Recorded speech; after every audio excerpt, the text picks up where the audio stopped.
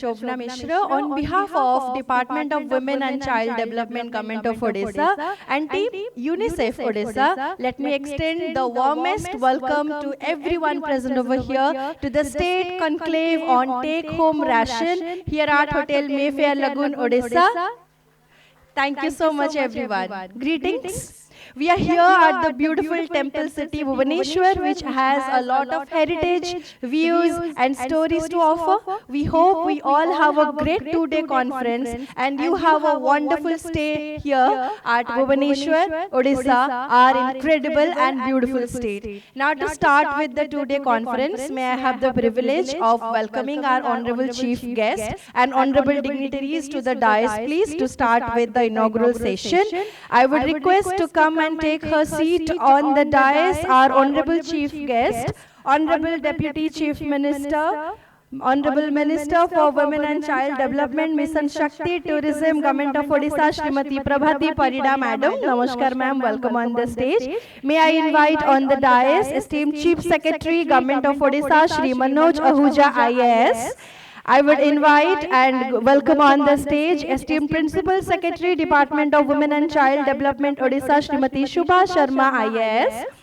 I would welcome on the stage esteemed Director, Department of Women and Child Development, Odisha, Ms. Monisa Banerjee, IAS. A warm welcome.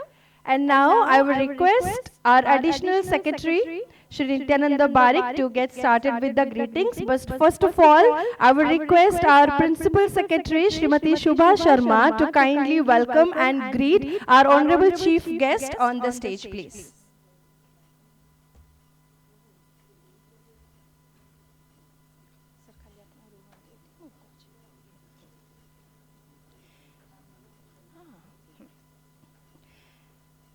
A very warm welcome to the State Conclave on Take Home Ration, Madam. I would request our esteemed Principal Secretary to kindly greet and felicitate our Chief Secretary, Government of Odisha, Shri Manoj Ahuja IAS, on the dais, please.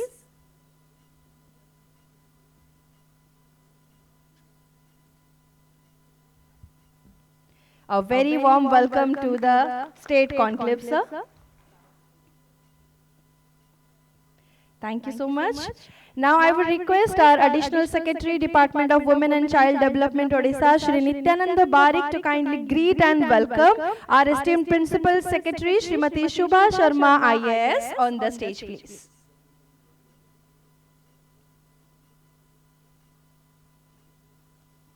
A very good morning and warm welcome, Madam. Thank you. I would request our Additional Secretary, Shri Barik, to kindly greet and welcome our Director, DWCD Odisha, Ms. Monisa Banerjee, IAS, on the dais.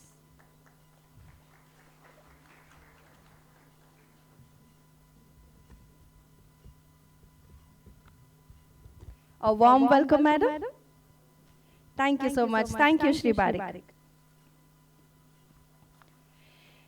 So, ladies and gentlemen, as we know, since 1975, Integrated Child Development Services, that is ICDS, has been providing take-home ration services through supplementary nutrition program. It addresses the needs of children, pregnant women and lactating mothers. The take-home ration aims to prevent malnutrition in communities by providing safe and nutritious food.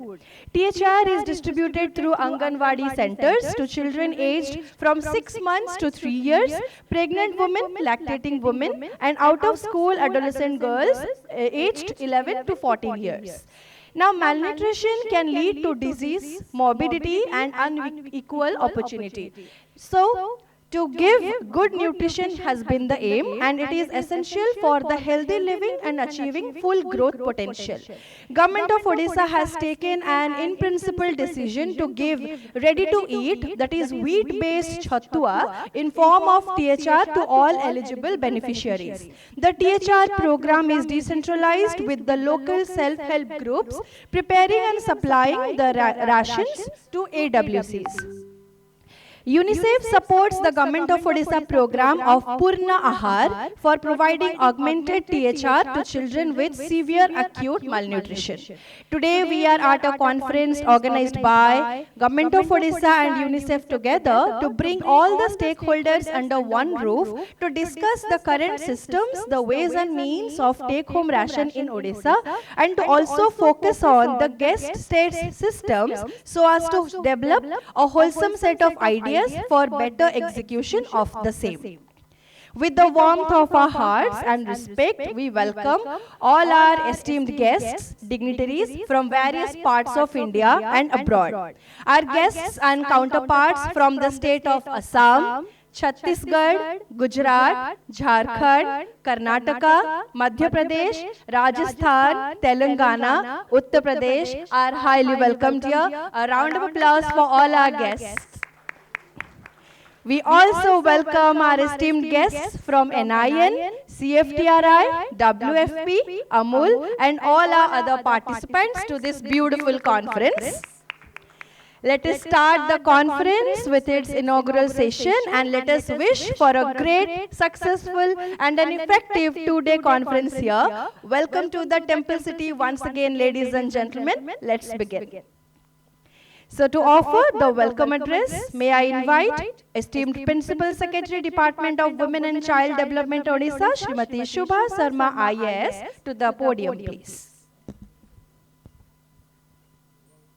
Namaskar, Honorable Deputy Chief Minister and esteemed Minister of the Departments of Women and Child Development, Mission Shakti and Tourism, Chief Secretary Odisha, my fellow Principal Secretaries, Director of ICDS and Social Welfare, distinguished dignitaries from the states of Assam, Uttar Pradesh, Rajasthan, Telangana, Gujarat, Karnataka, Kerala, Jharkhand and Chhattisgarh, representatives from UNICEF, World Food Programme, UNFPA, from the Central Food Technology Research Institute, Mysore, National Institute of Nutrition, Hyderabad, and AMUL, members of academia, Shri Ota, valued development partners and colleagues from different line departments. A very, very warm welcome to all of you who have made this effort to travel to Bhubaneswar to attend the THR Conclave in Odisha. It is an honor for us to host this gathering where more than 300, 400 years of experience is accumulated within one hall. We are united by a shared commitment to the issue which is critical to the future of India as well as the world, which is improving nutritional outcomes for children, adolescents, mothers in their communities. Through this conclave, we hope to learn from you and also to demonstrate to you the significant strides that Odisha has made in recent years to address malnutrition, thanks to targeted interventions and innovative policies. My colleague, Monisha Banerjee, who is Director of ICDS, will be making a detailed presentation, so I will not belabor the point, but I would just like to highlight 2 or 3 things. One, Odisha is one of the first states which has a separate nutritional budget. Together, we cover 36 lakhs beneficiaries under the Supplementary Nutrition Program. As all of us present in this hall know, the financial entitlements for the Supplementary Nutritional Program are inadequate with the changing times and changing prices, and therefore the state government has stepped in through an ambitious scheme called the Mukhyamantri Sampoorna Pushti Yojana, which does a top-up for SNP. Over and above that, Odisha has till now adopted a decentralized approach towards manufacturing, towards production of take-home ration, involving women's self-help groups. I once again welcome all of you, extend my heartfelt gratitude to you for having taken out valuable time, having accommodated the changes and revisions in the dates of this conclave, and finally made it possible for you to join us today. I look forward to 2 days of extremely fruitful discussion, wherein more than the presentations that we see here, we will also be engaging in informal discussions on the sidelines, over tea breaks, over lunch breaks, and hopefully learning from each other. I welcome you to the temple city of the country, Bhubaneswar, and hope that you enjoy your stay here and also have an opportunity to taste its culinary delights as well as experience its rich cultural and craft heritage. Thank you. Jai Jagannath. Thank you, ma'am, for the warm welcome address. Now, I would invite our esteemed Director, DWCD Odisha, Ms. Monisha Banerjee, IAS, to address the gathering with her presentation for setting the context. Honorable Deputy Chief Minister and Minister WNCD, respected Chief Secretary, respected Principal Secretary WNCD, our esteemed guests from across the country, ladies and gentlemen, a warm good morning to one and all. Today, I take this opportunity to present before you an overview of the overall nutritional status in the state of Odisha, along with the various interventions that the government of Odisha has been taking up through the Department of WNCD. And through this conclave, we aim to carve a path forward for us towards ensuring better nutrition and improved outcomes for our citizens.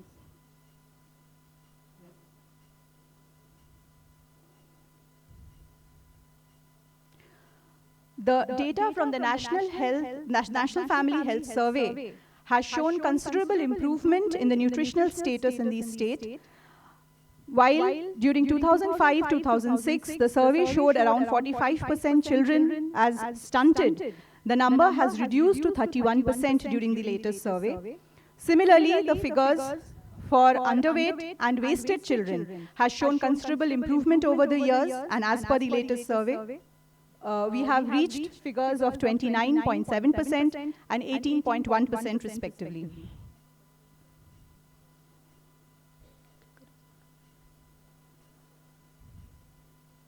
Next slide, please. Similarly, the data in case of children between 6 to 23 months receiving adequate diet has improved from 8.5% during the Family Health Survey of round 4 to 20.4% during the recent survey. The parameters under children receiving solid, semi-solid food, breast milk, being fed within 1 hour of birth have also shown considerable improvement. Next. One of the reasons that can be attributed towards this improvement is the increased outreach of the ICDS services in the state. While during NFHS 4, we see that only 78.9% in the scheduled tribe areas were covered by the overall services, the number has improved to 90% in the latest survey. And for the overall population, the figures have improved from 74.9% to 86.5%. We have 338 ICDS projects running in the state, which cover 118 scheduled areas and over 74,000 Anganwadi centers, catering to children between 6 months to 6 years at a population clocking around 32 lakhs, pregnant and lactating mothers around 5 lakhs, SAM children around 11,000, underweight children around 54,000, as well as adolescent girls around 3 lakhs. Next.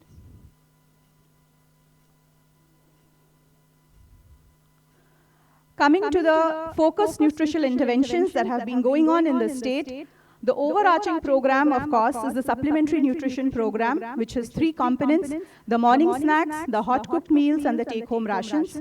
While the morning snacks and the hot-cooked meals are served in the Anganwadi centers, targeting children between 3 to 6 years, these are prepared and distributed by the Anganwadi workers. The take-home ration is given for children between 6 months to 3 years and to pregnant and lactating mothers. These are prepared by our SHGs in a very decentralized model. Next. We have been following the decentralized model both for hot-cooked meals as well as for the take-home rations. While for hot-cooked meals, the fortified rice kernels are supplied by the Odisha State Civil Supplies Corporation. For take-home ration, the wheat is procured from FCI, and the other components are procured and supplied in a decentralized way by the Anganwadi workers and the SHGs. Next. In order to improve the quality of the SNP, we have collaboration with CFTRI. There is a fixed-day approach towards THR mixing and distribution. We regularly undertake capacity building of our executing agencies, as well as the feeding norms and the financial management guidelines are also revised from time to time. Next. The Mukhyamantri Sampurna Pushti Yojana is a targeted intervention that has been implemented in the state of Odisha in order to augment the supplementary nutrition program. This has been started in the year 2023, and it has a budget outlay of approximately 3,400 crores. The target, of course, is to improve the nutritional status of our adolescent girls, pregnant lactating mothers, SAM-MAM children, and severely underweight children. There are various components under this program, like Purna Ahar, the Para Pushti Karyakram, the Kishori Melas, and various IEC activities that are taken on from time to time. We'll be going into the details of these programs now. Next. These are some of the photographs undertaken under MSPY. For pregnant and lactating mothers, the additional entitlements over and above SNP that are given include til laddus, roasted chana, paushtik bhel, and dates. For adolescent girls, we give roasted chana, paushtik bhel, eggs, and Kishori Melas are conducted from time to time. The aim of these Kishori Melas is to help these girls identify and showcase their talents, and it also helps us to identify girls who are at risk. For example, girls who might be severely suffering from anemia and other such issues. We also target the severely underweight and MAM children under this, where additional modified chatwa, besan, atta premix, bananas and eggs are given to these children. Next. Under the Purna Ahar, the specific focus is on the SAM children. Here, a pilot was done in the districts of Koraput and Navrangpur, and subsequently this has been scaled up across the state.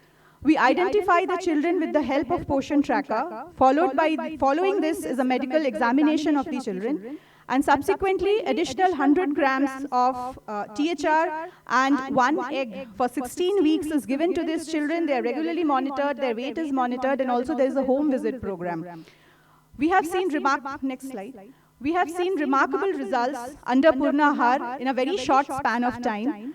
As many as 75.8% children have been reported as cured, 21.2% children have been reported as partially cured, and as we go forward, we are sure this is going to give us even better results. Next. These are some of the pictures which show how the children are being targeted by the Anganwadi Didis and by the community as a whole. Next. The Ojan Utsav, it aims at ensuring that every child is weighed in a proper way and the data is properly entered in the Poshan tracker and subsequently monitoring is done. This is done twice a year during the month of July and January. And here we see beautiful convergence amongst various departments that ensures that all our children are weighed and measured in a proper way and their data is entered. Next. The other initiatives being implemented in the state are the Para Pushti Karyakram. This aims at extending our outreach programs to hamlets and villages which are hard to reach and do not have an Anganwadi center. The Mo Upakari Bagicha or the Nutri Garden is implemented at the Anganwadi centers. This helps us getting seasonal vegetables for our hot cooked meals which are used by the Anganwadi workers. This complementary feeding program. Our partners are the World Food Program, the National Institute for Nutrition, Central Food Technological Research Institute, and Azim Premji Foundation. We also receive additional funds from DMF and Ombadsi from time to time. Next. These are some pictures of children receiving their food and the Nutri Gardens and the various IEC activities that take place from time to time. The Para Pushti Karyakram is a unique initiative where we have tried to reach the areas where there are no functional Anganwadi centers. Here a one-time fund is given to set up the site and also procure utensils. Incentives are given for cooking the food for these children and spot feeding is ensured both through hot cooked meals as well as morning snacks. And the children are monitored regularly for their growth developments. We have also received the Scotch Gold Award for this initiative recently. Next. In Odisha, we have ensured that we have smoke-free Anganwadi centers, and all our Anganwadi centers have now LPG connections. Next. Going forward, we want to further improve our nutritional strategy and revamp our take-home ration. We would like to discuss with all of the members present in this conclave, the best practices that are taking place in the country. We want to learn from it and we want to replicate those practices so that we ensure that our mothers and our children are receiving the very best. Thank you, esteemed Director, for the detailed presentation. Ladies and gentlemen, we have the presence of Miss Marie Claude Desilets, Chief Nutrition, UNICEF India on the stage. We welcome you, Madam. And I would request our esteemed Principal Secretary, Srimati Shubha Sharma, to kindly greet and welcome Miss Marie Claude Desilets on the dais, please.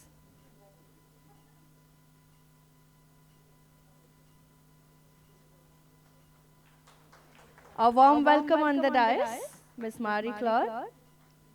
Please have your seats. Thank you, Mrs. Shubha Sharma. Now, to offer the special address.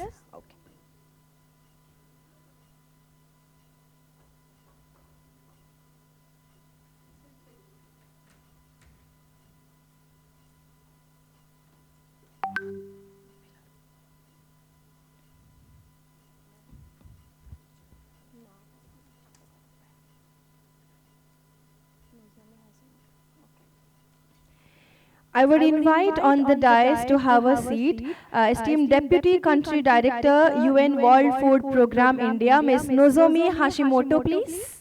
With a round of applause, ladies and gentlemen, let's welcome Ms. Hashimoto on the dais. And I would request our esteemed Principal Secretary to kindly greet and welcome Ms. Nozomi Hashimoto on the stage, please.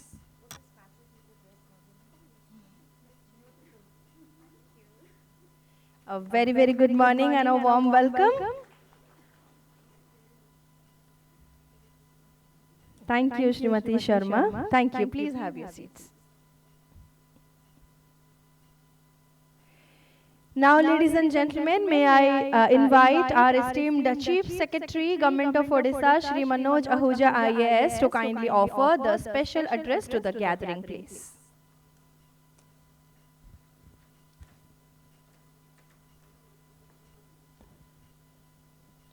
Honorable Deputy Chief Minister, Government of Odisha, Principal Secretary, WCD Department, Director, our esteemed guests from UNICEF, World Food Program, Principal Secretary, WCD, Government of Assam, distinguished guests, officers, and representatives from various research organizations and other organizations which are working in the field of nutrition, health, and related aspects. Let me welcome you to Odisha, and I would like to express my thanks for all those who took the trouble to being here with us on this seminar and workshop where we would be talking about take-home rations and how do we improve the quality and accessibility and ensure that the objectives we have with the THR are achieved. We had a detailed presentation from the director, and the principal secretary also highlighted some of the aspects. I would take the liberty of putting forth before you a slightly larger canvas, which I think as citizens of this country or representing and being in positions where you can actually think and do and bring about changes, which puts us in a unique position. So I just wanted to frame certain issues which you can all discuss and deliberate, and while you talk about THR, also think about those issues. The country, under the leadership of the Honorable Prime Minister, you would all be knowing, and you will be working in the states, we are talking about a vision 2047. And this we feel is possible because country after country globally has done that. 2 decades have been enough to transform a country from let's say from a lower income country or a least developed country into, let's say, a middle income country or a developed country. So 20 years or 2.5 decades should be enough time for us to bring about the change we are envisaging.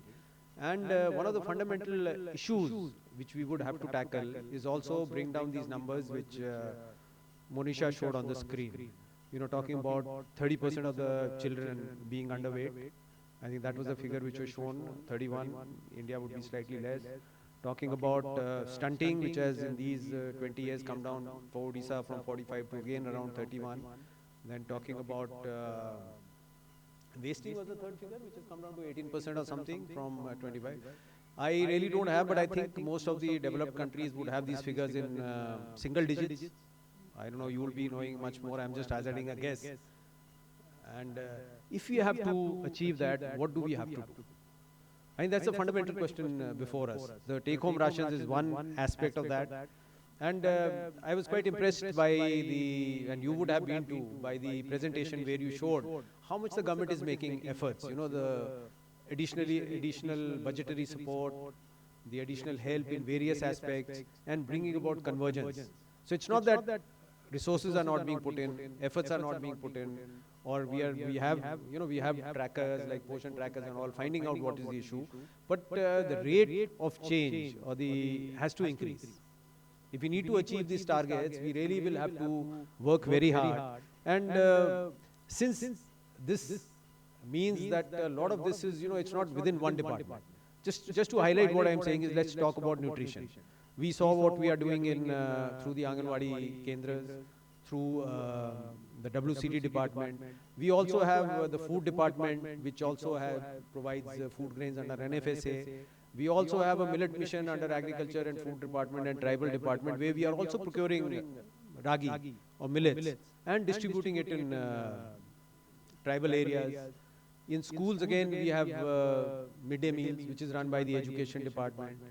Right, and we have a lot of, incidental to this. So if you talk about food, then the second thing about women's health.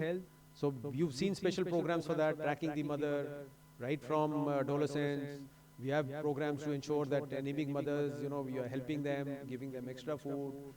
And then when they're pregnant and lactating, THR is there. Also about sensitizing, about correct feeding practices. So again, there's a whole role which has to be played. Even I think that there'll be a role played by the school and mass education department, telling children also about all these things. Children can be very good vectors to bring about knowledge to their parents, So even if the mothers you are not able to catch directly, even through children you can do that.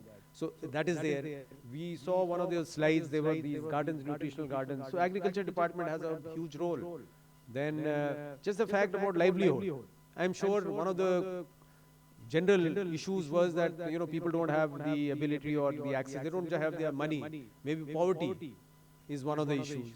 Then now there are a huge number of programs where we are trying to give livelihood support. We are having direct benefit transfers. In fact, under the leadership of the Honorable Chief Minister, Honorable Deputy Chief Minister and the Chief Minister, the government has launched a scheme, a direct benefit scheme for women, where 10,000 rupees a month is given to them, and a part of that would probably go into these aspects also. We know issues about, let's say, diseases and sickle cell anemia, or the fact that you don't have, there is diarrhea and you don't have clean, hygienic drinking water. That can also cause a lot of these issues.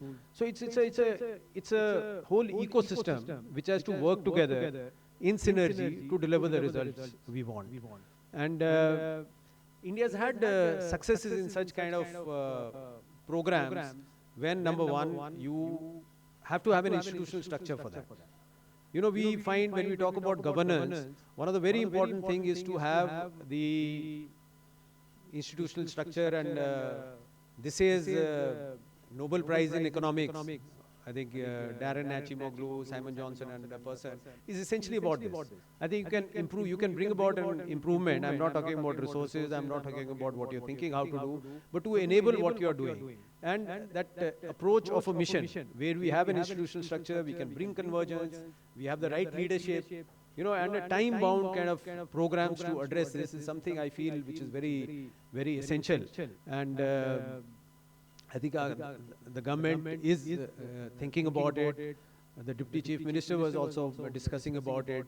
It's a high priority for the government of Odisha, and I'm sure for the entire country, that we tackle all these issues in a time-bound manner with the whole of government approach. We have the resources, and I'm saying the collective knowledge which is here should be adequate. I mean, you are the best minds, you know what the issues are. There's enough literature, enough research which has been done over the years, which you are cognizant of, and any new findings, I'm sure you can bring it together. So I don't think there's a, let's say there's a binding constraint or something restricting us in terms of either knowledge or how to go forward, or resources. At least in Odisha, we are we're providing resources, and it's a priority for us. The third thing which like I said is important is this governance structure, institutional mechanism, and that that accepting and going about it in a manner where we make it a very, very high priority.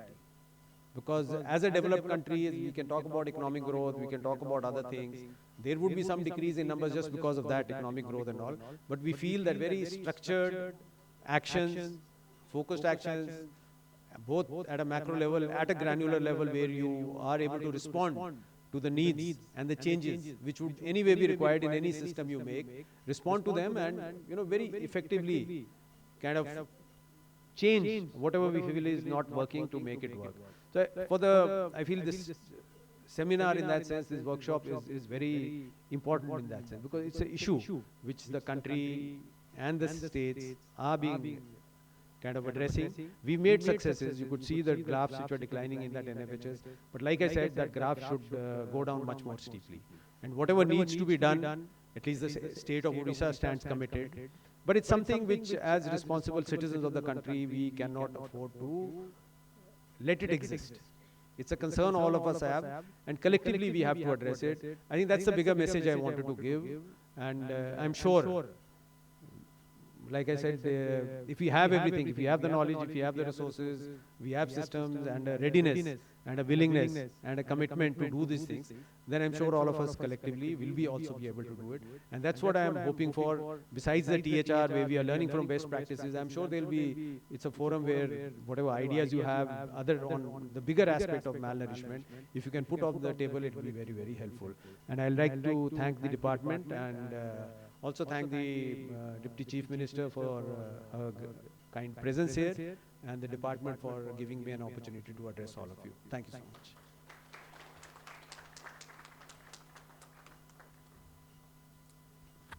Thank you very much, sir, for your words and addressing the core issues. Thank you. Now, may I have the privilege of requesting our Honorable Chief Guest, Honorable Deputy Chief Minister, Honorable Minister for Women and Child Development, Mission Shakti and Tourism, Government of Odisha, Srimati Prabhati Parida Madam, to address the gathering with her keynote address. Please, ladies and gentlemen, let's welcome Madam.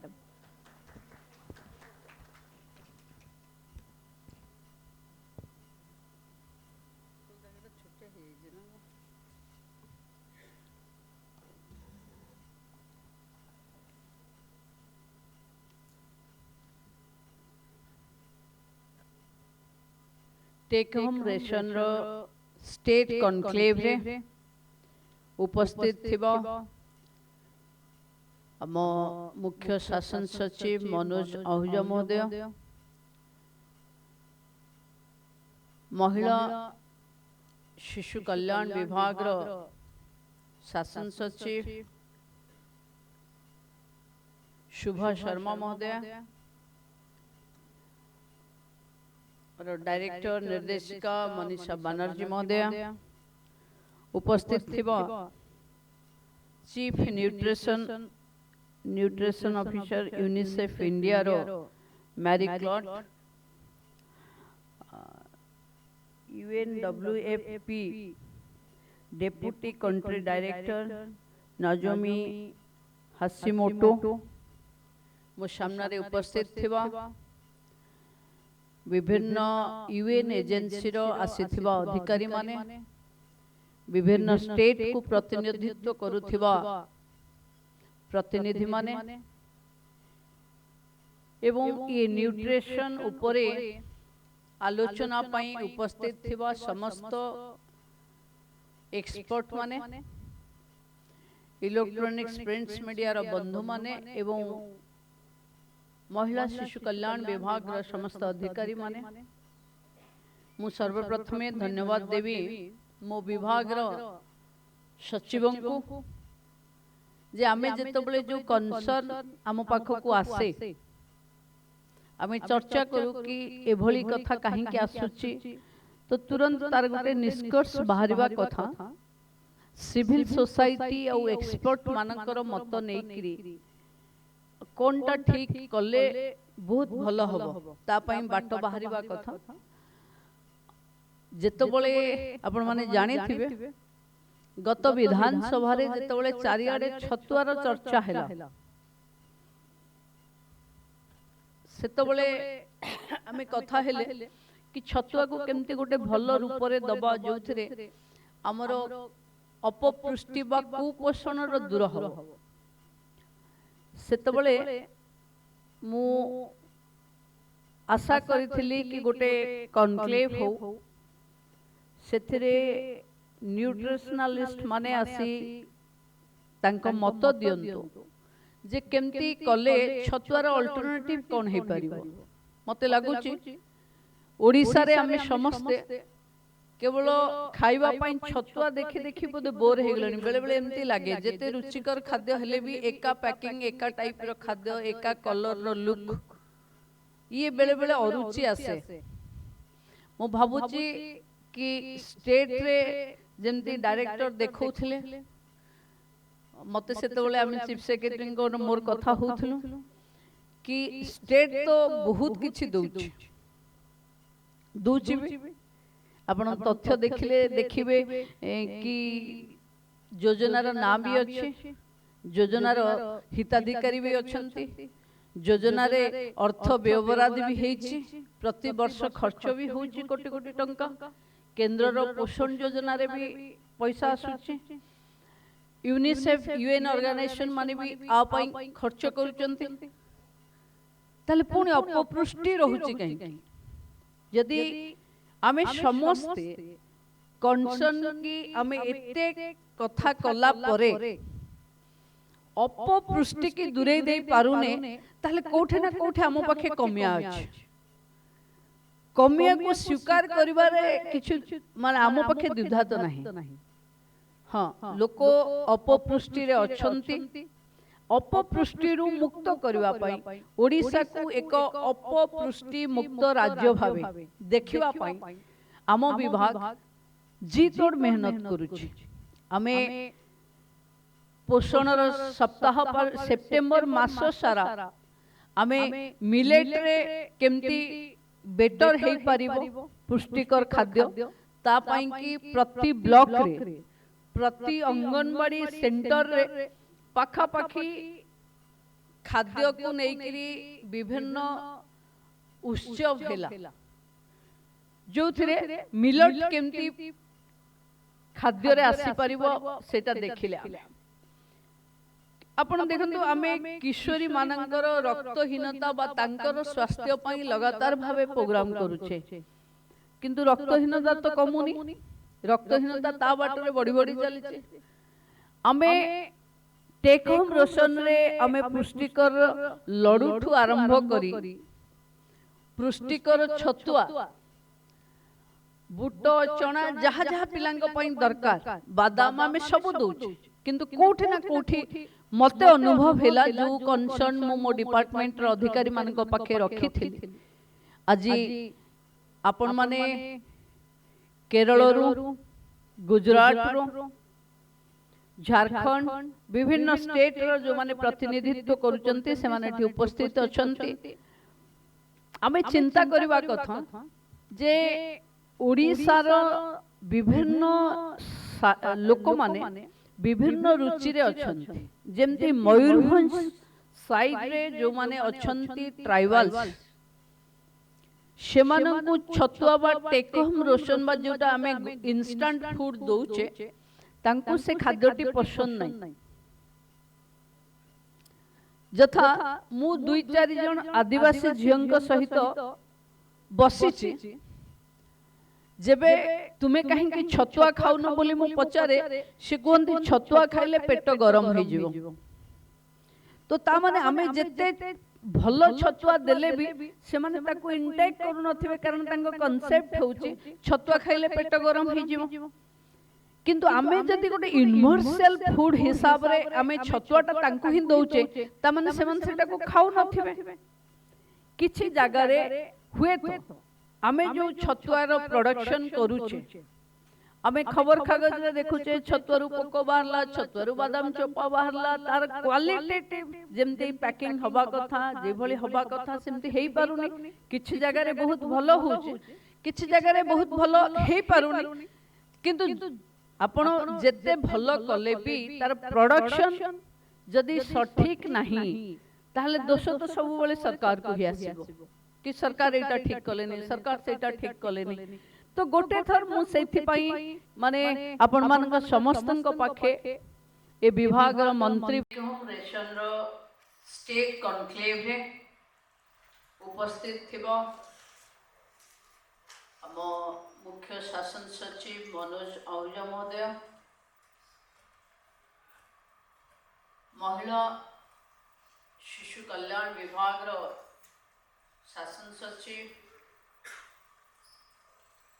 शुभा शर्मा महोदय और director निर्देशिका मनीषा बनर्जी महोदय उपस्थित थिबो chief nutrition officer UNICEF India रो Marie Claude UNWFP deputy country director Nozomi Hashimoto वो सामने उपस्थित थिबा विभिन्न UN एजेंसी रो आसीथिबा अधिकारी माने विभिन्न स्टेट को प्रतिनिधित्व करुथिबा प्रतिनिधि माने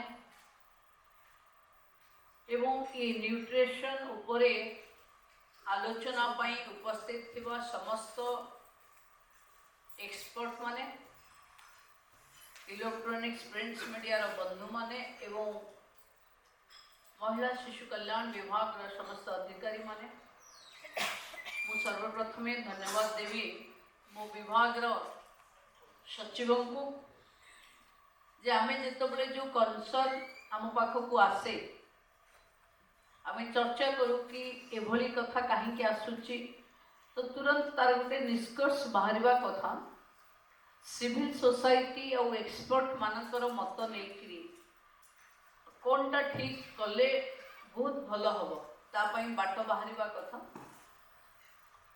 जेतबले आपण माने जानी थिबे गत विधानसभा रे जेतबले चारिआडे छतुआर चर्चा हैला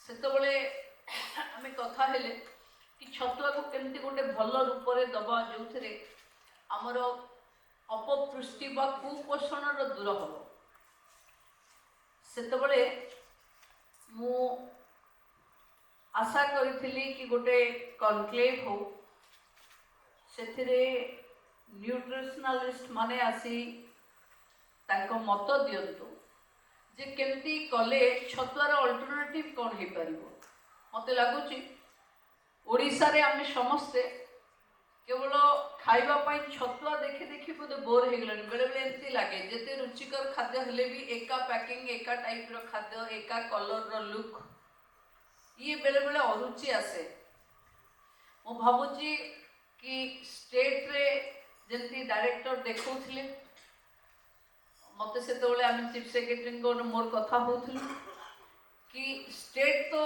बहुत किछि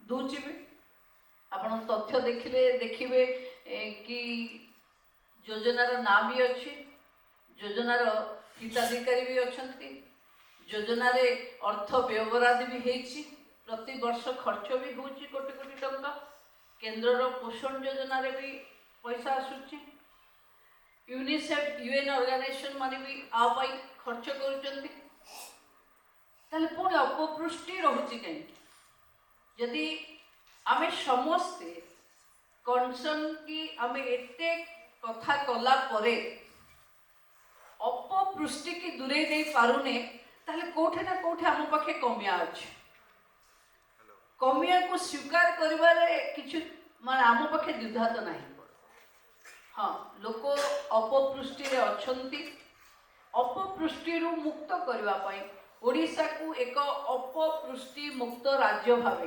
देखिबा पई आम विभाग जी तोड़ मेहनत करुछि आमे पोषण सप्ताह पर सेप्टेम्बर मास सारा आमे मिलेट रे केमती बेटर हे पारिबो पुष्टिकर खाद्य ता पई कि प्रति ब्लॉक रे प्रति अंगनवाड़ी सेंटर रे पाखा पाखी खाद्य को लेकरी विभिन्न उत्सव हेला जो थे मिलेट केमती खाद्य रे आसी पारिबो सेटा देखिले आमे आपण देखतु आमे किशोरी मानकर रक्तहीनता बा तांकर स्वास्थ्य पई लगातार भावे प्रोग्राम करूछे किंतु रक्तहीनता तो कमुनी रक्तहीनता ता बाटरे बड़ी बड़ी चलছে आमे टेक होम रेशन रे आमे पुष्टिकर लडुठू आरंभ करी पुष्टिकर छतुआ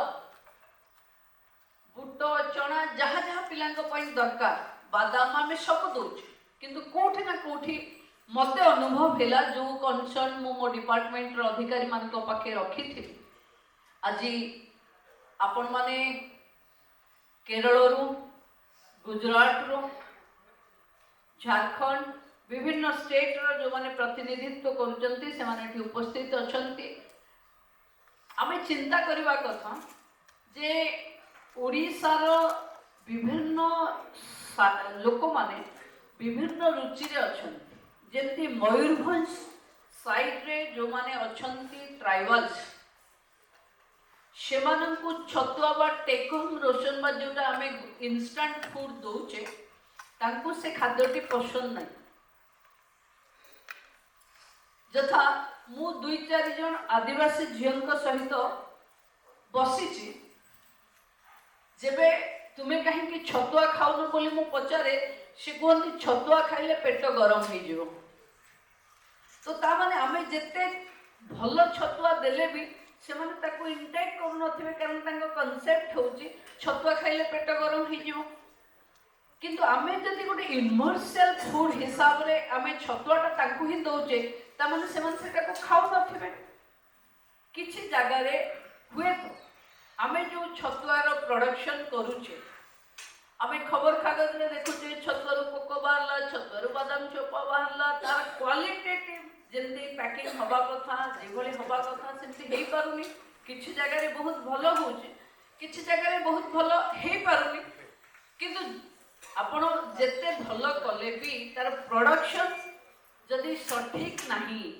ताहले दोष तो सब बेले सरकार को ही आसीबो कि सरकार एटा ठीक कलेनी सरकार सेटा ठीक कलेनी तो गोटे थर मु सेथि पई माने आपण मान समस्तन को पाखे ए विभाग रो मंत्री भावे अपेक्षा रखिबी कि आमे जो खाद्य छुआंक पई दबा पई चेष्टा करूचे तापई कौन आवश्यक अच्छी कि माने विभिन्न जिले रे पिला पाखे न्यूट्रिशनल कमी कौन अच्छी मो कहवा कथा जदि कोस्टल बेल्ट 10-12टा जिले रे छुआ पाखे जहाँ न्यूट्रिशनल कम अच्छी सेम जिनस कौन कोरापुट रायगड़ा मालकानगिरी गजपति रायगड़ा छुआ मान पाखे अच्छी कि जदि तांको पाखे किसी अदर कमिया अच्छी ताल से अदर कमिटा को आमे डायग्नोसिस करी जदि एड्रेस करवा नहीं ताल सेटा को आमे दूर करि परिबा नहीं जदि आमे चिन्हट करवा नहीं जे सठिक रोगटा कौन तापई ताको औषध जेते देले भी तार निराकरण होबनी तेणु मोर आपण मान पाखे अपेक्षा अच्छी जे आपण ओडिशा को गोटे नजर रे न देखी ओडिशा रे बसवास करुथिबा विभिन्न रीजन वाइज कौन बेटर हो पारिबो कौन अट्रैक्टिव हो पारिबो एवं केमती आमे सहज भावे सरल भावे शिशु को खाद्य बा जो किशोरी मानक पई जहाँ व्यवस्था आमे दौचे बा माँ मानक पई जो आमे समय समय जो टेक होम रेशन रो व्यवस्था छुआ मानक पई करूचे मुख्यमंत्री पुष्टि योजना रे आमे बहुत अर्थ व्यय करूचे अपन जानत कि यूएन एजेंसी भी लागुची कि अपपुष्टि दूर हो government of India is concern कि केमती एटा दूर हो स्टेट गवर्नमेंट भी कंसर्न कि केमती अपपुष्टि दूर हो किंतु माल न्यूट्रिशन रो कमी पई सब बेले आमे देखुचे खबर रे निश्चित भावे जदि 5टा खबर बाहर थिबो 3टा खबर निश्चित भावे अपपुष्टि रही थिबो तेणु ताको डायग्नोसिस करबा पई आमे आउ गोटे थर सेमिनार करिथिलु कि आमे देखिबा गोटे ब्लॉक को आमे फ्री करै परिबा कि से ब्लॉक को आमे स्टडी करि परिबा कि एठी कोन कमी अछि कोन कले एटा दूर होई परिबो तेणु मु भाबुची आपण माने जो माने मो सामना रे अछंती मंच रे अछंती समस्ते ये काम पाई बोधे एडमिनिस्ट्रेटिव न्यूट्रिशनल दृष्टि रे समस्ते सक्षम आपण माने ही गोटे रिजल्ट को आनी पारिबे जे कौन कले ये जो समस्या आम पाखे आसुची कि छतुआ आउ नुहे एथर विधानसभा रे समस्त विधायक माने एकाकालीन ठिया ही कहले ना नहीं छतुआ आउ हे परिबन छतुआ रे आउ अपपुष्टि दूर ही परिबन दो छतुआरे आमे बादाम दौचे छतुआरे आमे बुट दौचे छतुआरे आमे अनेक न्यूट्रिशनल वैल्यू थिबा खाद्य दौचे किंतु छतुआ ना सुनिले लोक भाबुचंदी छतुआरे आउ पुष्टिसार नाही ये सब करप्शन हो जाउची छतुआरे छतुआटा खाइलारू ये छतुआ खाद्यटा एमती हो जाइछि जे छतुआरे ये खाद्य को गोरु भी खाइबेनी आकु केमती हम छुआ माने खाइबे तो ये जो मैटर ऑफ कंसर्न आम पाखे अच्छी मु भावुची आज आपण माने समस्ते ओडिशा सरकार को साहाय्य करिवे कि यार गोटे बाट बाहर करबा पई जे केमती आमे आम पिलांक पाखे भल खाद्य को पहुंचाई पारिबा केमती आस्ते आस्ते अपपुष्टि मुक्त करि पारिबा तेणु मु समस्त को आउ थरे एठिकी स्वागत करने सहित आज दिन भरी आपण माने आ भितर आलोचना करेंगे मोर आपण मान अपेक्षा अच्छी कारण ओडिशा रे शासन बदली ओडिशा रे परिस्थिति बदलिबो जदि ओडिशा रे आम छुआ मान स्वास्थ्य बदलिबनी छुआ मान मानसिकता बदलिबनी ताले मु भाबुची तांको सहित अन्याय हो जिवो तेणु गोटे माँ हिसाब रे ये विभाग मंत्री हिसाब रे मु अपेक्षा रखीचे जे निश्चित भावे आपण मानके जहाँ सजेशन देवे ताकू आधार करी आग को ओडिशार छुआ मानक पई केंद्र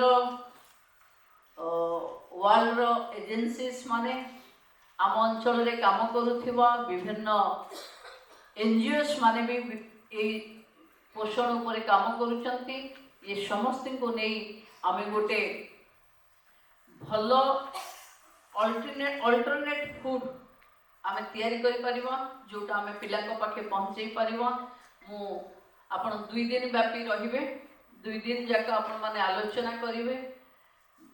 मु आशावादी चीफ सेक्रेटरी भी कथा देइचंती, मु फेरे भी नेउ तापरे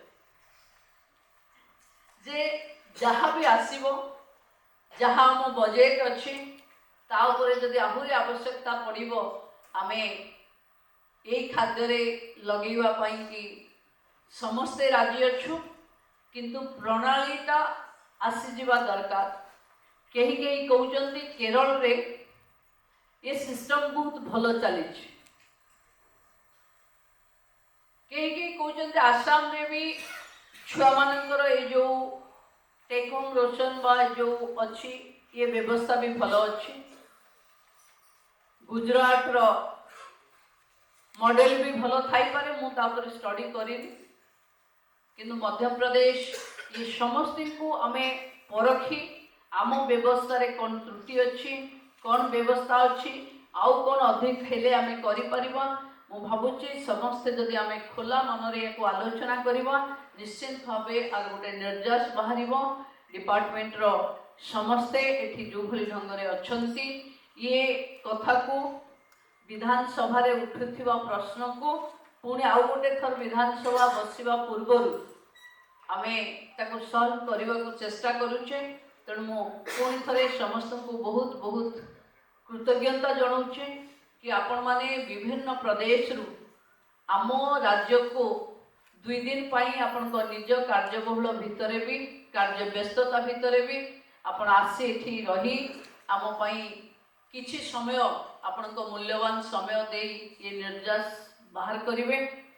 मु मनीषा आम डायरेक्टर को पचारुथिली जे समस्त इंग्लिश रे कोन पई कहउचंती, केते लोक अछंती जे इंग्लिश बाहर बुझि परिवे। कहले हम बाहर समस्त आसीचंती आ इंग्लिश रे कहवा दरकार, नले आमे एते भलो काम करूचे बोली से माने केमती जानिबे।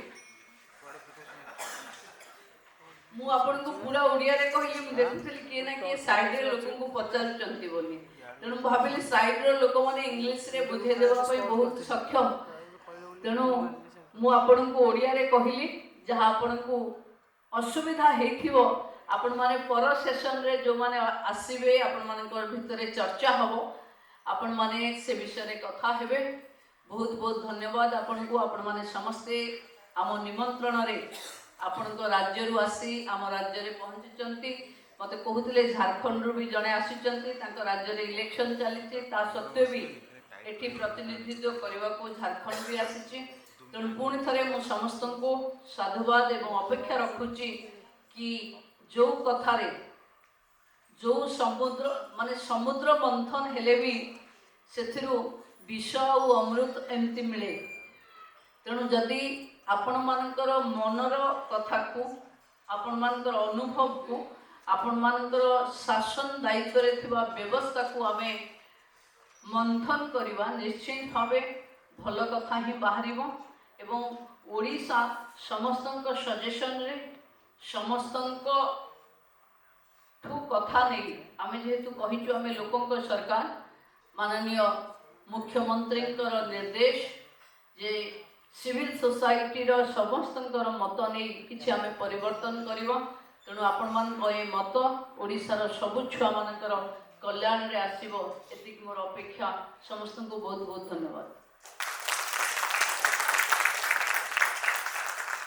Wise in Odisha, in our state, maybe western part of Odisha is lacking some nutrition and the south part of Odisha is lacking some other. So how can we find a solution to address the core issues of malnutrition and anemia in the adolescent girls?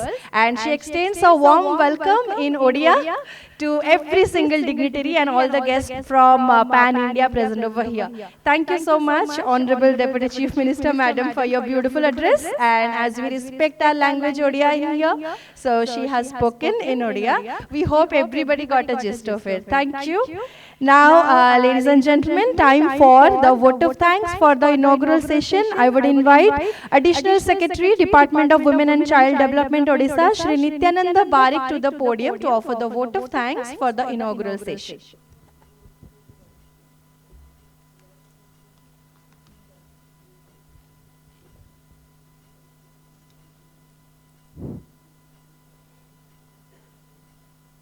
Honorable Deputy Chief Minister, Honorable Minister WNCD, Mission Shakti and Tourism Ma'am, respected Chief Secretary Sir, Secretaries and Directors from different states, Principal Secretary Ma'am, Director Ma'am, Chief UNICEF, Deputy Country Director WFP, distinguished dignitaries from states of Assam, Uttar Pradesh, Rajasthan, Telangana, Gujarat, Karnataka, Kerala and Chhattisgarh, representative from UNICEF, APF, WFP, CFTRI, NIN, AMUL and NIT, and representative from various departments of the states. It is my profound privilege to extend my heartfelt gratitude to each of you for participating in the THR Conclave 2024. First and foremost, I am deeply honored and grateful to our Honorable Deputy CM Ma'am. Ma'am, your visionary guidance and unwavering support have shaped the goals and vision of this conclave. Your dedication to advancing the welfare and development of women and children is an inspiration and driving force to all of us. I would like to extend my sincere thanks to the Chief Secretary Sir for his leadership and for fostering collaborations that made this gathering so impactful. Sir, your direction and insights have been invaluable, helping us to set a meaningful agenda and pursue tangible progress. I do also like to thank Principal Secretary Ma'am. Ma'am, your steadfast support and commitment to this cause has strengthened the vision towards better nutritional intervention in the state. Your proactive involvement in THR initiative continually motivates us towards sustainable change. I am also thankful to our Director Ma'am, as well as the esteemed representative and dignitaries from Assam, UP, Rajasthan, Telangana, Gujarat, Karnataka, Kerala and Chhattisgarh. Ma'am and Sir, your perspective and shared experiences will truly enrich our collective understanding by sharing best practices in THR distribution and implementation across various contexts. I would also like to offer heartfelt appreciation to our development partners, members of academia, and officials from line departments. Your technical expertise, research, and dedication to social welfare will be invaluable in strengthening the foundation of our program's goals. I am thankful to my dear colleagues and participants, electronics and print media for your presence to make this conclave a success. Thank you.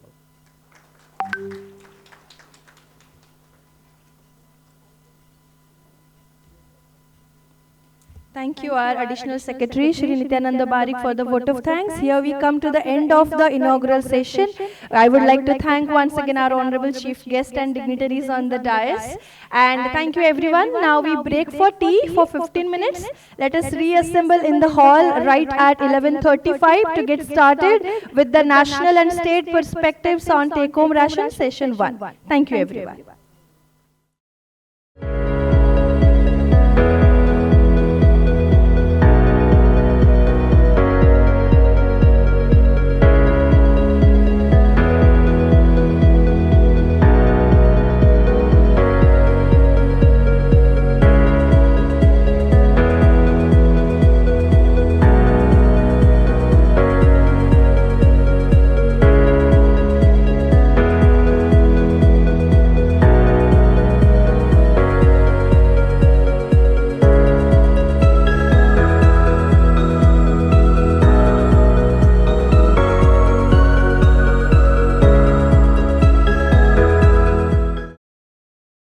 Freshened up and ready to get started with the brainstorming sessions that we are going to have back to back. Welcome back inside the hall. If possible, everybody please take your seats. All the ladies and gentlemen, everyone please take your seats and let us get started with the first session. Now we are extremely happy to announce the presence of our esteemed Deputy Chief Minister, Srimati Prabhati Parida Madam, for her presence. She is here with us to witness the sessions. And Srimati Shubha Sharma IAS, esteemed Principal Secretary, has decided to accompany her off the stage, in front of the stage. And to chair the session, I would invite Ms. Monisa Banerjee, IAS, Director, ICDS and SW, WNCD Department, Government of Odisha, to kindly join us on the dais.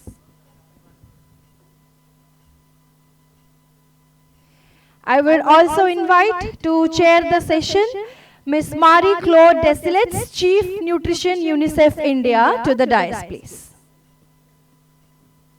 A warm welcome to the ladies once again. Please have your seats. Thank you.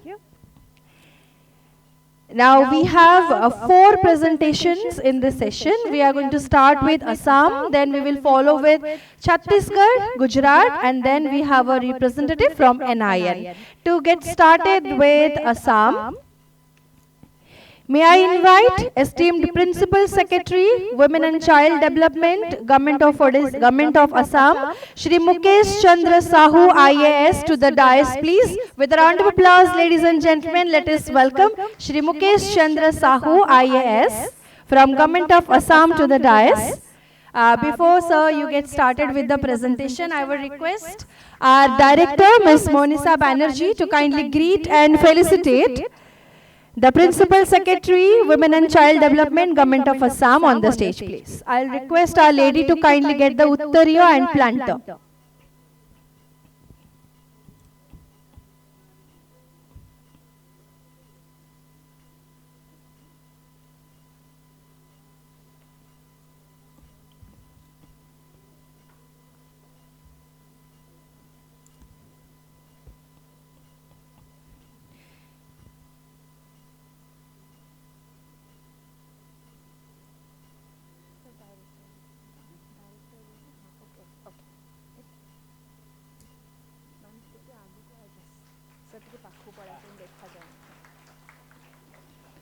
A warm welcome to Principal Secretary, Shri Mukesh Chandra Sahu, IAS, from Government of Assam. I would request you, sir, to kindly get started with the presentation. Jai Jagannath, Honorable Deputy Chief Minister, Government of Odisha, respected dignitaries on the dais, Principal Secretary, Women and Child Development Department, Government of Odisha, various other dignitaries present here coming from various states, ladies and gentlemen. Today's conclave is mainly on take-home ration, but take-home ration does not exist in one silo. So I am trying to first also give a glimpse of various other activities that we have done or we are doing, especially in the last couple of years, which has sort of some direct bearing on take-home ration also. And after giving a few slides on that, then I will come to the main part, that is the take-home ration. So these are the few 7-8 items that I would like to first give a glimpse upon on the activities that we are doing, that is with regard to observation of complementary feeding promotion week, regarding nutri-kit that we are giving to the people who are coming to the nutrition rehabilitation centers, regarding steps that we take in various relief centers. You all know Assam almost every year faces the flood issue, flood problem for around say 3-4 months continuously. So how do we tackle, how do we do our activities during those times? Various IC activities that we do, especially to promote THR and other nutritional issues. The construction of model Anganwadi centers that Government of Assam has undertaken. what we are doing to introduce diversified food products, a bit of capacity building of the ICDS functionaries starting from CDPU up to Anganwadi workers, and the certificate course that we have started about the Anganwadi workers.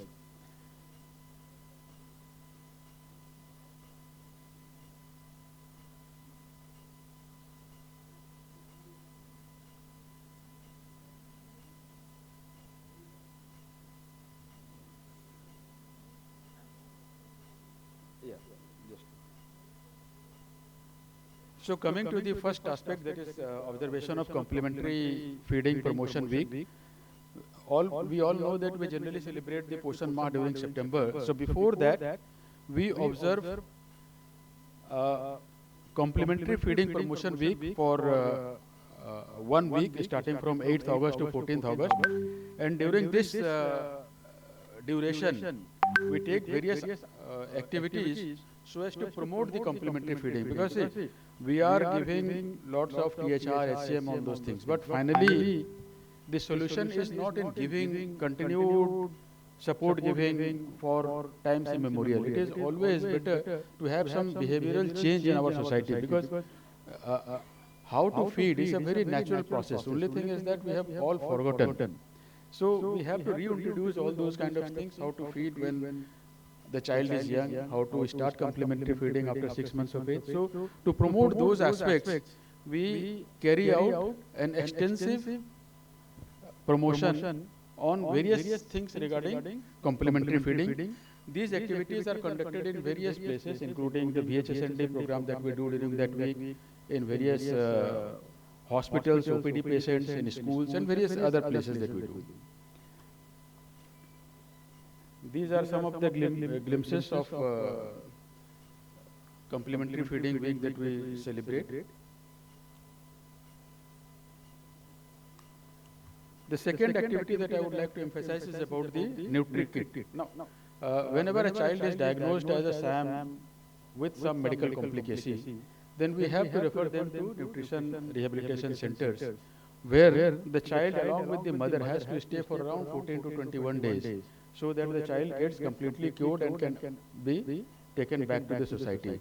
There are other group of SAM children which can be managed in community. We are not talking about that, but those with medical complications. Now, when the child and the mother comes to the NRC, generally the mother leaves maybe another child at home, or maybe her husband. There are so many chores that are to be performed in house. So generally the mother is always in a hurry to leave the NRC even before the child gets well. So it is very essential that the mother must be motivated to stay in the NRC for the whole period, by which time the child regains her health. So to promote that, whenever the mother completes the whole process, we have started to provide a Nutri-Kit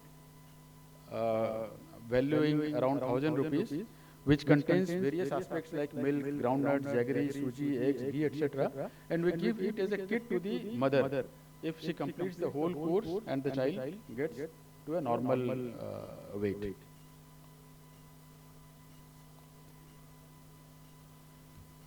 Now this is regarding the flood times. Whenever there is flood, and it generally occurs between say May, June to up to September, most of Assam gets inundated.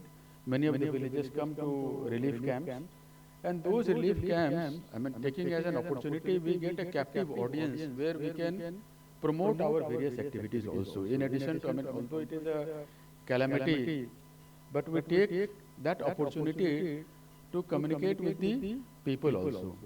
And we do that by promoting various aspects regarding nutrition, infant and young child feeding practices. In the camp also we set up child-friendly spaces, and so that number one, the child does not get stressed, and the mother also can take care of their health aspect. So we have been doing this for quite some years, and our performance has also been recognized.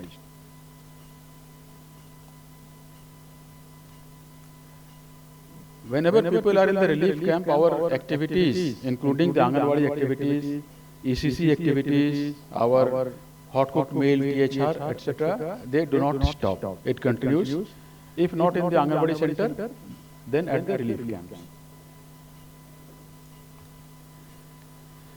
Now coming to the IC activities, I was telling that we have been struggling to find a solution to malnutrition for quite some time. Every state is doing, innovating. Government of India is also trying to do something. But the final solution lies with the society, with the community. If the community gets empowered to take care of themselves, it is not that they don't have food. Maybe the ideas, the knowledge, what to feed, when to feed, how to feed, those things have, with time, maybe, we have to again inculcate those habits in the community. For that, we have been taking up IC activities in simple terms, like this is with regard to like 5-finger rule for promoting complementary feeding for the child. So it says like, say one is for add 1 tablespoon of oil or ghee in the food, child's diet. 2 is for keeping 2 separate bowls and a spoon for the child.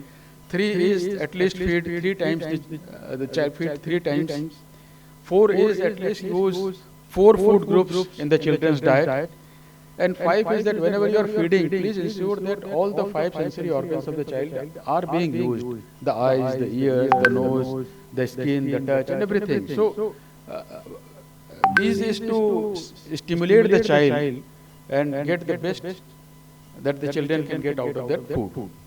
Similarly, for mothers, lactating, pregnant and lactating mothers, we have devised like 10-finger rules. There are like, say, for one, it is take 1 IFA tablet daily after the first trimester. 2 is for taking 2 calcium tablet daily. 3 is for trying to avail the 3 benefits that are available. Attend 4 is for 4 ANCs. 5 is at least have 5 meals in a day. 6 is limit the cooking oil consumption to maximum 6 teaspoons. 7 is eat balanced diet all the 7 days. 8 is complete at least 8 hours of sleep. 9 is gain minimum weight of 9 kg during pregnancy. And 10 is for having at least 10 glasses of drinking water daily. So these kinds of some simple techniques are being designed to pass on certain messages to the families for both complementary feeding as well as taking care of the pregnant ladies and mothers. These are some other IC materials on take-home ration.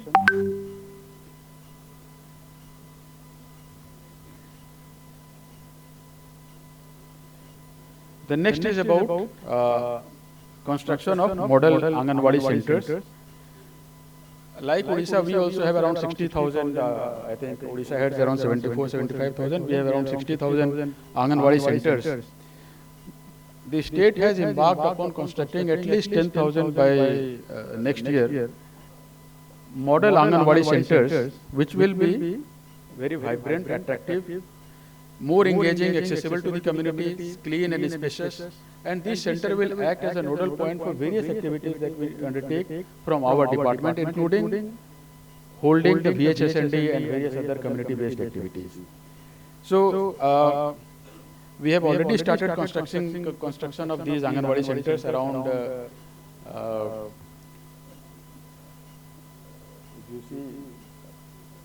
around 4,000 are already constructed or will be completed very soon. 5,000 has already been approved during this year.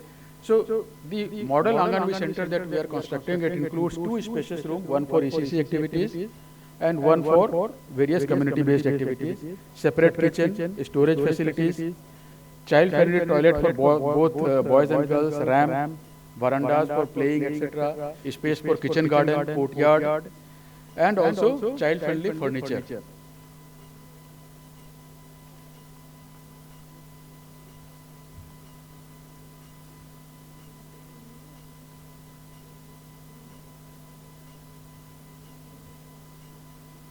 This is one initiative that we had started. This is using small fish powder. This was done on pilot basis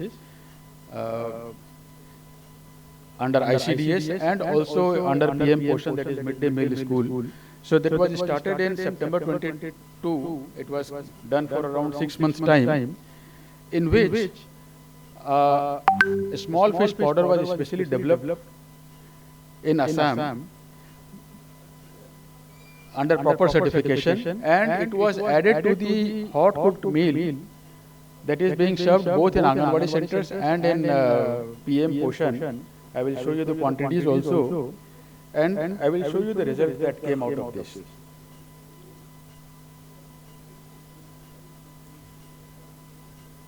So this is how it was added.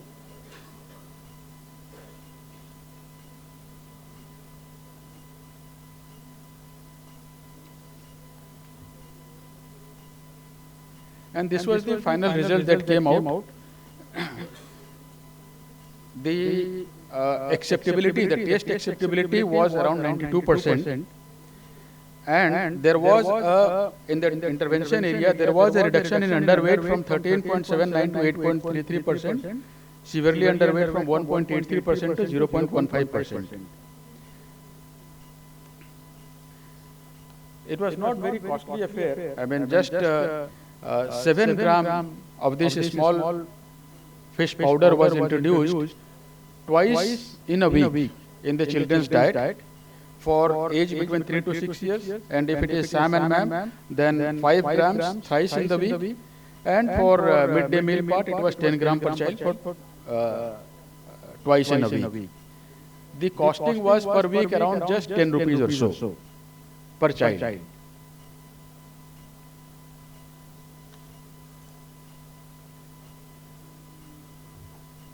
Now regarding the capacity building part that I had spoken earlier, I think ours is a very highly technical department. We have been taking this department, we have not been taking this department to be very expert and technical in that sense, the way it is required. Rearing a child, that also at so early age, is not an easy task. So continuous training is very much essential part of our department. So for that, we have created a resource pool of around 281 members. We have selected from our own officers and staff 281 members from CDPO, supervisor, statistical assistants, those who are good in communication, can train people, they have some motivation to learn those kind of things, and we have trained them, and they in turn act as mentor, coordinator, and take on all the activities of the department to the Anganwadi and others level.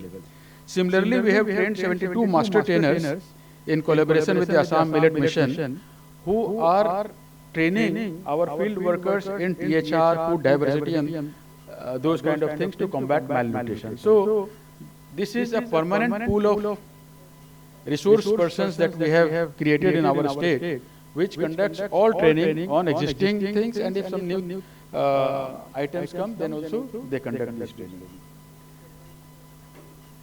Now, lastly, we have introduced this 6-month certificate course on ECCE for Anganwadi workers who are having 10+2 qualification.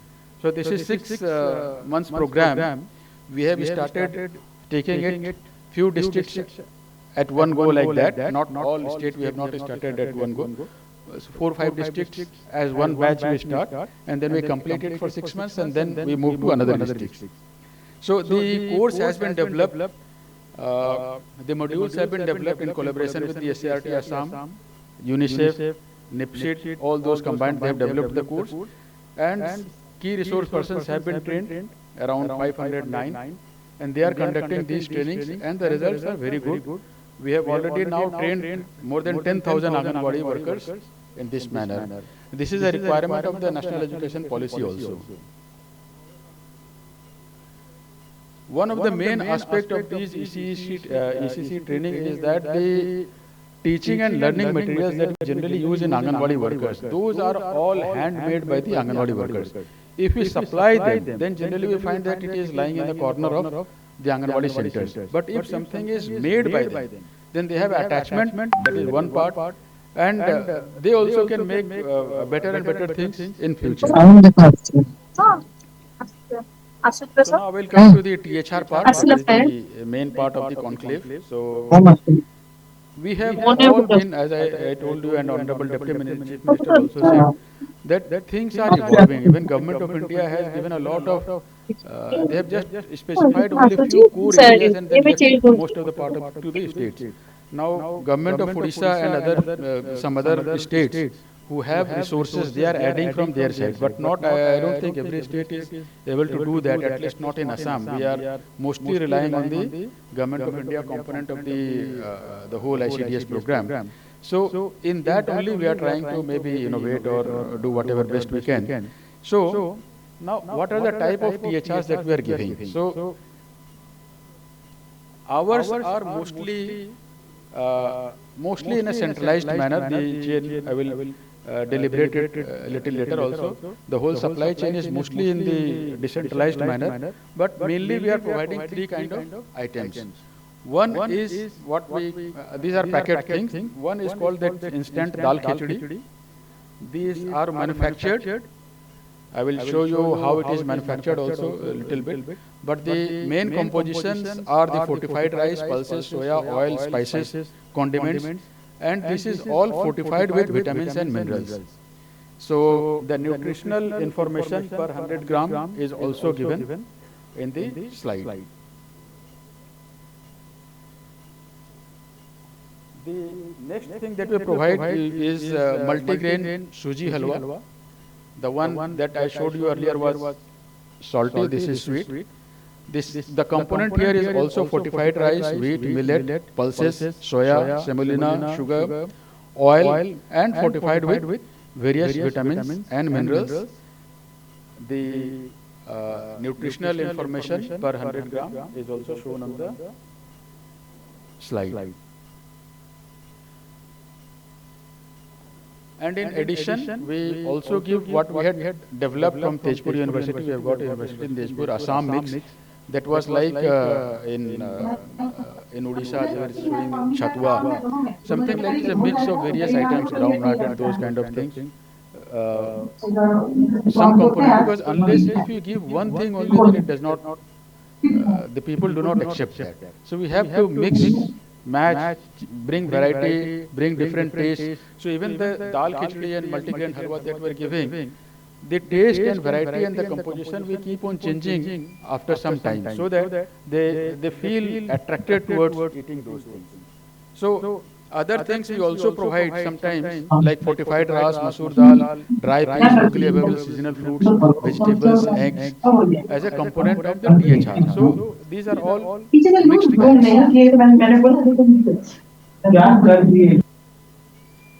The nutritive composition I have already shown in the earlier slide, so that is given here.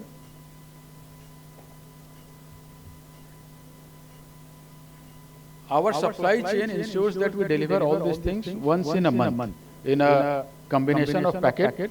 So for all the categories between 6 months to 3 years, be it normal, SAM, MAM or whatever, it is provided once in 25 days, that is once in a month. This slide has asked how it is done, whether it is centralized, decentralized. Our production is a centralized manner.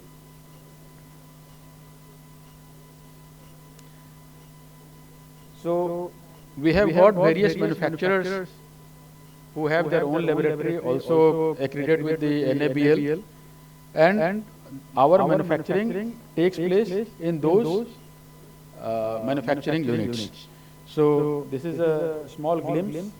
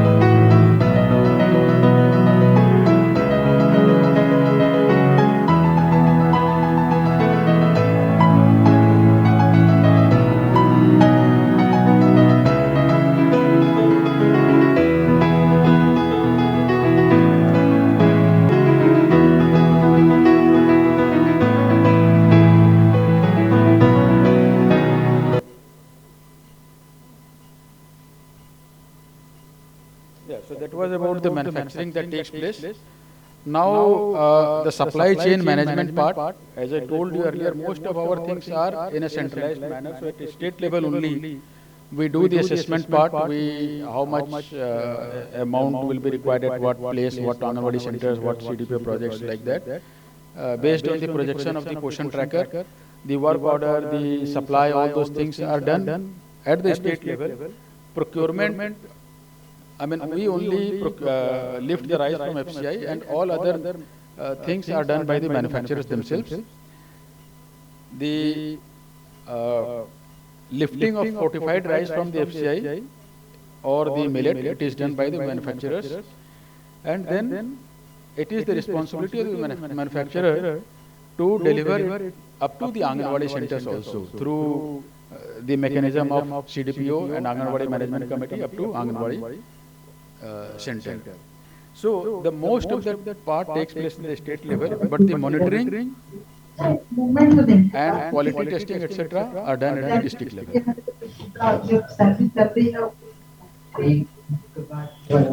So at the project level, the items are distributed through the Anganwadi Management Committee to the Anganwadi centers, and Anganwadi centers distribute it, and all the entry things, etc., portion tracker takes place there.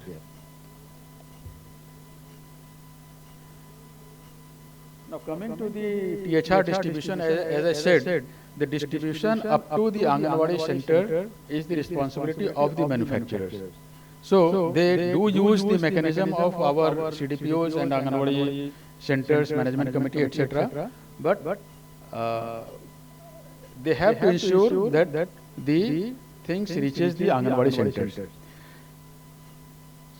Assam also has lots of riverine areas, hill areas, remote areas, forest areas. So there are difficulties. We are tackling that, but till now at least we have been able to ensure that we are able to reach all Anganwadi centers once in a month with the food items. With regard to the quality, as I said, we follow the necessary certification provisions of the Act. There are district level nutrition committees headed by the DCs who monitors monthly on monthly basis what are coming, what are going, whether they are being supplied properly or not. All the certifications of SSI and other certifications are taken care of. The ISO, before passing the bill, the certificate of each batch is taken from a NABL accredited laboratory. Coming to the packaging and labeling part, I will show you how the packet are. So, in the packet, the nutritional component, the shelf life, it should be shelf life, then how to store, how to prepare the food, all these things are mentioned in the packet also. So, just this is the packet which has been opened. So the logos, shelf life, quantity, how much to feed, certification, nutritional information, compositions, and instructions for preparation. All these are mentioned in the packets.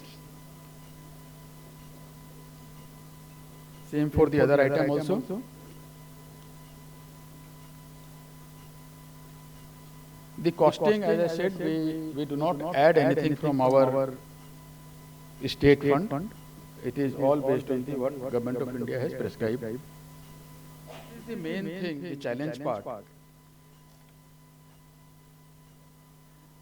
I think the main issue with THR is that since we are giving it to the families, okay, it may be nutritious, it may be whatever, but whether it is reaching the targeted beneficiary or the whole family eats it.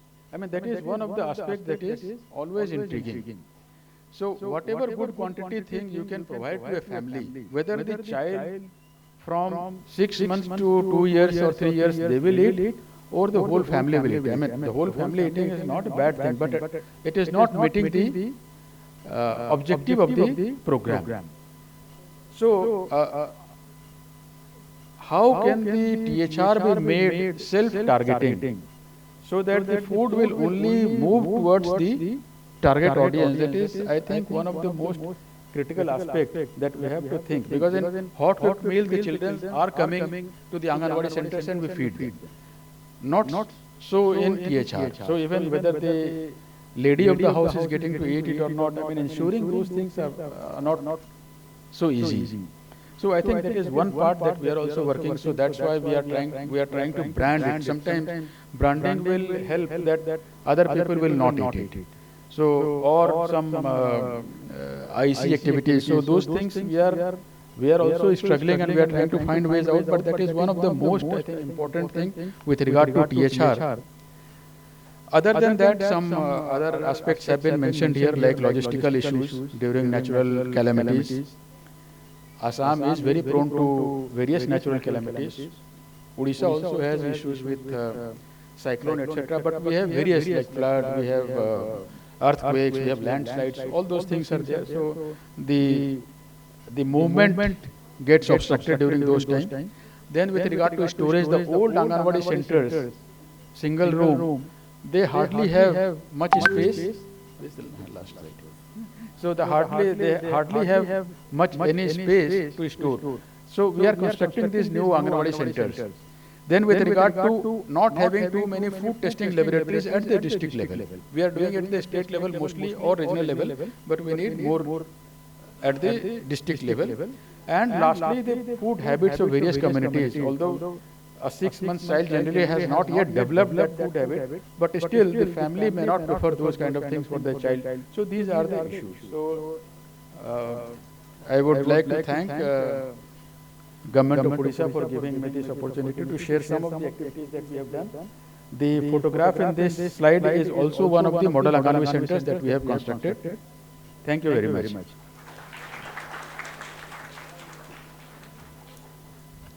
Thank you very much, sir, for the presentation. Please be with us on the stage for the next 1 or 2 minutes. If we can have 1 or 2 questions regarding your presentation. We have our lady with us. If we have any questions, ladies and gentlemen, we have 1 minute.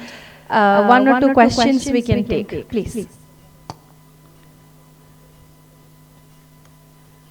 We have a question at that table. Thank you. Okay. Hello. Hello, sir. This is Professor Madhuresh Dwivedi from NIT Rourkela. So actually, sir, my question is regarding, sir, that your Nutri kit and everything is available. So in that, sir, whether we are going for any allergen test or anything like that, because allergy to peanut or soya bean is very much prominent. So in India also it is very much prominent. So like I would suggest or I would like to recommend that it should be there. Like the test, allergen test should be there. There should be survey should be done so that if they are allergic to that thing, that will be imposing more a kind of thing. So that is what I would like to know, that whether Assam is following this trend or not. I am not aware about any allergy test being done. Okay. But if there are some Yes, ideas, it is very much required, sir, actually. if you can give us some documents on those, Yeah, things, sure, then sure, certainly sure, we would sure, like to have a look at that. Yeah. Yeah.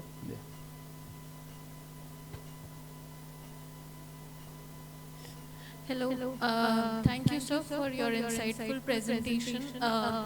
The part with the pilot using fish in Assam was very, very interesting. And I come from UNICEF Hyderabad office, and we also support the state of Andhra Pradesh, where we have fishermen communities, which are one of the most deprived communities in the state, and that is the section which is a regular fish consuming section. I would like to understand a little more from you. What was the uptake and how was the response of the community?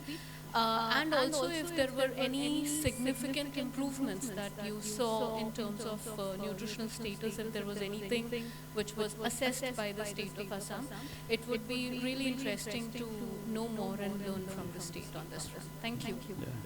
We can share the report on that, but it was done in a very neutral manner by involving lots of partners, including research organizations and other bodies which do in that. We had taken around 300 Anganwadi centers and some LP schools also in those areas.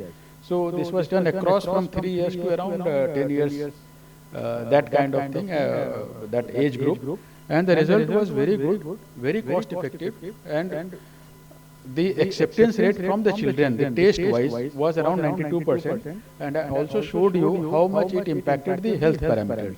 So it was, in fact, the experiment was very much successful. Only thing is about not all community eats, fish powder and those kind of things. So while doing that experiment, we had taken those areas only where people are accepting fish as a regular diet component for their children. So that is the only part that we have to take care. But otherwise, it was very much successful, and now we are thinking how to expand that. Sir, if I may add one point, sir, what was the shelf life of this fish powder, sir? How much? No, the powder that was given, I don't know the exact, because it was used, it was prepared only for that target group. It was not prepared for market thing. It was prepared for, I can't give you the exact answer because I don't know, but I can, from College of Fisheries Raha, I can share that data with you. Thank you, sir.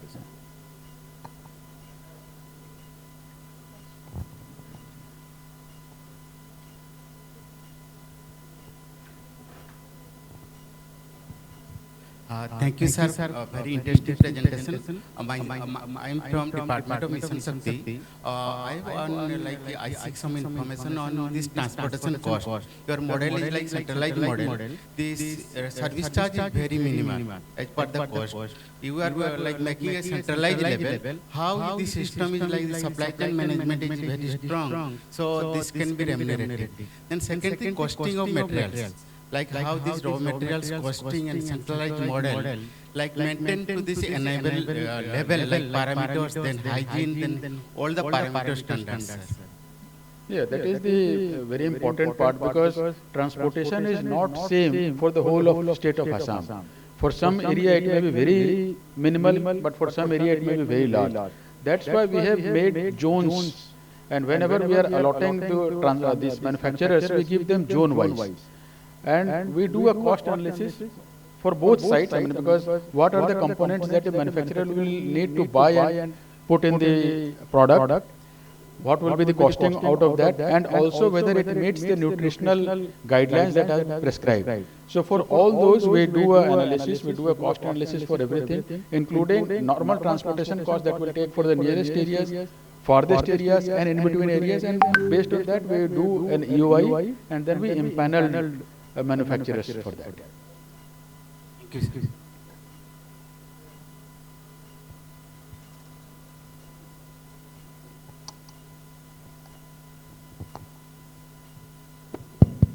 Okay, good morning, sir. This is Ravi from UNICEF, Uttar Pradesh. So this is a question on centralization versus decentralization. So I think in your last slide also you said that there is a limitations around quality checks. So do you feel that instead of going for decentralization, which is also merits and limitations, centralization would be a better solution to quality checks and so forth? So that is one. Second is that when you are doing a decentralized model, food is also very local, so people have cultural choices and so forth. So are you also thinking of adapting that to the local context? But Minister was also saying in the morning that if somebody is from this particular area, they might have a taste and likeness for something. So are you also considering those kind of things in your Assam model or not? I mean, this centralization versus decentralization, I will not pass any judgment on that, because these things are being experimented both ways, and either way people are getting some success, some failures, and as you yourself said, there are some merits and demerits on both the sides. We also feel that there should be some local component also. That's why I said around 1/3 part of it we also do in a decentralized manner through local food. Not the whole part is not centralized. I mean, the ready-to-eat kind of food that we are giving consists of only around 2/3 part of it. But 1/3 part we do in a decentralized at the local Anganwadi center level, whereby we give locally whatever we give them money, and then they procure and give the things.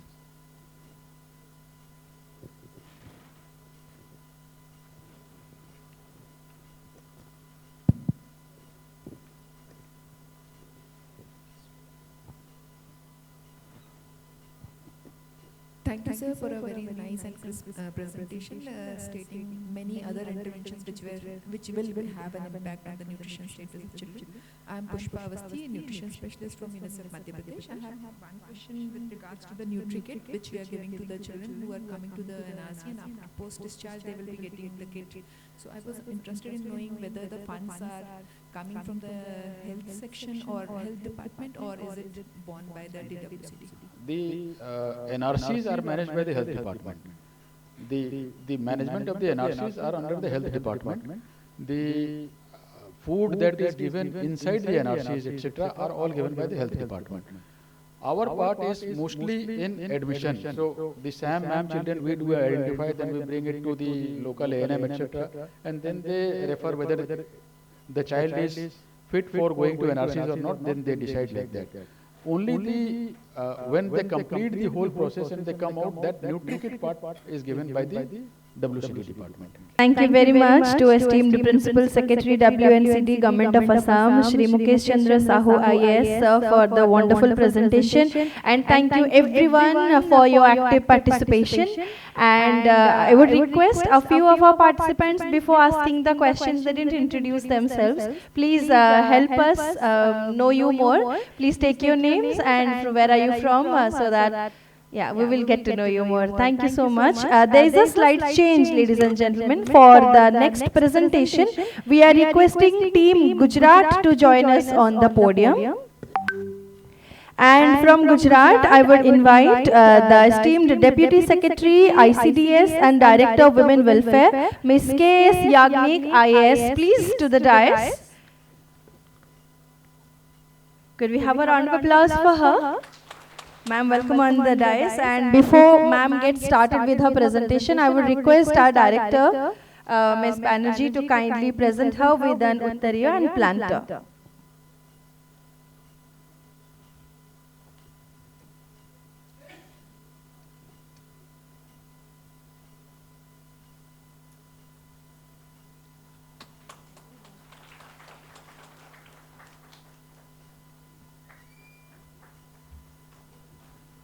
Thank you, madam. Welcome, ma'am, and I would request you to kindly get started.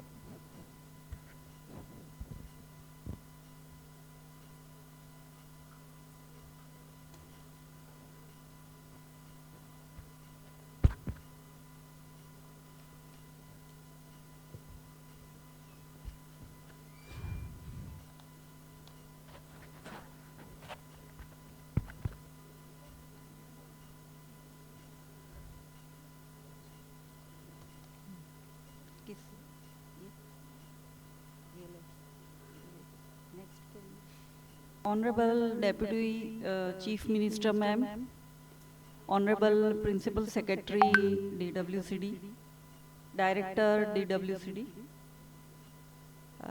Chief Nutrition Specialist, UNICEF, and all the dignitaries present here in the conclave. I am Mrs. Yagnik from Gujarat, and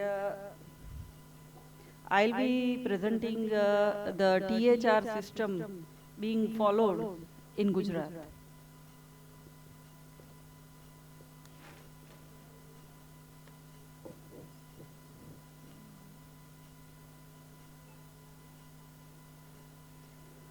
Yes, this is the system being followed. We have around 53,000 Anganwadis and around 2,200 supervisors, 426 CDPOs, and in all the state is having 33 districts and 8 municipal corporations, and we have a state office, that is Commissionerate of ICDS, that is the team which is looking after the THR distribution, and we have state-of-art support from our dairies and GCMMF, that is Gujarat Federation of all the dairies available in Gujarat. We are providing take-home ration to, say, all the children for up to 3 years, and then 3 to 6 years we are providing to severely underweight and underweight children. Then we are providing THR to pregnant women and lactating mothers and adolescent girls of the age 15 to 18 years. We have around 30 lakh beneficiaries, and the consumption per month is 12,000 metric ton. We have state-of-art plants, and the budget is around 691 crores.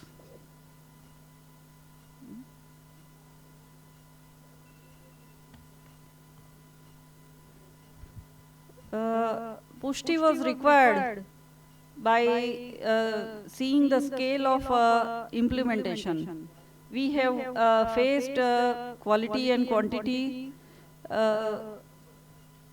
required, then timely delivery was also expected, and acceptability of an online software and effective monitoring was required. It was a response to Honorable Prime Minister's call of Sahi Poshan Desh Roshan. There was a tripartite agreement amongst DWCD, GCMMF and dairy unions of the state for production and distribution of fortified THR.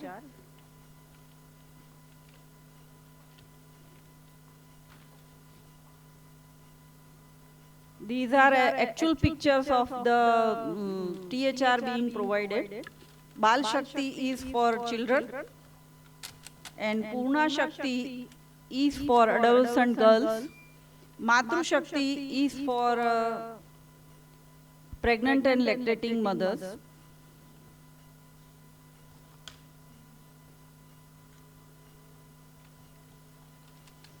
These are the provisions for THR for target beneficiaries.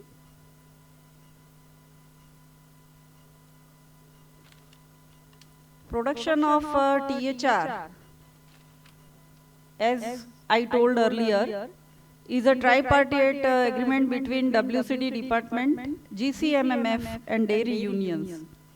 We have 3 major dairies, that is Amul, Banas and Sumul. They have set up their plants at an approximate cost of 250 crores each. This is the supply chain. The chain starts from Anganwadi worker, that she is generating the demand by 1st of every month. Second comes a supervisor who is compiling. Then comes CDPO who verifies and uploads online. Then comes program officer. Then we have state to give online approval and issuance of work order to GCMMF. Then GCMMF is online allocating and issuing the work order to concerned dairies. Dairies in turn provide raw material and quantity to the plants. Plants are producing the THR, and actually there is a verification and testing system also from the plant, that I will explain later on. Then after production and packaging, the THR packages are given to transporter, and transporters are giving doorstep delivery to Anganwadi workers. And Anganwadi worker is receiving the THR through OTP, or where there is no network or network issues, through geotagging image. And finally, Anganwadi worker is distributing the THR to all the beneficiaries on 4th Tuesday, that is Anna Vitaran Divas.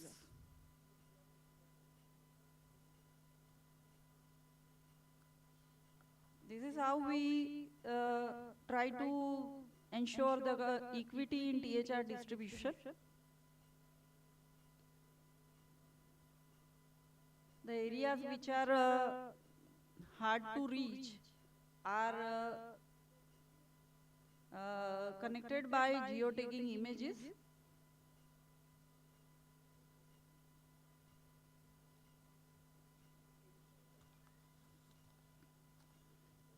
This is our quality assurance and control practices for THR production.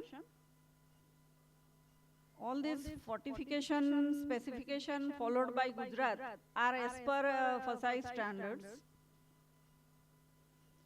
And for internal quality assurance, even GCMMF is taking a random basis check. And when they are satisfied with the quality, they deliver the THR to Anganwadis. Another quality testing is being done by government laboratory, that is Food and Drugs Department's laboratory at Baroda, where we are sending random samples of all the THRs from the plant, from dairy plant, to the laboratory for random check, and if there is any gap or there is any complaint, then those packages are discarded and new packages are being replaced for that. Actually, the whole batch is replaced. This is the quality assurance and control practices followed by GCMMF. We have Amul people with us, so they will give some detailed ideas about their practices.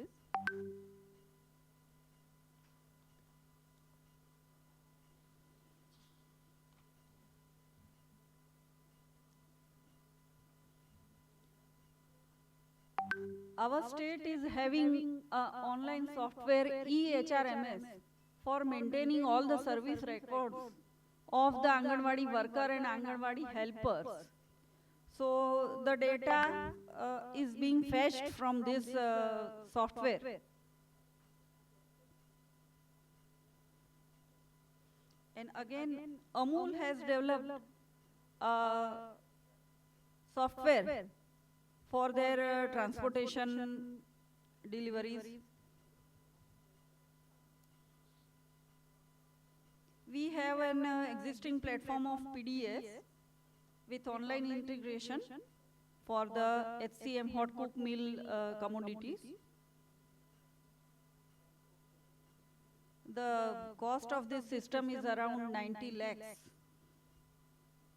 That was in 2018.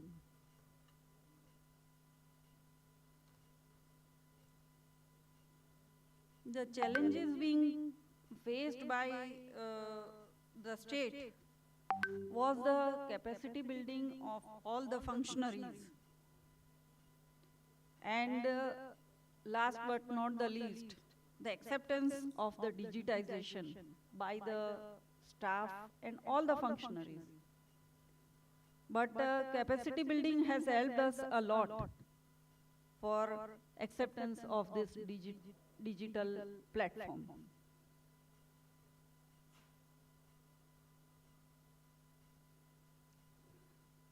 Monitoring and evaluation of THR.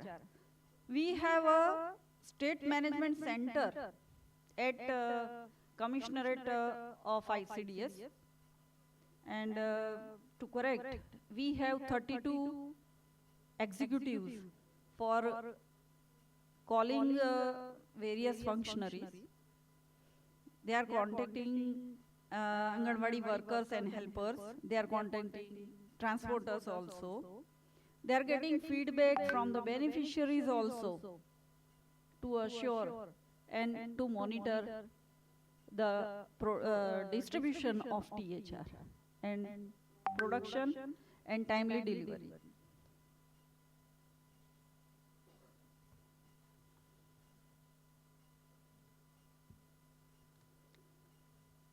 best practices followed by THR implementation.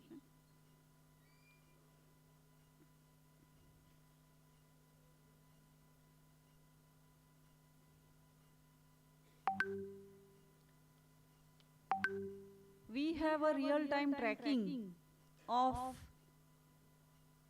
the THR being distributed at Anganwadis.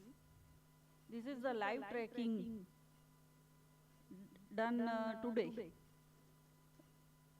and distributed today.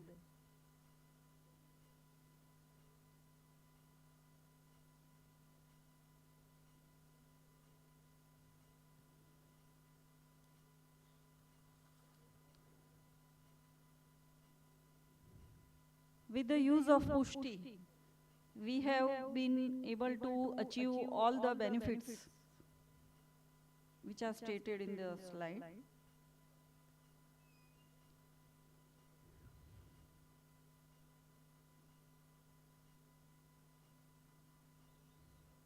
This is the recognition Gujarat has gained. We have received a Scotch Award in September 2019. Again, Niti Aayog has appreciated in 2020.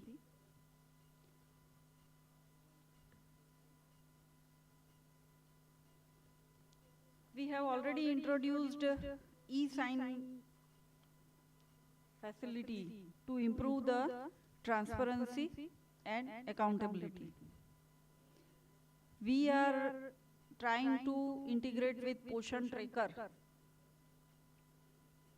and also trying to give automated alerts to stakeholders, that is Anganwadi workers, MS, CDPO. We are also trying very hard to introduce QR codes on THR packets and also trying end-to-end beneficiaries tracking for THR through Aadhaar or mobile OTP and trying to get optimum use of SMC for monitoring and follow.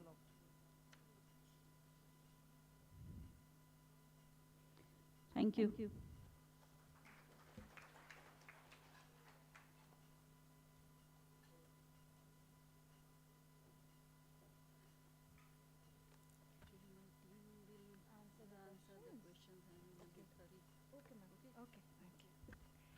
Thank you very much, ma'am, for the lovely presentation. Ma'am has some commitments, if there are any questions, we have the team members from Gujarat. I would request the team Gujarat to kindly come and join us on the stage, and the floor is now open for questions. I'll request our team to kindly pass on the mics if we have any questions. From Gujarat, we also have consultant WCD Shri Vinay Tiwari. We have from WCD Dr. Adish, the consultant, and Dr. Kavita Sharma, nutrition specialist, UNICEF. My question was more around the costing of the THR, because the cost norms were set in 2017, and in our experience, most of the states struggle with the cost norms. So how are you able to produce a quality product within the existing cost norms? Okay, so the cost norms aren't revised till now. That were revised in 2017. The cost per packet for Bal Shakti that was written in the presentation, that is 64 rupees per kg, and for Matru Shakti and Puna Shakti that is around 70.9 rupees per kg. We have requested Government of India to revise the norms. In fact, there were many discussions held with the Government of India, and they have agreed to revise the norms. Sooner we will get the revised norms also, and based on that we will also revise the product, and based on the feedback we are also going to revise some inclusion. I am not saying right now because I use all millets, etc. Children, we are giving 7 packets, and for SAM children or severe underweight children, we are giving 10 packets. That is from 3.5 kg to 5 kg.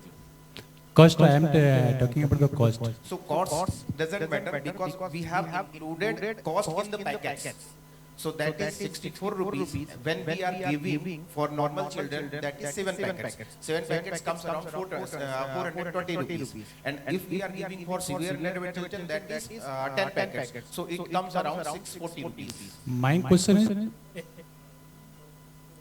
provided by the state government, or the entire cost is bear by the Gujarat Milk Federation, or what is the ratio of the cost that is bear by the Gujarat Milk Federation, state and government of India? No, we have the same cost pattern between government of India and state, that is 50-50.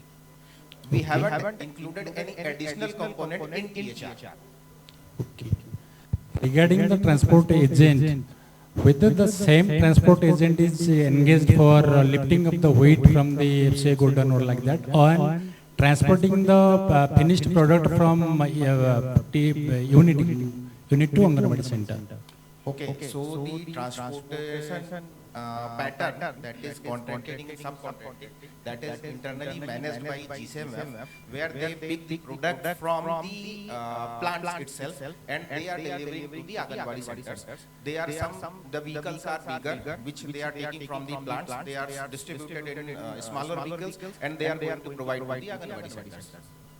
And the contracting for from delivery, from picking the THR from plant till the Anganwadi center is internally managed by GCMF. Okay, thank you.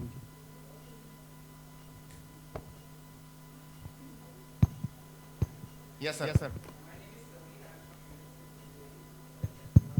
Sir, please let the mic reach you, please. That way. Yeah. Thank you. You broke my confidence. I was loud enough. No, sir, you are very confident. My name is Samir. I am from UNICEF, Delhi. I just wanted to understand how many plants are manufacturing THR. There are 3 dairies, but how many plants are manufacturing? So every dairy has set up only one plant at each center. So there are 3 plants? Yes, 3 plants. And these are enough for the whole state. Okay, okay, thanks. Yes, Aziz wants to give some response.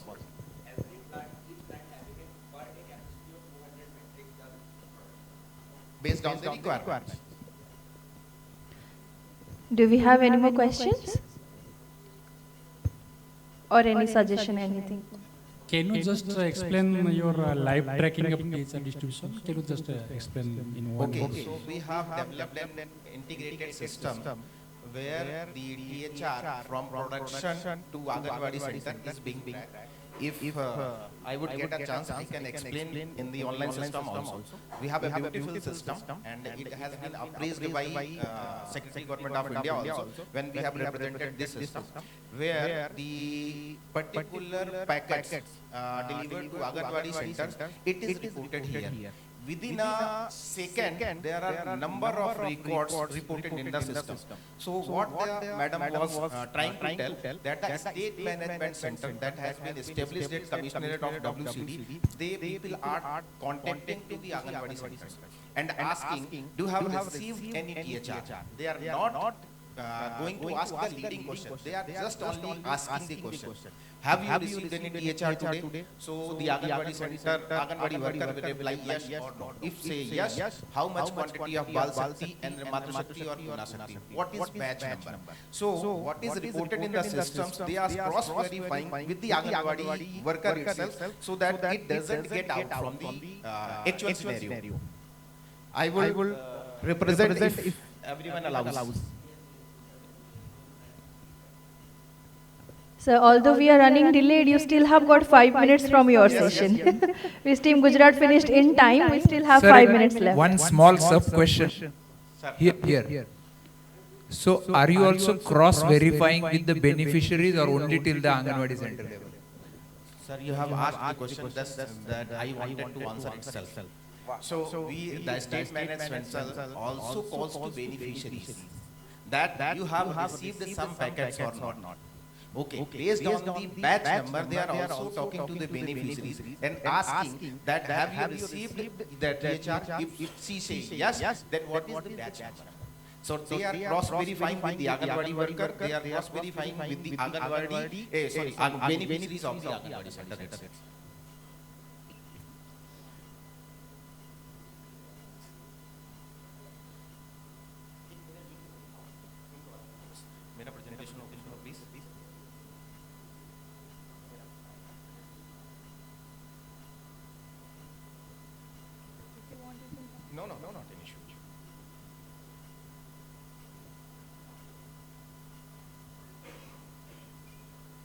We are not saying that this is the best system, but we are trying to get the best.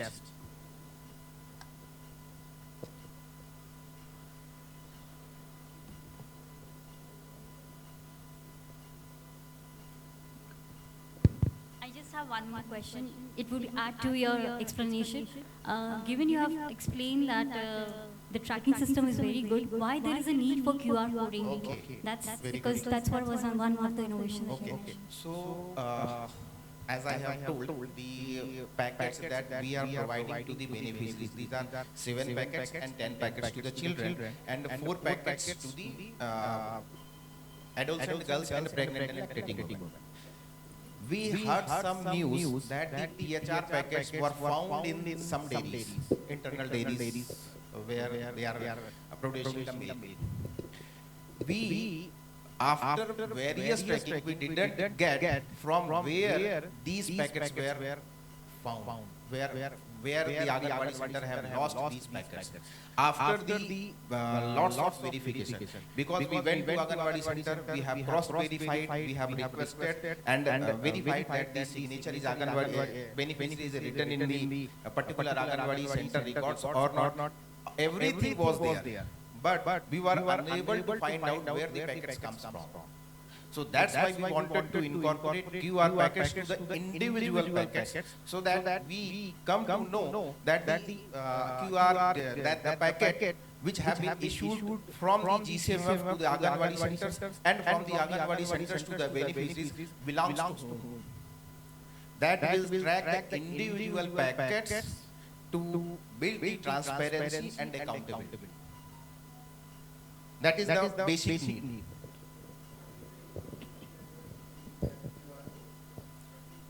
The QR code will be the unique QR code for every packet. And besides that, we are supposed to have a QR code which have the basic details about the packets that have been mandated by Government of India.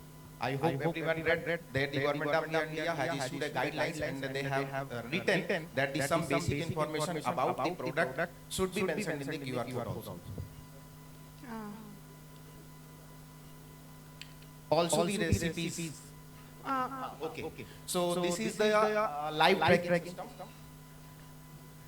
Everyone I think can see there what? There is a 1253.177 seconds. The THR has been driven to Bhavnagar district to particular Anganwadi center Ralgaon and received by the Anganwadi worker. Now 52 to 54 seconds. It has been from Bhavnagar and it is received by some other Anganwadi centers and authentication done by OTP. We have improved this system by learnings also. Sometimes the OTP was managed by the internally some CDPOs where they have entered the wrong numbers and have received the THR. So what we have now mandated that the mobile number of Anganwadi worker and Anganwadi helper have been mandated from the THR system only. So whatever the record is available in THR will be fetched into the GCMF records, into the transporter mobile app, and the mobile number is only allowed to enter which were given by the government. That we have issued 53,000 CUGs to all the Anganwadi centers. So there is no chance that the packets that has been received from the Anganwadi workers or delivered by the transporter is not correct. So this is the record 1254. If we will again refresh, the records will to another district, like we can see that is Vadodara urban comes, that is 55.2 seconds. What is the quantity? And Bal Shakti 11 packet, Matru Shakti, Puna Shakti, and this is the batch number that is available. Vinayji, I have just a little query. Yes, if the QR code printed on every packet is being read by any device? No, ma'am. We are trying to develop our own system where we have a QR code reader that is normally available in the mobile app also. In fact, in some of the mobiles it is inbuilt. where we can just scan the QR code and it will give the information what we have. Yes, but are we capturing that every packet has been delivered at the No, Anganwadi? ma'am. We are in the process of developing this. We are in the process of incorporating the QR code into THR packets. This is still not done. That we have written in the way forward. So right now, are you doing QR code reading at the outer bag? No, ma'am. We haven't incorporated QR code packet in the packets till now. We are in the process to incorporate it. Okay. So there are some pros and cons, there are some issues of real-time transactions, because we will have around 2 crore packets every month, and we will have real-time transaction from one system to another to third. Because just in the Rajasthan, we have also introduced all the systems like QR code on every packet and online monitoring. And we have put the QR code on outer bag also, but we are not reading that. So what we have planned, the QR code on Chalan, and that is being scanned by the Anganwadi worker by the OTP.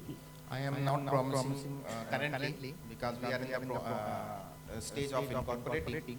So what we have thought that this individual QR packet will be in the packet, and they have an aggregation on the outer bag.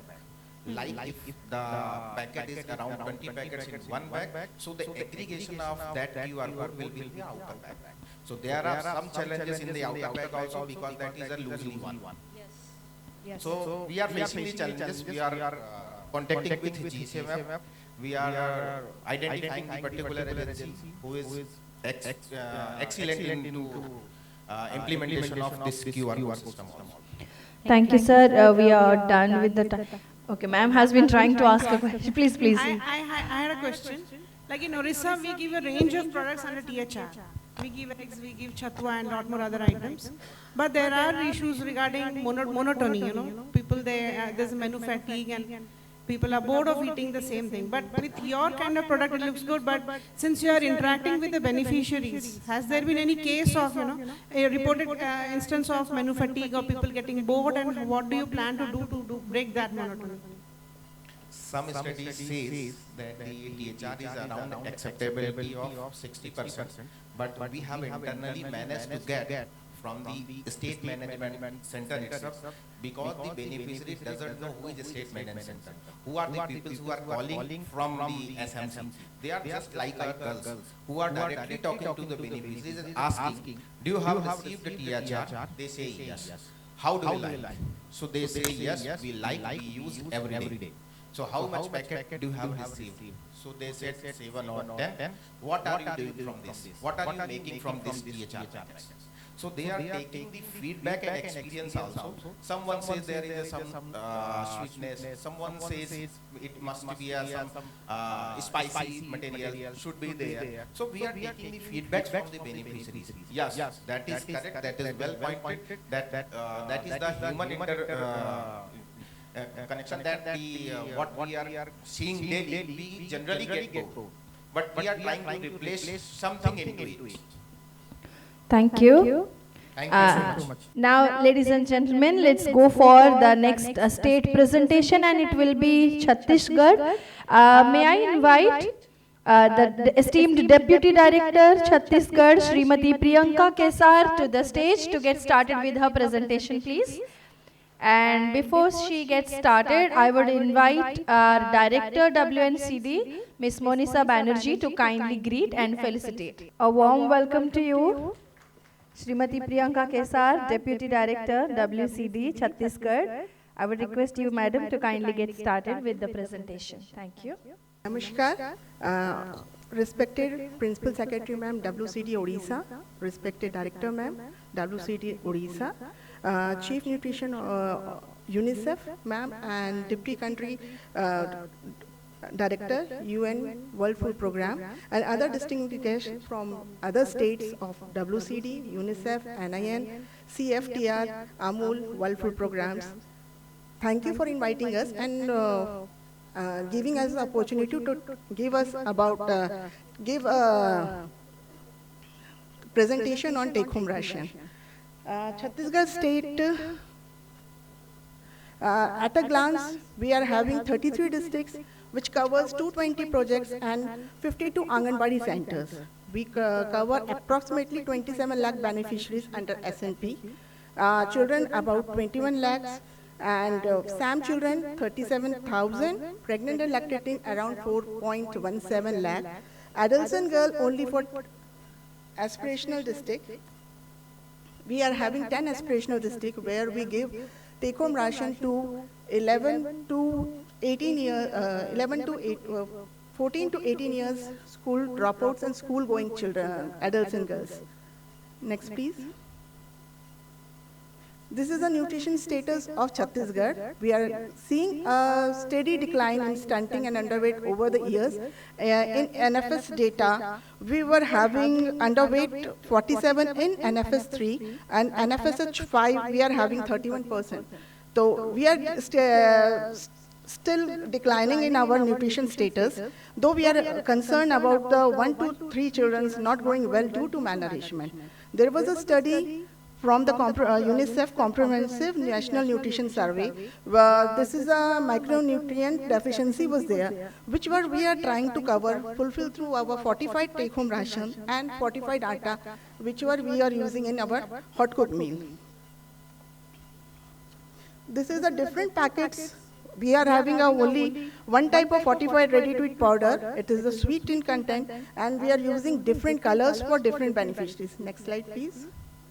It's Mukhyamantri Shishu Shakti Ahar for normal and moderate children, and for severe children, it's a red color packet, and for normal and moderate, it's blue color packets. Mukhyamantri Bal Ahar, which we give as a alternate take-home, we are giving in a morning snack. Mukhyamantri Mahatari Shakti Ahar for pregnant, it's a green color. Lactating mothers, it's a yellow color. For Kishori Shakti Ahar, we are giving pink color. And we have introduced under CMAP augmented take-home ration. It's a pilot project doing in 3 districts. This is the composition of take-home rations. It's content of wheat, Bengal gram, soybean, sugar, soybean oil, groundnut, and we have included ragi since 2018. So we are our take-home ration contains the millet product, and we are using it regularly, and now it is fortified with mineral premix. It's contain iron, folic acid, vitamin A, B12, and D. Augmented take-home ration. It contains also ragi, but we are having a separate composition for that. We are doing milk powder. We have added milk powder in it, and it is also fortified. And this is the pilot project we are doing. Next, please.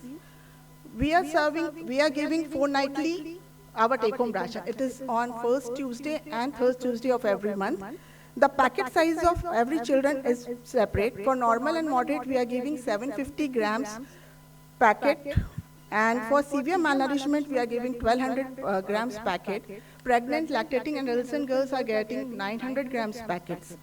And for breakfast, we are giving 40 grams per day. It's alternate. We are giving in morning snacks, one day poha and one day take-home ration halwa or roti. Next slide. We have a centralized production. Our centralized production is done by the government-owned units, that is Chhattisgarh Beej Vikas Nigam. And since 2022, we have introduced our centralized product. Earlier, we are having a decentralized production system. Now we have shifted to centralized production system. But we have kept the decentralized system in our supply distribution of take-home ration till Anganwadi centers. It is a fully automated plant with no human touch in manufacturing process, including grinding and packaging of food materials. Requirement of take-home ration per month is 5,500 to 6,500. A metric ton, and there is a 2 unit of Chhattisgarh Beej Vikas Nigam. One is situated in Raipur, our capital district, and another is in Raigad district. Production capacity of Raigad is 250 metric ton monthly and 7,500. Daily is 250 and monthly is 7,500 metric ton, and Raipur is 350 per day and monthly is 10,500. The wheat is supplied under the wheat-based nutrition program, and rest material is procured by the concerning agencies. We have also introduced fortified atta in our hot cooked meal. It is also supplied by this Beej Nigam only. This is the short video of our production unit.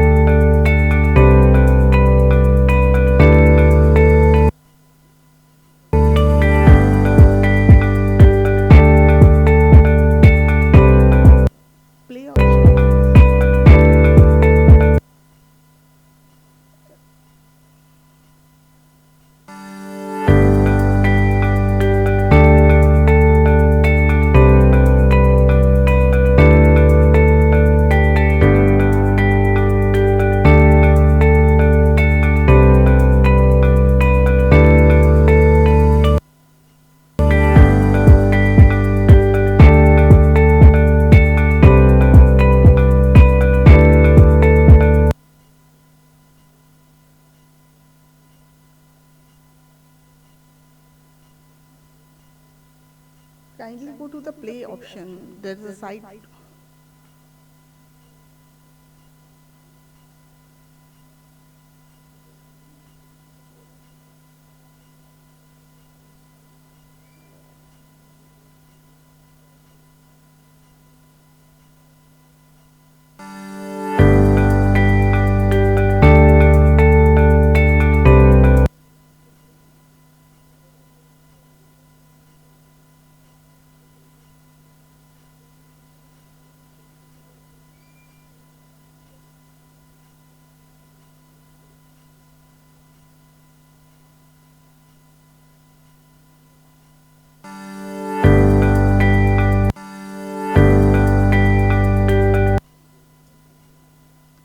This is a glimpse of due to technical issues, this is a glimpse of our production unit, storage of raw material, destoner machines, scorer machines, roaster machine, cooling machines are there. Next. Milling machines, pulverizers, shifter machines, packing machine, and fully automated, it's all fully automated machines are there. Our supply chain management is managed by our delegated system of DI portal. Demand is placed 2 months in advance. For January, we have started to take the entry of the DI of each and every district. And DPO, CDPOs upload the number of weeks and the beneficiaries. The DI portal automatically generates the number of packets and quantity of take-home ration. And this DI is ordered from the state level. Demand, this is the next please. Supply is done centralized system till project level Godam. From there, the Anganwadi centers, around 613 SHGs and vendors are involved to supply till Anganwadi centers. It is managed by the concerning agency only. Supply of till Anganwadi is done before 1 month. For example, December take-home ration is supplied in November. Fixed date of distribution of take-home ration at Anganwadi centers, that is first and third Tuesday of every month. Those who missed their take-home ration, we are trying to initiate to give them their take-home ration till doorstep delivery at home. Next, please. Our take-home ration is primarily supplied to the project Godam. From there, it is distributed in Anganwadi centers through SHGs and vendors. Transportation charge are paid by the concerning agencies to SHGs and vendors. Rate of transportation varies according to the area of the districts. That is the hilly area or in any accessible areas. We are giving different rates of transportation to different agencies. Our agencies follow a fixed route chart for primary and secondary distribution of food materials. We also give the SMS alert to the CDPOs and DPOs that which truck is coming and what is the quantity of take-home ration is there and who is the driver and what is the driver's phone numbers. This is the SMS given to DPOs and CDPOs. Our quality assurance is done. Our both production unit is FSSAI certified, and it is due to its manufacturing in fully automated plants. The good quality packaging, the quality is assured, and every month we have a 3 types of testing system: pre-dispatch testing system, post-dispatch testing system, and random. Pre-dispatch is done by the concerning agencies in their in-built laboratories, and after that they start supply to the project levels. Second, post-dispatch sample testing is done by the project level. They send to the concerning laboratories. We have an authorized laboratories of the state. Three authorized laboratories are there in for the state sampling, and every project sends 5 samples from their project. Around to 1,100 samples has been given. Every month we are sending to the concerning laboratories. Separate state budget provision are made for the sample testing, and random sampling test is done by the directorate. Each and every state send 1 samples from their state, from their district to the state, and we also cross-check our the quality of the take-home ration is nice or not. Regular quality inspection is done by the state officials and our district officials. Cost, we are trying, we are just figuring out it. At present, we are giving the things, we are not doing additional anything. As per the Government of India things, we are providing take-home rations. With increasing rate of raw material, fuel and transportation costs, the current provision of rate is insufficient. I also agree, due to after 2017, there is no increase in rate revision. We are struggling on also that, because as per the revised norms of malnutrition management in children, increased calories and protein supplement, and as per NFSS Schedule 2, it is not possible at current rates. We are also requesting Government of India to increase the rate, but at present we are just fixed on the what Government of India is giving us. We have the next slide, please. Due to the budget constraint, complete nutrition component of THR is not fulfilled as per the revised supplementary nutrition norms. We are also requesting for the separate budget provision for the SAM, severe underweight children, MAM children.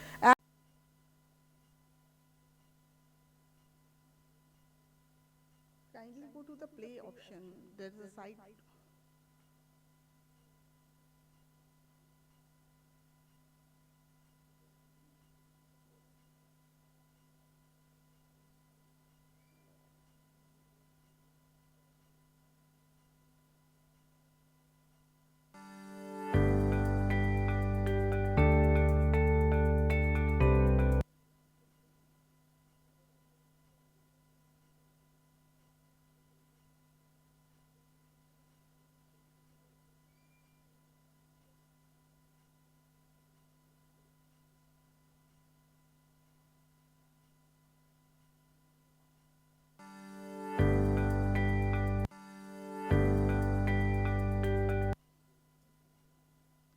This is a glimpse of the, due to technical issues, this is a glimpse of our production unit, storage of raw material, destoner machines, scorer machines, roaster machine, cooling machines are there.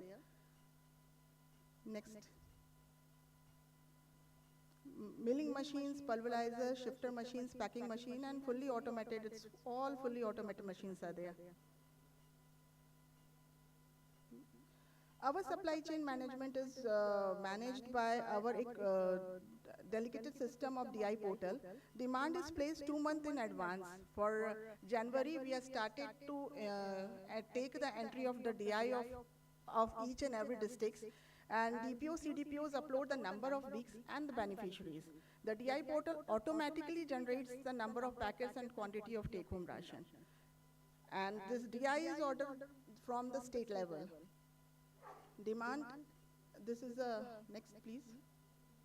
Supply is done centralized system till project level Godam. From there, the Anganwadi centers, around 613 SHGs and vendors are involved to supply till Anganwadi centers. It is managed by the concerning agency only. Supply of till Anganwadi is done before 1 month. For example, December take-home ration is supplied in November. Fixed date of distribution of take-home ration at Anganwadi centers, that is first and third Tuesday of every month.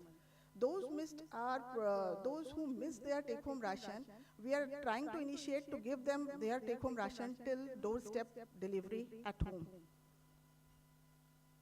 Next, please. Our take-home ration is primarily supplied to the project Godam. From there, it is distributed run Anganwadi centers through SHGs and vendors. Transportation charge are paid by the concerning agencies to SHGs and vendors. Rate of transportation varies according to the area of the districts. That is the hilly area or in any accessible areas. We are giving different rates of transportation to different agencies. Our agencies follow a fixed route chart for primary and secondary distribution of food materials. We also give the SMS alert to the CDPOs and DPOs that which truck is coming and what is the quantity of take-home ration is there and who is the driver and what is the driver's phone numbers. This is the SMS given to DPOs and CDPOs.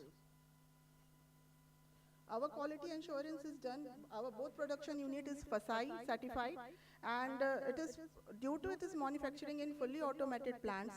The good quality packaging, the quality is assured, and every month we have a 3 type of testing system: pre-dispatch testing system, post-dispatch testing system, and random. Pre-dispatch is done by the concerning agencies in their inbuilt laboratories, and after that they start supply to the project levels. Second, post-dispatch sample testing is done by the project level. They send to the concerning laboratories. We have an authorized laboratories of the state. Three authorized laboratories are there in for the state sampling, and every project sends 5 samples from their project. Around to 1,100 samples has been given. Every month we are sending to the concerning laboratories. Separate state budget provision are made for the sample testing, and random sampling test is done by the directorate.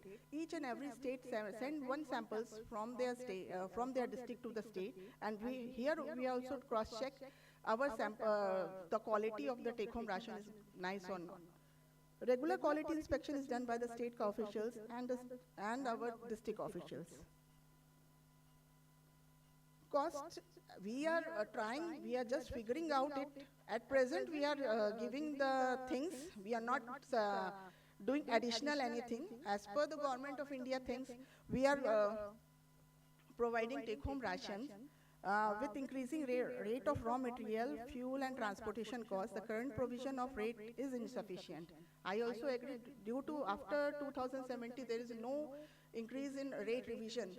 We are struggling on also that, because as per the revised norms of malnutrition management in children, increased calories and protein supplement, and as per NFSS Schedule 2, it is not possible at current rates. We are also requesting Government of India to increase the rate, but at present we are just fixed on the what Government of India is giving us. We have the, next slide please. Due to the budget constraint, complete nutrition component of THR is not fulfilled as per the revised supplementary nutrition norms. We are also requesting for the separate budget provision for the SAM, severe underweight children, MAM children, and WCD. And one of the major factors we are also asking for the GST. State is also giving 5% additional GST in ready-to-eat product and fortified attas. Whereas the midday meal is free from the GST. So we are giving extra 0.40 paisa to 2 rupees extra in GST. So we are requesting humbly to remove the GST effects in take-home ration as it is covered in National Food Security. We are requesting Government of India to doesn't apply GST in our take-home ration because it costs additional funds for that. I think each and every state who are supplying centralized, they are giving 5% GST, and it's originally it's 18% GST. They are concerning as not as a services, they are concerning as a good. So it's if they will consider it as a service, there will be no GST. But they are considering as a good, so they are applying 18% to 5% GST on take-home ration. I also request for the provision for the storage and handling cost till project level go down or go downs. Due to some areas, some projects don't have go downs for them. They have to take on rent or some other separate buildings to restore the take-home rations. So there must be separate storage or transportation charge or storage for go down rents must be there. And separate transportation cost till Anganwadi centers. If it is made, if we make separate provision for that, it will be very useful for us. We can use food product for take-home ration only. Next please. Monitoring and evaluation is done. This is the picture of our project Godam inspection done by our district officers, and a regular inspection of Anganwadi centers is done by our supervisors, CDPOs, DWCDO, and also we have tracked our distribution by DI portal and portion tracker app. Best practices we are doing is we have an efficient route planning is done by the agency. There is a fixed date. If they are supplying on 15th of the month to Bastar, they will supply to next month 15th, they will supply their next delivery. So there is a fixed route planning done by the agencies so that we can provide our take-home ration at the time. Use of technology for tracking is online demand, which we have there for the CDPOs. It creates automatic challan in which the contents of what our Anganwadi center will have, it contains everything. Product supply of SMS sent to the concerning CDPOs and DPOs, and monthly post, pre and random sample test provision is done by them. This is the DI system which used to follow for giving our demand. This is the DPO login, and one has a directed login. This is the DPO dashboard where the project's name is come here. DI upload. All Anganwadi centers are is there in our DI system. They Anganwadi project officers upload each and every Anganwadi's beneficiaries, which help to create a challan for other concerning agencies. Next please. This is the DI which we issue to Beach Nigam. We only register the number of week and beneficiaries. DI generate all the number of packets and quantity of take-home ration. Next please. This is our introduction of augmented take-home ration. It is under the CMAP programs with the help of CSR and UNICEF we are doing. It is a new innovation in take-home rations.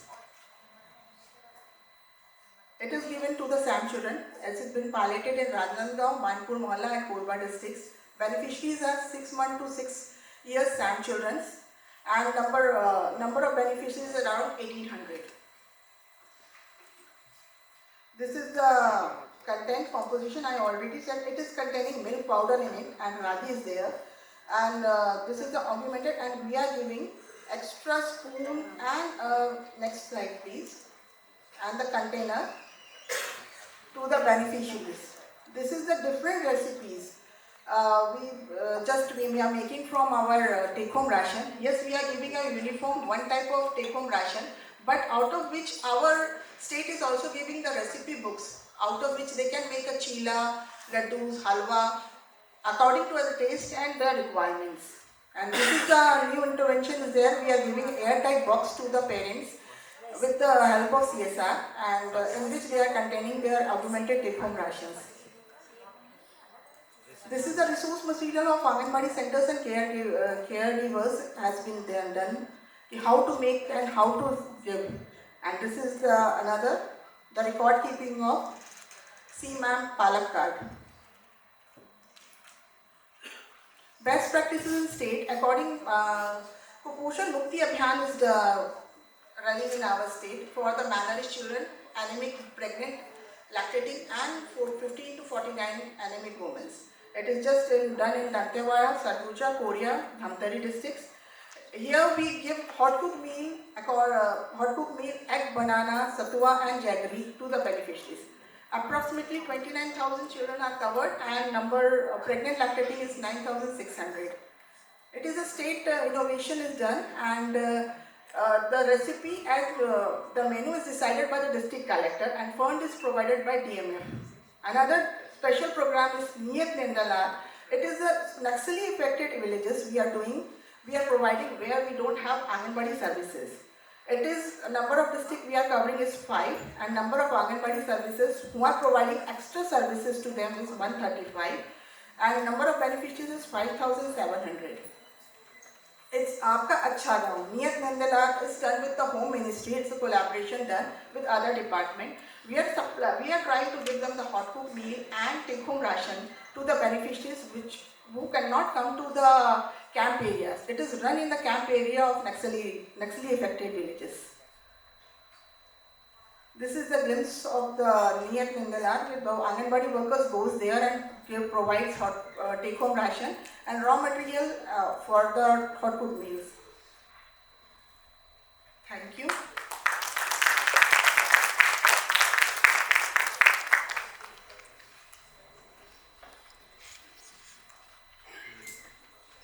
Thank you very much, ma'am, for the presentation. The floor is now open for questions.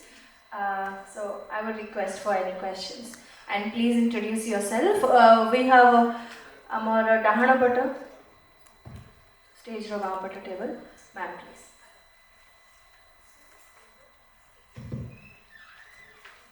Ma'am, this is Professor Pradhan from NIT Rourkela, Odisha. Ma'am, some of the equipment and products that you have shown, like dish toner, miller, product, all.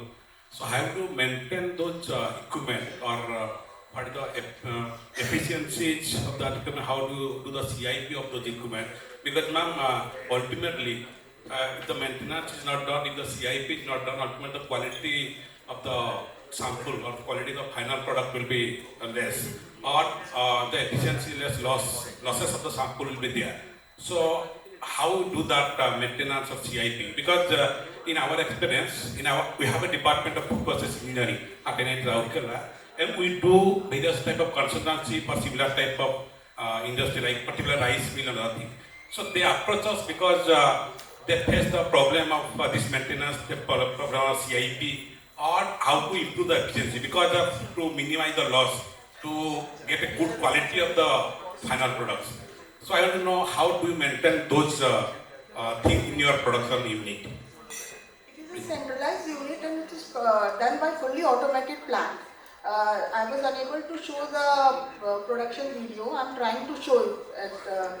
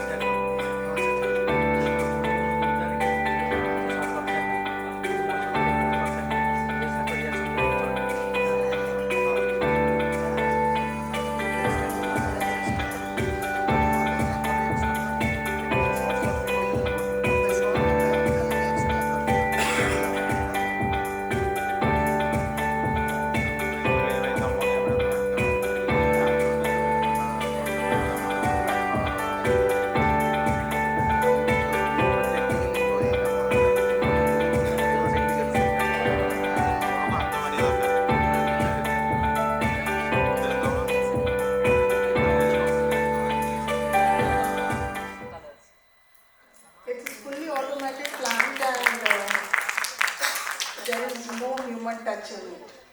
That's why the quality is maintained. Yeah, ma'am.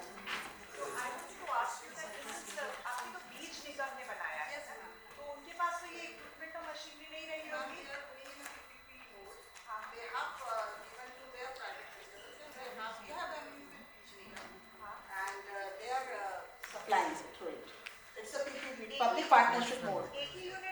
2 units are there, ma'am. Yes, one in Raipur and one Raipur.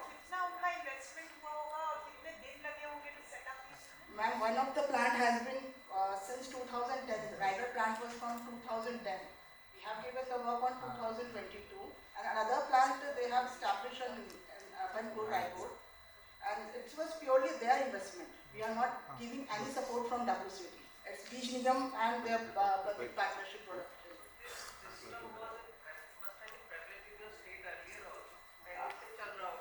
No, ma'am. We were having a decentralized system from 2009 to 2021.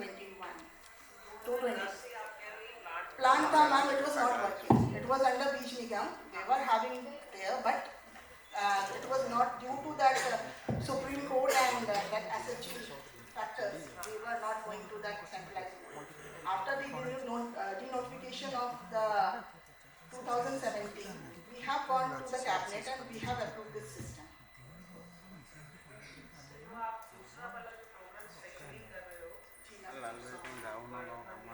Yes, no, augmented information. Yes,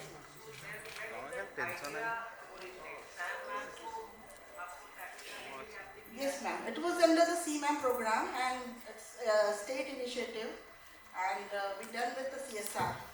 With the help of CSR, WCD and UNICEF, we have done this augmented take-home ration packaged in Ranjangaon, Anpur, Mohalla, and Korba has started through his DMF fund.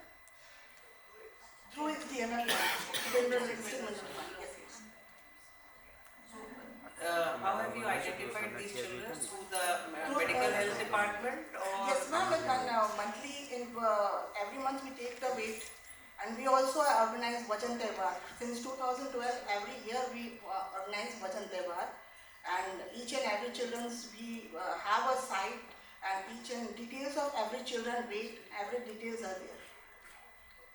We identified in Vajan Tehwar, and every month we used to take weight of children in Anganwadi centers. From there we identified the SAM children, and then we follow, and we are just, this is a new intervention we are doing in take-home ration. Due to cost restriction, we can't apply in every thing. We can't include milk powder in that. That's why. Yes, ma'am. अभी तक जैसे इसके पहले आसाम में भी दिखाया था, ये गुजरात का भी है. But both of you have kind of a centralized or semi-centralized model, नहीं? तो जो गवर्नमेंट ऑफ इंडिया का SNP का हमारा आता है अमाउंट पर पर्सन, आप उसी के अंदर सब कुछ कर रहे हैं, your packaging, your transportation, and that it's a viable thing also, because obviously अगर private partnership में है तो private person is also fine. Yes, ma'am, it's viable. That's why I'm asking we are having the GST implications. Yeah, that we are doing extra money. I think that's a very valid point. हम लोग उसको अपने जो recommendations बना करके भेजेंगे, और पहले अगर कोई मंत्रालय से आता है, so we'll make that the take-home ration and supplementary nutrition rate should be. It's a free. Midday meal is free from GST, but not Anganwadi take-home ration and SC.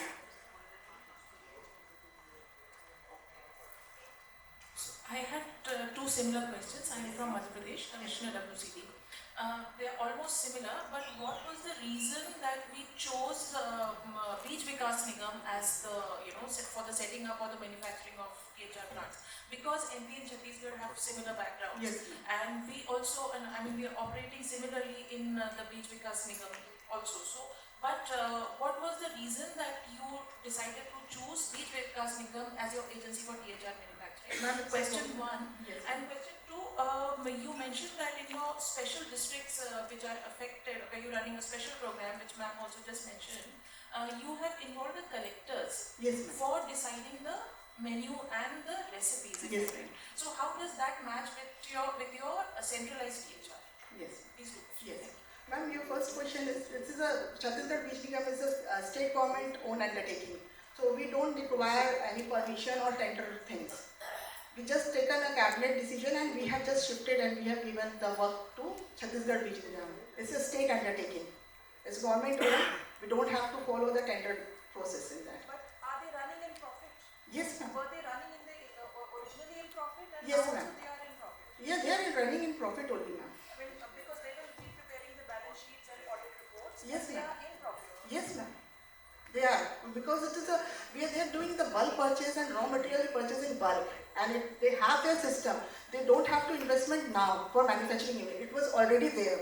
Raigad plant was since 2010, and I think it was before the partition after Chhattisgarh, Madhya Pradesh. It was there, and it was modified in 2010. Due to restriction of WCDs that we have to go to the decentralized process, we were not able to give them the work. After the denotification of 2017 and circular, we have gone to the centralized system. And there was another question. Yes, ma'am, that is the Kuposhan Mukti Abhiyan, and it doesn't affect it because from 1 to 3 years children, we are giving them hot cooked meal. And as per the SMP program, we are giving them take-home ration. So they are getting both the things from, they are giving take-home ration from our side, and from the district innovative, they are getting hot cooked meal. Children from 1 to 3 years are also coming to Anganwadi centers and having a hot cooked meal, khichdi types or egg or banana. According to that, Dantewada is giving egg and banana, and in Sarguja is giving sattu and egg and banana to the children. It's Hello. according to that. Hello, ma'am. Good afternoon. I'm Sharad, working as part of the SPMU in WCD Odisha. I had one question, ma'am, regarding the production. What is the percentage of processing loss that you allow on your products? 10%. 10%. 10% As per the standard. Okay, ma'am. That was Only in wheat. Okay. Only in wheat. Not on the other products. No, we are not giving. Only in wheat we are allowing 10%. That is 33%. We are giving 30% and 3% as per the 10% we are allowing. Okay.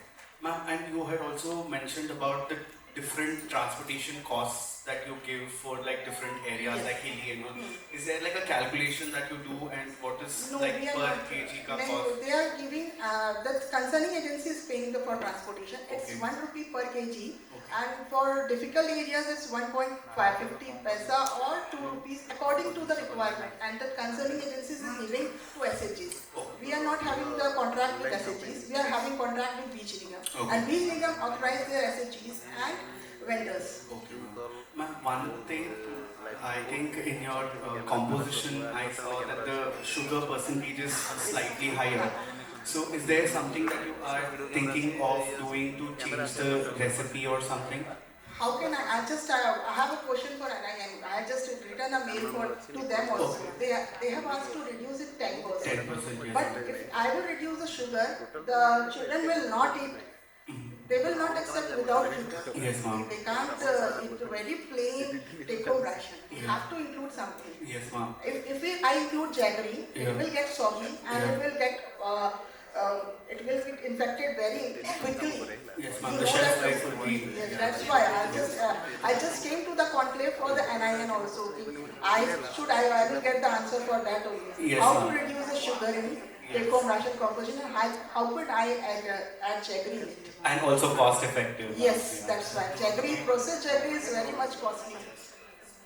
Hello ma'am, good afternoon. This is Satyamala from CFTRI, Senior Principal Scientist. I just had a small question, ma'am, whether other than the physical parameters like measuring the height and weight, in this intervention, are you taking into consideration, I mean, the nutritional change in the nutritional status of the beneficiaries, whether anything like that is being measured?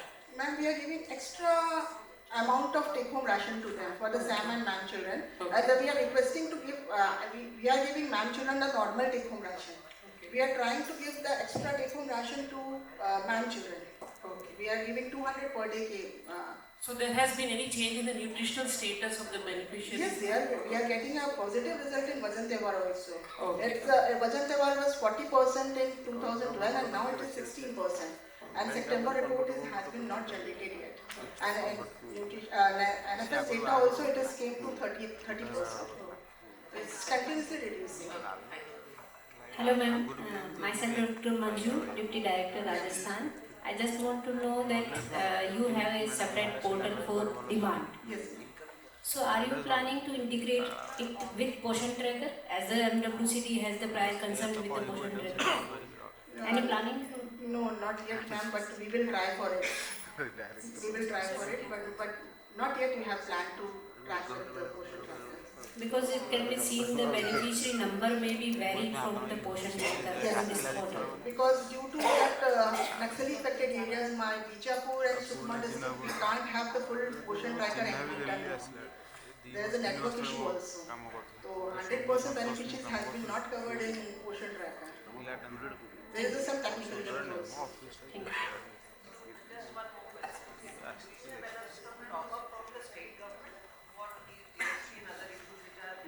No, ma'am, not yet. So the state government is giving some additionality apart from whatever is the center state share. No. You are just managing, able to manage somehow. That's why I've given in presentation. We are doing that. We are providing the take-home ration at that cost, but somehow we are compromising in our nutrition.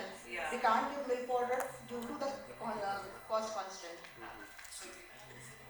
That if they increase, we will change our menu. The rate revision is done in Government of India. We will involve milk powder and we will change the menu in our take-home ration and hot food. Yes.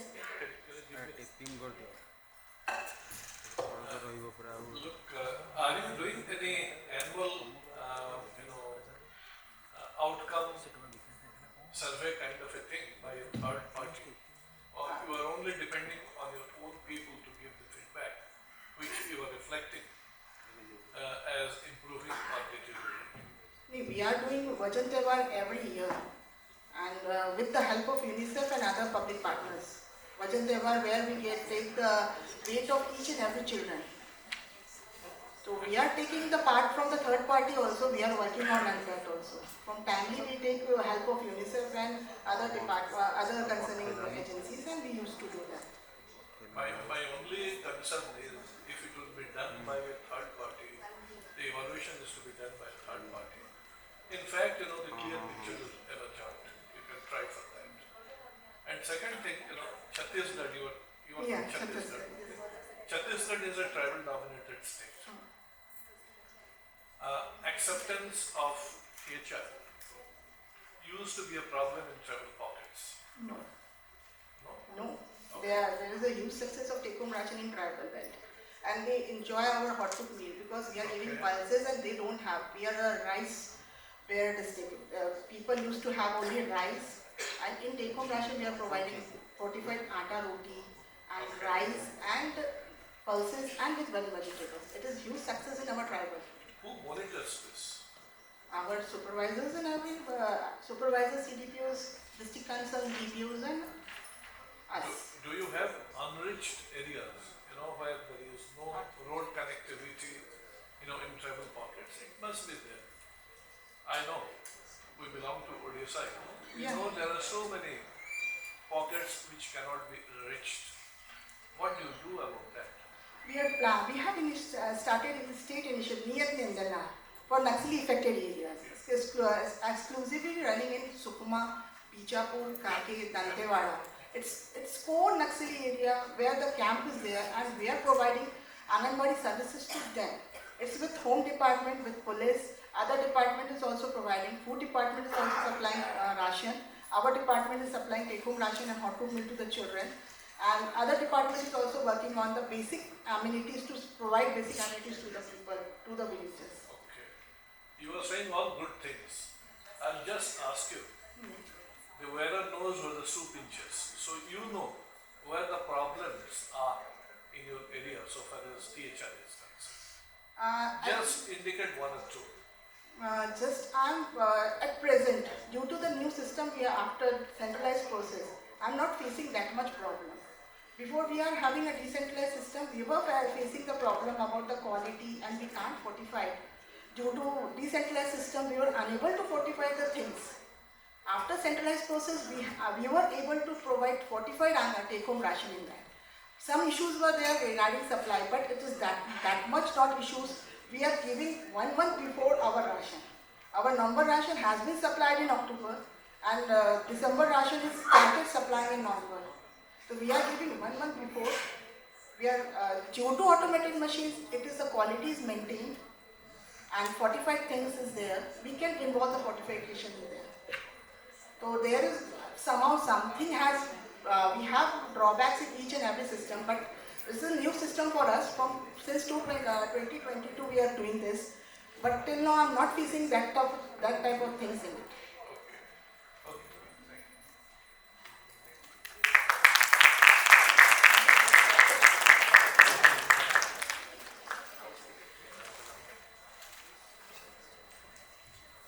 Thank you very much, ma'am, for the presentation. So as we are running a bit delayed, it's lunch time now.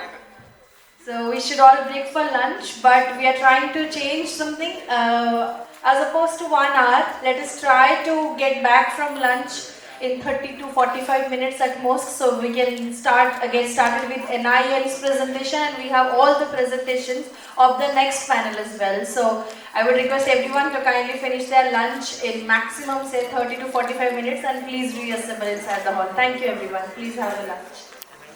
From the previous session, we would like to start with that, and that is going to be by Team NIN, National Institute of Nutrition. Before I invite the representative, may I invite the chairs for the session. Once again, Ms. Monisa Banerjee, IAS, Director, ICDS and SWWNCD Department, and Ms. Marie-Claude Desilets, Chief Nutrition, UNICEF India. Ladies, please join us on the stage.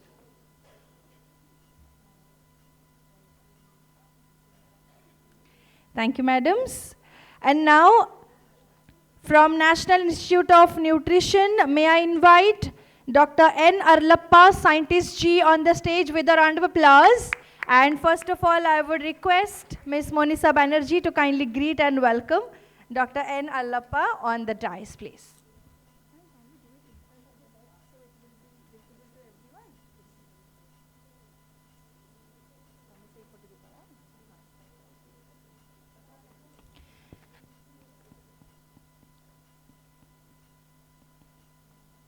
A warm welcome, Dr. N. Arlappa, Scientist G, from National Institute of Nutrition.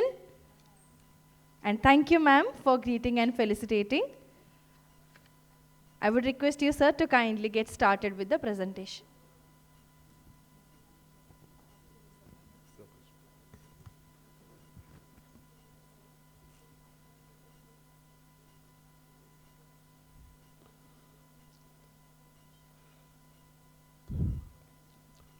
Respected dignitaries on the dais and the off the dais, good afternoon to you all. My presentation is on take-home ration to address the nutrition needs of under 6-year children, the Telangana state experience.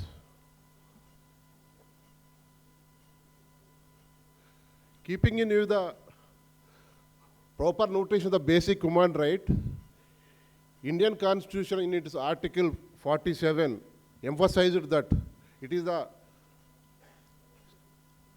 state's responsibility to improve the nutritional levels of nutrition and to improve the standard of living and public health. In the similar line, it also launched the National Nutrition Policy in 1993 with direct and indirect interventions to address the nutritional needs of the vulnerable population. In the same line, it also initiated the National Food Security Act 2013 to ensure the food and nutrition security to its population, adopting the life cycle approach. As per the Act, 75% of the rural and 50% of the urban population are provided with subsidized food grains. Similarly, pregnant women, lactating mother, children of 6 months to 14 years were provided supplementary food through ICDS, midday meal and other programs, which are the world's largest flagship programs of nutrition supplementation. Similarly, India, in this direction only, India launched several nation nutrition programs to address the micronutrient needs, particularly vitamin A, iron, and folic acid, and same time iodine.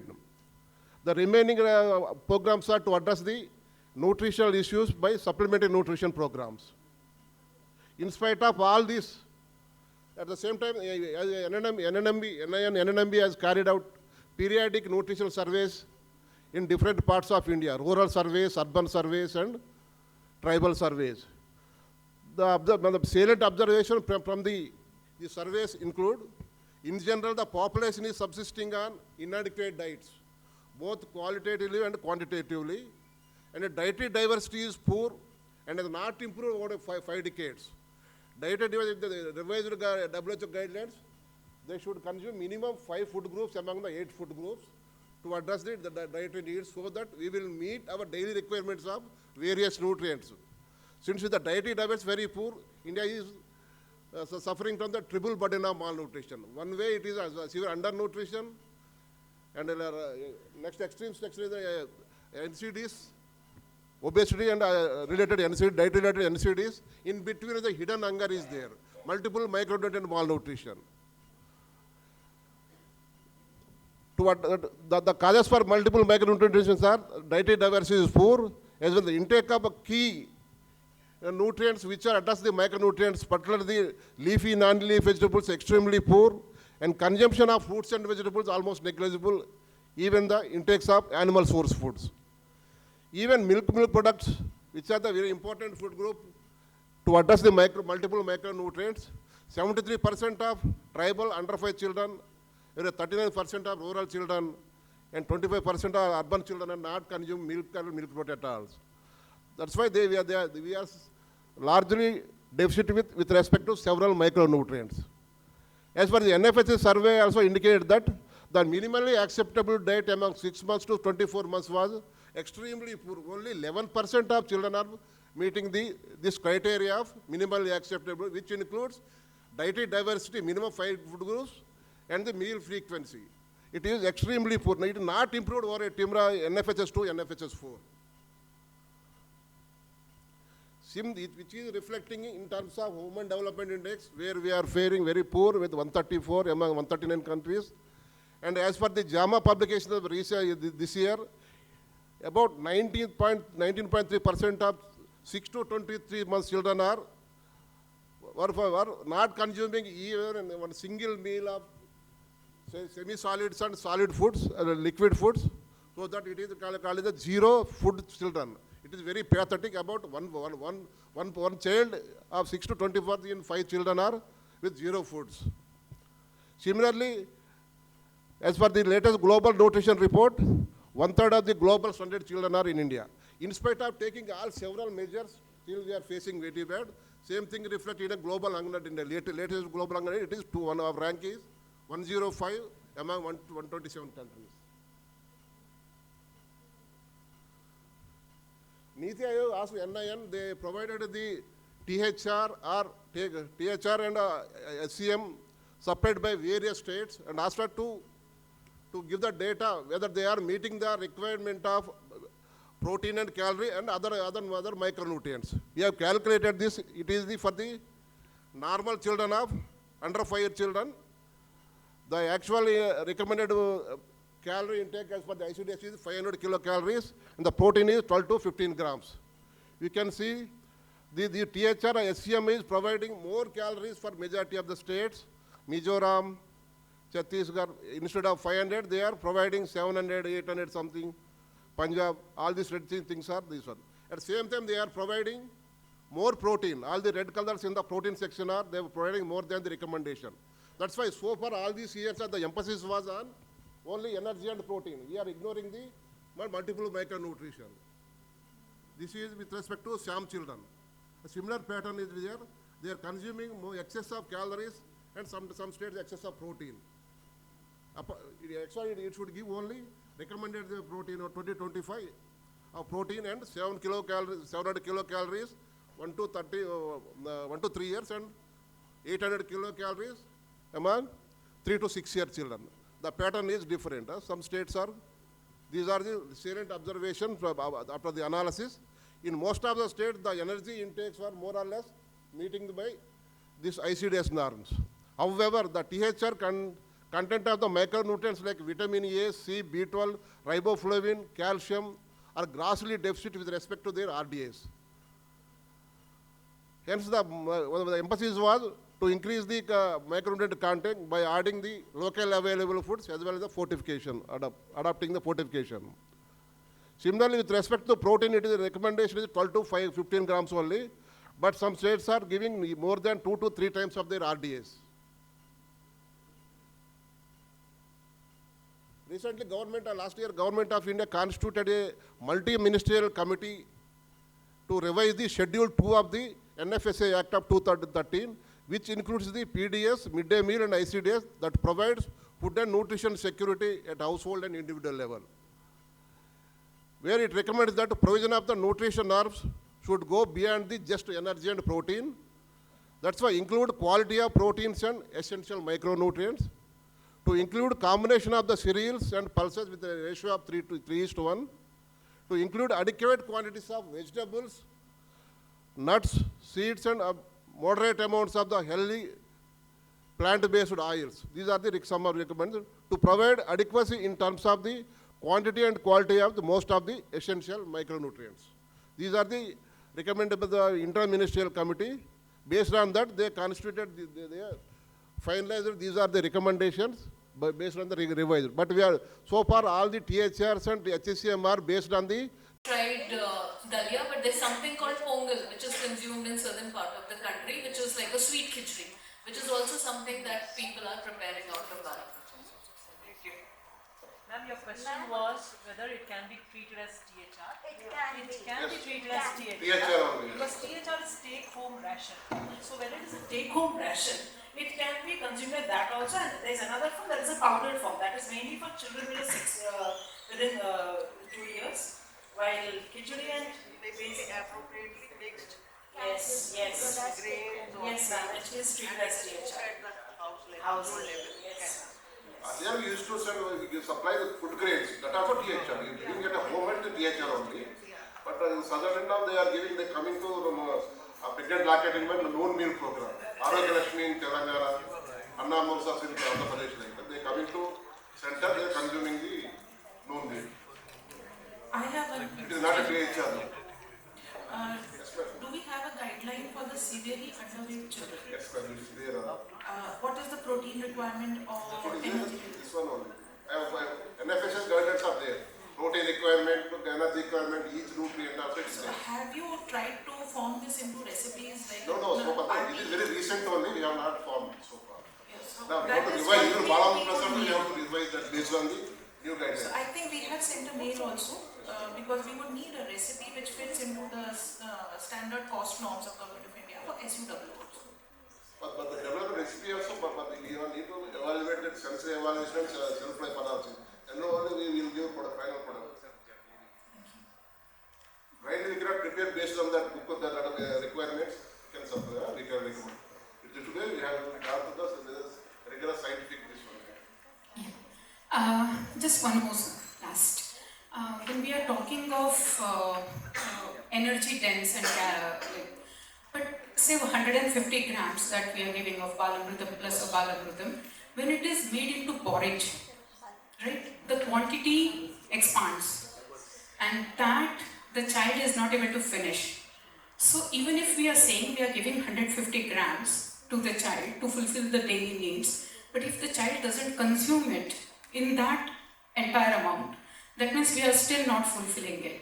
So is there any recommendation that to meet the minimum needs of the child, maybe the energy density or something can be higher, or we need certain specific recipes which will not increase in bulk and provide the calories?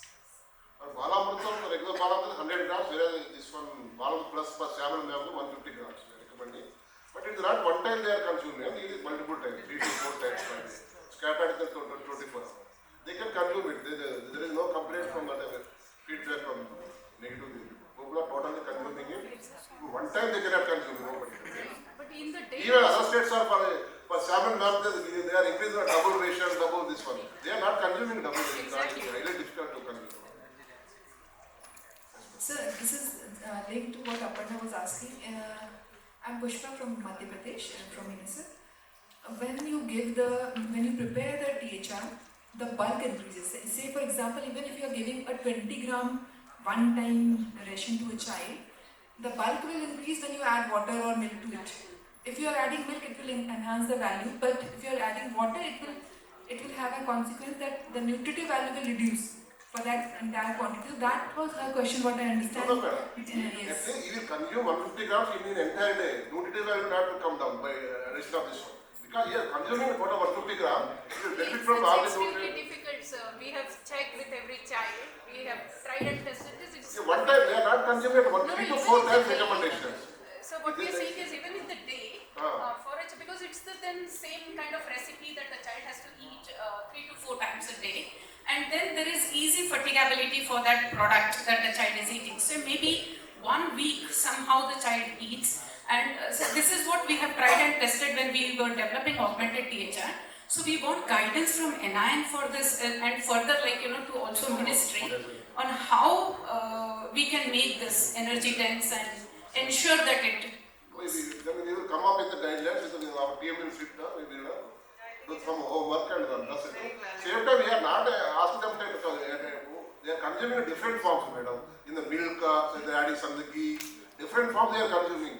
Not every time it is not a monotonous consumption, but they are adding chapati, laddu, different forms they are consuming. That's the best try we could do and we are doing it, but still my request remains the same. Okay, we have to go through that to some extent. Neeraja, you have any answer? Other form, only. Yeah, Balamrutam Plus and Balamrutam also. We have given to children, as ma'am told, in the form of laddu, in the form of dosa. So we are recommending to the Anganwadi teachers also, you try to feed in different forms, not only in the porridge or milk form. Thank you. Yes, madam. While we were also designing our THR, we also had multiple consultations with different agencies. So I think malted form is a solution to that. But then, how do you produce it? SHGs, we didn't go ahead with that because SHGs are preparing here. But then if it is given in a malted form, I think then the water absorption would be less. But we have to explore of how do we go ahead with centralized production methods and SHGs producing. So I think. But as far as the centralized production is appropriate for us, because we are adopting this one in Telangana, Andhra, because uniform the quality point of view and this one adulteration other point of view, central point it is a very established industry run by government of Telangana. Even self-help I have seen in the Karnataka and the mother self group, different infrastructure, different ingredients are different, the procurement, other things are different. That's why we cannot make a uniform THR so that it addresses the other needs. That's the variations of density of various nutrients and energy products. That's the variation is we come across variation also.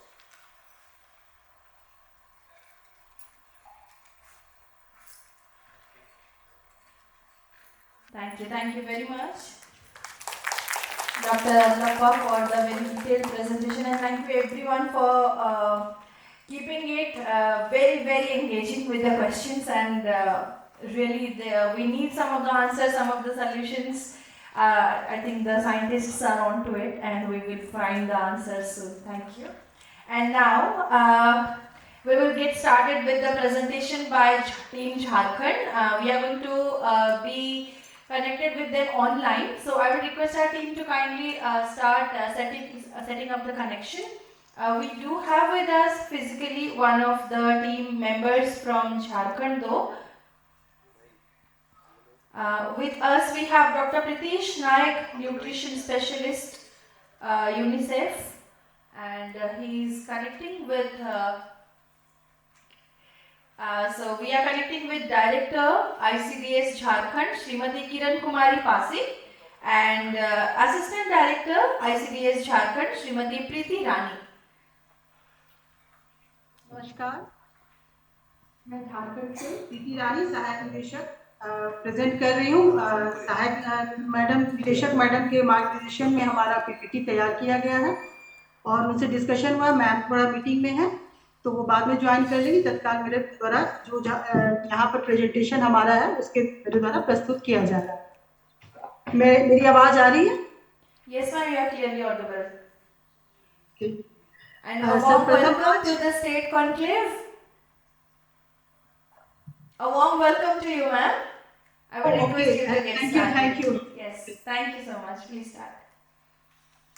सर्वप्रथम आज मंचासी principal secretary ma'am Orissa, निदेशक ICDS ma'am Orissa तथा chief nutrition UNICEF ma'am का मैं सादर अभिनंदन करती हूँ। साथ ही जितने भी सभा में कार्यशाला में उपस्थित सभी लोग हैं उनको भी मेरा हार्दिक अभिनंदन है।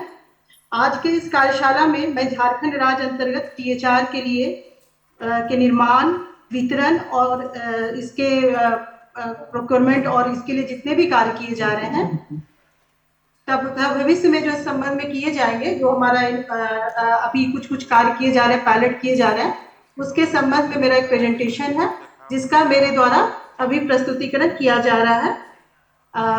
इसमें सर्वप्रथम हम अभी वर्तमान में THR अंतर्गत क्या बच्चों को दे रहे हैं उसके बारे में मेरा स्लाइड है।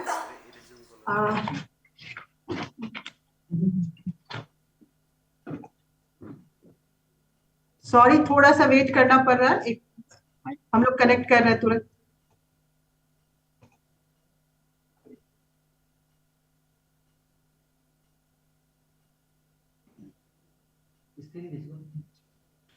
हमारा प्रेजेंटेशन वहाँ विजिबल है, दिख रहा है कि कोई? प्रीतिश जी आप? यस मैम, फुल स्क्रीन नहीं है। ओके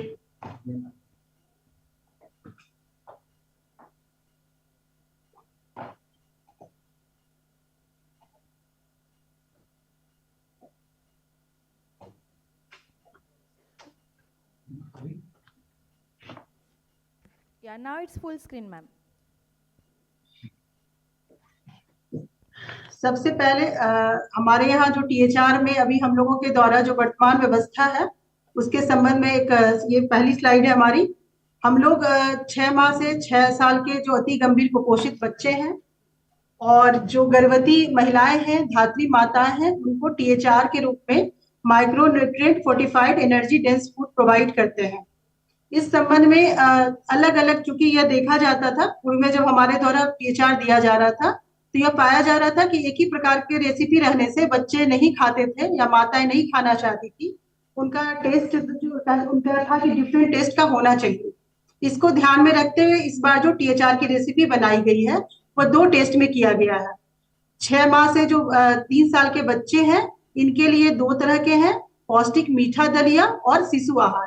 इसी तरह से जो गर्भवती माता है उनके लिए भी 2 हमारे रेसिपी हैं, पौष्टिक नमकीन दलिया और पौष्टिक मीठा दलिया।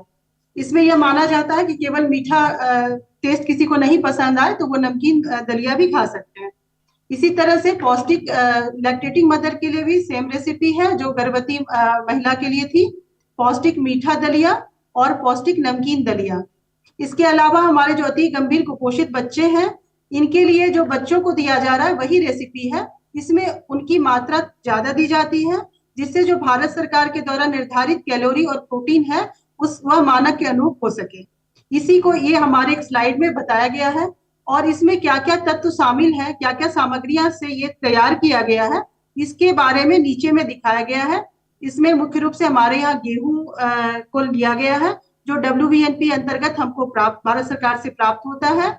इसमें शुगर पाउडर के रूप में है, वेजिटेबल ऑयल है, मिल्क पाउडर है, सोया फ्लोर है, ग्राम मतलब चना का सत्तू, इसको लोकल लैंग्वेज में कहेंगे हम लोग, इसको शामिल किए हैं, रागी का आटा है।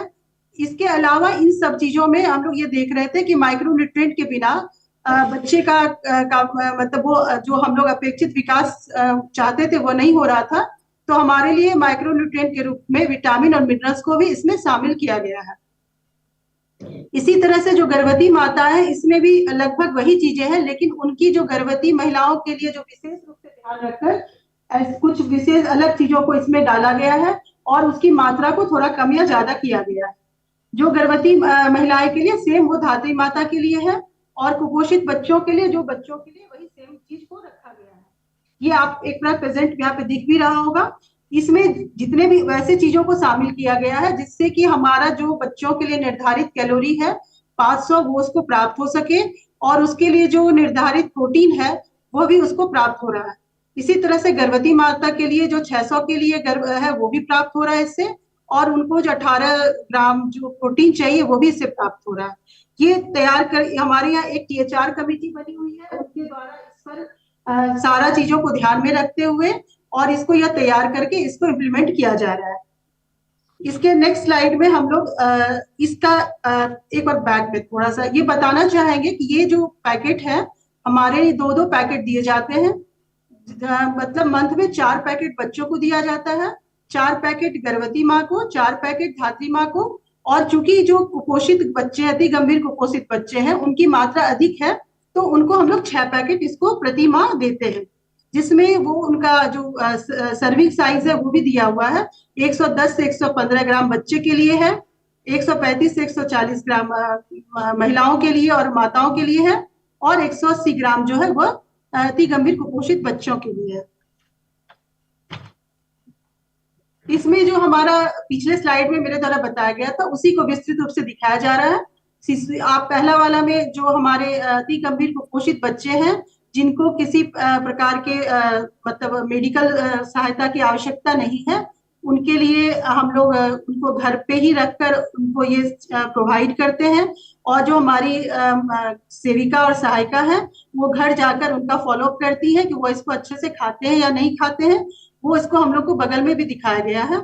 इसी प्रकार जिसको मेडिकल आवश्यकता रहती है उसके लिए हमारे यहाँ MTC सेंटर काम करते हैं, उनको हम लोग ये पोषाहार प्रोवाइड करते हैं, और अगर उनका इसमें रिकवरी नहीं होता तो हम लोग उसको MTC सेंटर में रेफर करते हैं।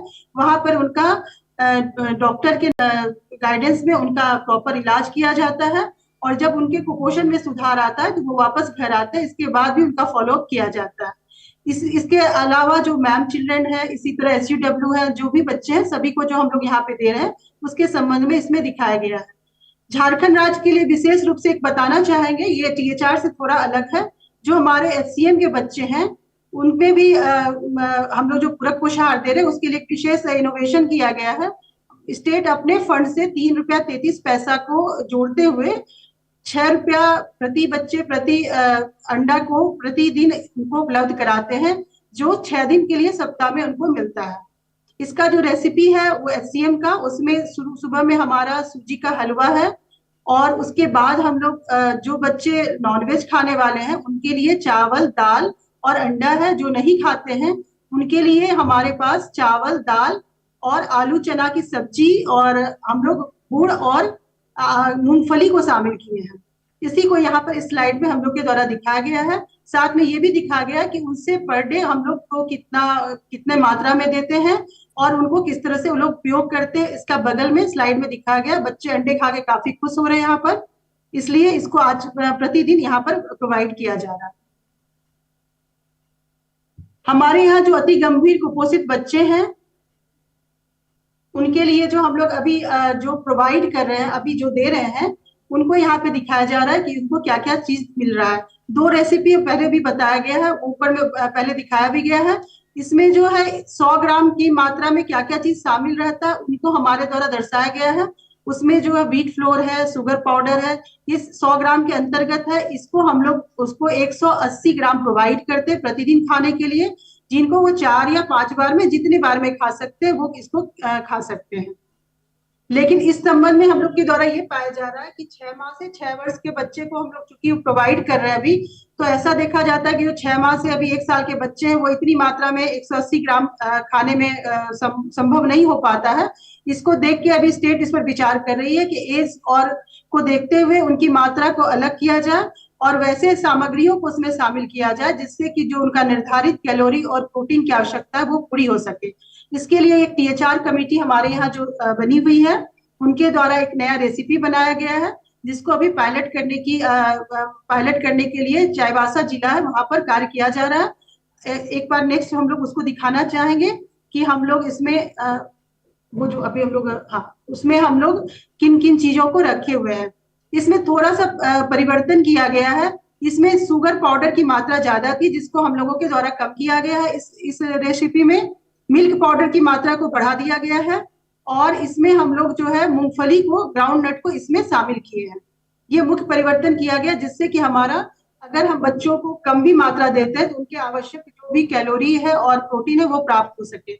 इसकी के दाएं तरफ हम लोग ने उसको दिखाया है कि जो बच्चे 6 मंथ के हैं उनको 90 ग्राम देंगे और उसके लिए जो निर्धारित है कि उनको 400 कैलोरी और 15 ग्राम प्रोटीन प्राप्त हो सके, उसके लिए हमारे इसके जो हमारे रेसिपी है इसके अनुसार उनको 441 ग्राम कैलोरी और 15 ग्राम प्रोटीन प्राप्त होता है। इसी तरह से 7 से 8 महीने के लिए, 9 से 12 महीने के लिए, 13 से 24 महीने के लिए और 25 से 36 के लिए और 37 से 59 मंथ के लिए अलग अलग मात्रा को इसमें लाया गया है और उनके अनुसार जितनी उनकी निर्धारित को मिलना चाहिए कैलोरी और प्रोटीन, उसको ध्यान में रखते हुए ये रेसिपी तैयार की गई है। ये हमारा पायलट अगर हो जाता है और इसका हम लोग लैब टेस्ट करा लेते हैं, अगर यह सही रहता है तो फिर हम लोग इसको लागू करने पर विचार करते हैं। हम झारखंड में जो कुपोषण की थोड़ी गंभीर स्थिति को देखते हुए हमारे यहाँ शुरू में प्रारंभ से ही समर प्रोग्राम किया जा रहा था, जो 5 जिले में प्रारंभ में स्टार्ट किया गया था, फिर उसको 7 जिलों में फिर से लाया गया था। वर्तमान में जो भारत सरकार का गाइडलाइन को ध्यान में रखते हुए सीमैन के तहत अभी 24 जिला में हमारा ये कार्यक्रम अभी प्रारंभ कर दिया गया है और इसी के तहत ये भी देखा जा रहा है कि एज अप्रोप्रिएट क्वांटिटी और डिफरेंट एज ग्रुप के लिए जो भी प्रोवाइड किया जाए उसको हम लोग प्रोवाइड करें और हर कुपोषित बच्चों को ट्रैक करें और उनके कुपोषण स्तर में अपेक्षित सुधार को ला सकें। टेक होम राशन के एक थोड़ा संक्षिप्त एक ये प्रस्तुतिकरण है कि जो टेक होम राशन हमारे यहाँ इनके द्वारा दिया जाता है। हमारे यहाँ 3 एजेंसी इस पे काम करती है जिसमें जिले बटे हुए हैं।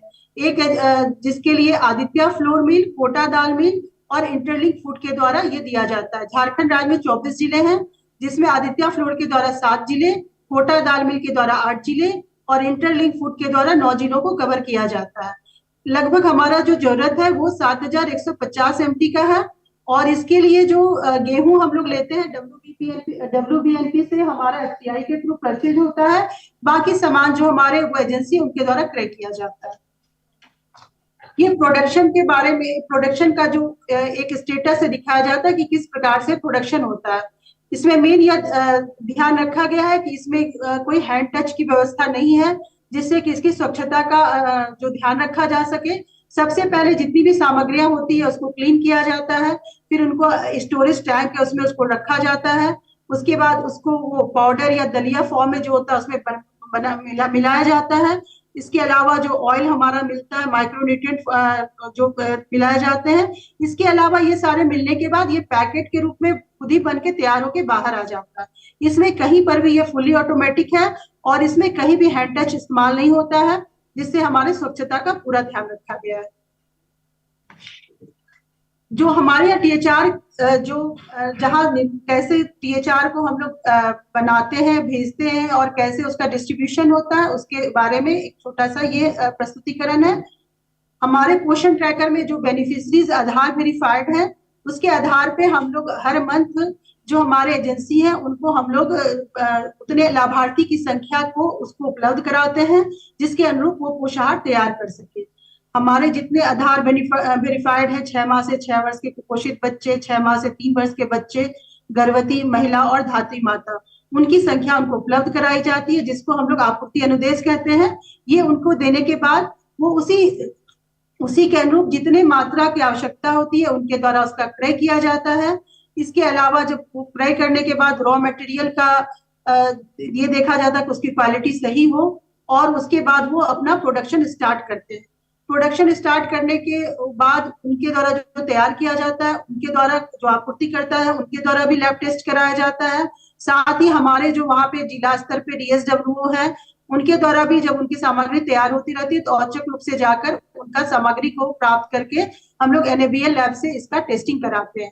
टेस्टिंग कराने के बाद यह देखा जाता है कि अगर यह खाने योग्य है और इसमें जितने भी निर्धारित जो भी मानक है वो उपलब्ध है तभी इसकी आपूर्ति प्रारंभ होती है। और यह आपूर्ति जो होती है ये आंगनबाड़ी केंद्रों तक किया जाता है। प्रारंभ में हमारे यहाँ परियोजना तक किया जाता था लेकिन यह देखा गया कि इसमें काफी कठिनाई थी। वर्तमान में व्यवस्था में यह आपूर्ति आंगनबाड़ी केंद्र तक की जाती है जहां पर हमारा THR का तिथि निर्धारित है। उस निर्धारित तिथि पे सेविकाओं के द्वारा इसे लाभार्थी को वितरण किया जाता है। झारखंड एक सुदूर क्षेत्र है, यहाँ पर काफी कठिन दुर्गम स्थल भी है। इसके चलते हम लोग जब इसको देखते हैं कि कैसे ये सभी को सही समय से पहुंच सके और इसके लिए कुछ व्यवस्थाएं यहाँ पे अपनाई गई है। इसमें देखा गया है कि जो लोकल वहां पर जो वैन या उस तरह की चीज उपलब्ध है, उनके द्वारा भी हम लोग सामान को पहुंचाया जाता है। इसके अलावा जीपीएस ट्रैकिंग होती है, वो जब तक वहां सामान नहीं जाता है, जिस भी गाड़ी का यूज किया जाता है उसको ट्रैक किया जाता है। इसके अलावा टीएचआर में कम्युनिटी जो है उनका भी सहायता ली जाती है। वहाँ के जो मुखिया रहते हैं, जो वार्ड मेंबर रहते हैं, वो डिस्ट्रीब्यूशन के दिन उपस्थित रहते हैं। इसके अलावा जो है जो हमारा जहाँ पे सामग्री रखा जाता है, जो स्टॉक जो हमारा भंडारण क्षेत्र है, उसका भी समय समय पर निरीक्षण किया जाता है। वहां पे भी सीसीटीवी लगे हुए रहते हैं। इसके अलावा उनकी भी ट्रैकिंग की जाती है। सामग्री के क्वालिटी के लिए सबसे महत्वपूर्ण रहता है कि जो हम बच्चों को और माताओं को दे रहे हैं उनकी क्वालिटी कैसी हो, ये सबसे इम्पोर्टेंट चीज होता है टीएचआर के लिए, या किसी भी जो हमारे द्वारा फूड प्रोवाइड किया जाता है। इसके लिए हम लोग सबसे पहले इसका ध्यान रखते हैं कि जो हमारे लिए रॉ मटेरियल यूज किया जा रहा है वह सही हो, और उसका जो उसकी क्लीनिंग भी अच्छे से हो। साथ में उसका जो एनएबीएल लैब है उनसे उसका न्यूट्रिशन वैल्यू की भी जांच करा ली जाए। इसके अलावा हम लोग जो हमारे पैकेट्स बने रहते हैं उसमें जिस दिन उसका निर्माण होता है, उसका मैन्युफैक्चरिंग डेट उस पर अंकित रहता है, और इसके लिए 3 महीने की एक्सपायरी डेट हम लोगों ने निर्धारित किया है कि इसका उपयोग 3 माह के ही अंदर कर लिया जाना, क्योंकि इसमें शुगर पाउडर रहते हैं, ऑयल भी मिक्स रहते हैं। तो इसके लिए 3 मंथ का एक निर्धारण किया गया, जिसकी डेट भी उस पर अंकित रहती है कि ये इस डेट के बाद इसका उपयोग नहीं किया जाना है। इसके लिए हम लोग साथ में जो ध्यान यह भी रखते हैं कि जो सामग्री पहले चली गई है उसका उपयोग अगर किसी मंथ में 2 या 4 पैकेट बच गए हो तो उसका जब अगला माह का टीएचआर हो तो 3 मंथ होने से पहले उसकी वितरण वहां पर की जा सके, जिससे इसका कोई जो एक्सपायर होने के बाद भी इसका दुरुपयोग या ये वेस्ट नहीं हो सके। हर पैकेट पे उसका वजन निर्धारित है जो उस पर लिखा हुआ भी है। उसके लिए भी वो जो डीएसडब्ल्यू है या सेविका है या स्टेट से भी जब भी मॉनिटरिंग टीम जाती है तो समय समय पर उसकी जांच की जाती है कि ये जो पैकेट के अंतर्गत जितनी मात्रा अंकित है वो उसमें उपलब्ध है या नहीं है। इसके लिए हम लोग यहाँ से इसकी क्वालिटी के लिए तो हम लोग लैब टेस्ट कराते हैं। उसके लिए फिक्स है कि जो 1% है टोटल मंथली पैकेट्स का, उसको हम लोग जो है लैब टेस्ट कराते हैं। इसके अलावा जो है भारत सरकार का जो भी इसमें गाइडलाइन है कि कैलोरी इतनी होनी चाहिए, प्रोटीन होनी चाहिए, उसका भी लैब टेस्ट में हम लोग रिपोर्ट लेते हैं। इसके अलावा माइक्रोन्यूट्रिएंट कितना, इसका भी रिपोर्ट्स में आते हैं।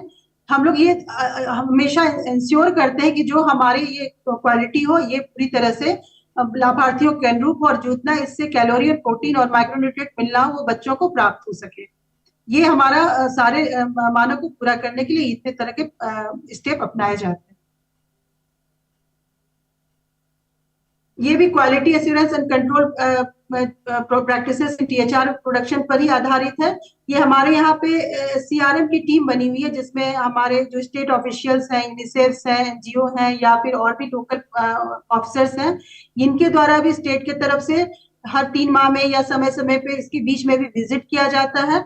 उसमें देखा जाता है कि आंगनबाड़ी केंद्रों पे इसका संधारण या रख रखाव ठीक से है या नहीं, इसके लिए इसका वितरण सही से हो रहा है कि नहीं।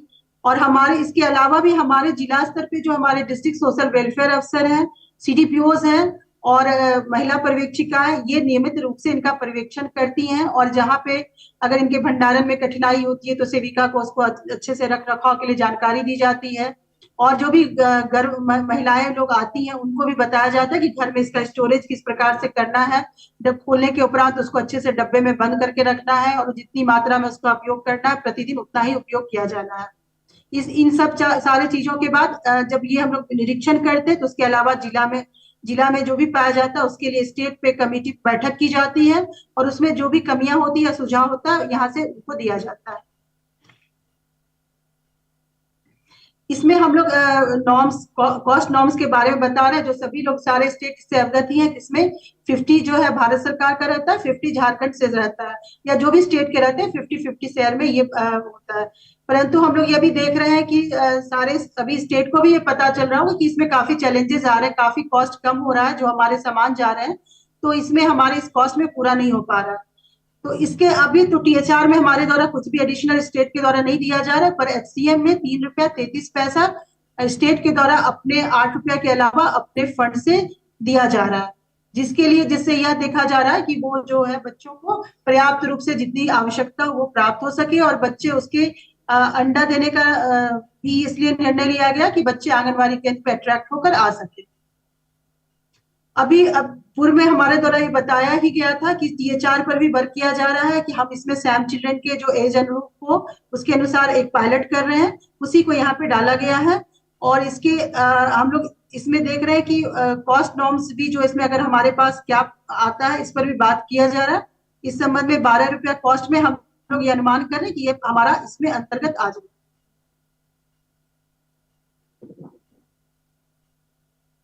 THR के दौरान सभी स्टेट को कुछ ना कुछ चैलेंजेस आ रहे होंगे और इसमें हमारे राज्य में जो भी समस्याएं या चैलेंजेस आ रहे हैं इसके संबंध में यहाँ पे संक्षिप्त रूप से बताया गया है। तो काफी चैलेंजेस है, लेकिन हम 2-3 पॉइंट को यहाँ पर रख रहे हैं कि ये अभी पूर्व में भी मेरे द्वारा पिछले स्लाइड में भी बात किया गया था कि पैसा काफी कम है जो पर बच्चे होने चाहिए, काफी दिनों से इस पे रिवाइज भी नहीं हुआ है। तो एक हम लोग रिक्वेस्ट कर सकते हैं भारत सरकार से कि इसको रिवाइज किया जाए।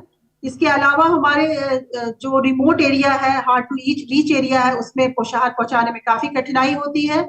और इसके अलावा सबसे बड़ी कठिनाई हमारे समक्ष ये आती है कि हम लोगों ने यहाँ से निर्धारित कर दिया है अपने THR के लिए कि वो 100 बच्चों के लिए 110 से 115 ग्राम प्रतिदिन उसका उपयोग करें। उसके लिए यहाँ से स्कूप भी हमारे द्वारा दिया जाता है, परंतु ये बातें जो लाभार्थी हैं, जो उनकी माता है, उनको समझाना काफी कठिन होता है। हम लोग उसको सबसे बड़ा चैलेंज हमारे पास आ रहा है कि ऐसा विजिट में देखा जाता है कि ये जो सामग्री महीने भर की है वो 20 दिन में भी खत्म हो जाता है, या फिर जो मात्रा होती है उतना में नहीं देके कम या ज्यादा बच्चों को खिलाया जाता है। ये हमारे चैलेंजेस, मुख्य चैलेंजेस हैं। इसके लिए हमारे THR कमेटी है या हमारे जो स्टेट ऑफिशियल्स हैं, इनके द्वारा इस पे वर्क किया जा रहा है और इनको दूर करने पे भी काफी कम काम किए जा रहे हैं। भारत सरकार से हम लोगों ने रिक्वेस्ट किया है कि हमारा जो कॉस्ट नॉर्म है इसको थोड़ा बढ़ाया जाए। इसके अलावा जो जरूरत पड़ी है तो स्टेट अपना फंड इसमें यूज कर रही है।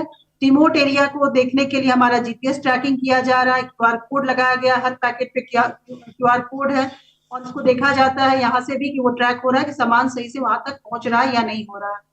इससे उसका THR कमेटी के द्वारा समय समय पे जो इसका समीक्षा की जाती है कि ये जो रेसिपी है, जो भी सामग्री है, यह बच्चों के लिए सही है या नहीं है, जरूरत है तो इसमें क्या चेंज करना है।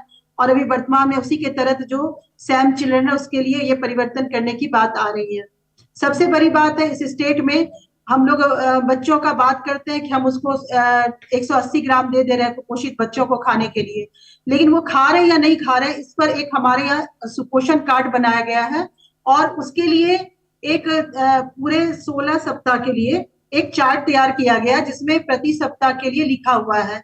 इसमें वो माताओं जो या उसके देखभाल करने वाले हैं सैम बच्चों के, उनको यह निर्देश दिया गया है कि वो जो इसमें 3 प्रकार के हैं जो THR उनको हम दे रहे हैं या जो घर का वो खाना खा रहे हैं, और यदि उनको सप्लीमेंट्री फूड या कोई मेडिसिन दिया जा रहा है तो वो प्रतिदिन खिलाने के बाद उसके बगल में उनको सही का निशान या टिक करना है, जिससे सेविकाएं जब गृह भ्रमण करें या महिला प्रशिक्षिकाएं आंगनबाड़ी केंद्र पर या गृह भ्रमण के दौरान जाए तो यह ट्रैकिंग होता है कि उन्होंने बच्चों को प्रतिदिन वो खिलाया है या नहीं खिलाया है। इसके अलावा वो 15 दिनों में जो फॉलोअप के लिए आंगनबाड़ी केंद्र पर वो आती हैं तो उनको भी ये कार्ड लेके आना रहता है। उसके दौरान भी यह देखा जाता है कि इन्होंने उसको रेगुलरली बच्चों को खिला रहा है या नहीं खिला रहा है, और खिलाने के दौरान अगर उनका कोई कठिनाई है, कोई समस्या आ रही है उसको तैयार करने में, तो उसको भी उनका कठिनाई को दूर किया जाता है। THR के लिए अभी भारत सरकार का है उसके अनुसार हम लोग जो पोषण ट्रैकर में जितने भी आधार वेरिफाइड बेनिफिशरीज हैं अभी उसी को हम लोग उपलब्ध करा रहे हैं। इसके अलावा बेनिफिशरीज का मॉनिटरिंग भी किया जाता है यहाँ से मोबाइल ऐप, और मैंने जो पोषण ट्रैकर पे भी देखा जाता है कि वो प्रतिदिन उनकी एंट्री हो रही है या नहीं हो रही है, वो खिला रहे तो उसमें डाल रहे हैं कि नहीं। GIS मैपिंग जो डिलीवरी रूट्स है उस पर GIS मैपिंग करके देखा जाता है कि वो सामान सही से पहुंच रहा है या नहीं पहुंच रहा है। डिस्ट्रिक्ट सोशल वेलफेयर अफसर के द्वारा 1% का फिजिकल वेरिफिकेशन किया जाता है। इसी प्रकार जो ब्लॉक ऑफिशियल्स हैं, CDPO हैं या फिर हमारे ब्लॉक और भी ऑफिशियल्स उपलब्ध हैं, सुपरवाइजर है, उनके द्वारा भी फिजिकल वेरिफिकेशन किया जाता है। इसके अलावा जो स्टेट की टीम है, स्टेट वो लोग भी समय समय पे जाते हैं और सपोर्टिव सुपरविजन करते हैं, और इसमें जो आवश्यक उसके सुझाव होता है उनको हम लोग यहाँ से उपलब्ध कराते हैं। और उनकी जो कठिनाइयां उनको दूर करने का हर संभव प्रयास करते हैं।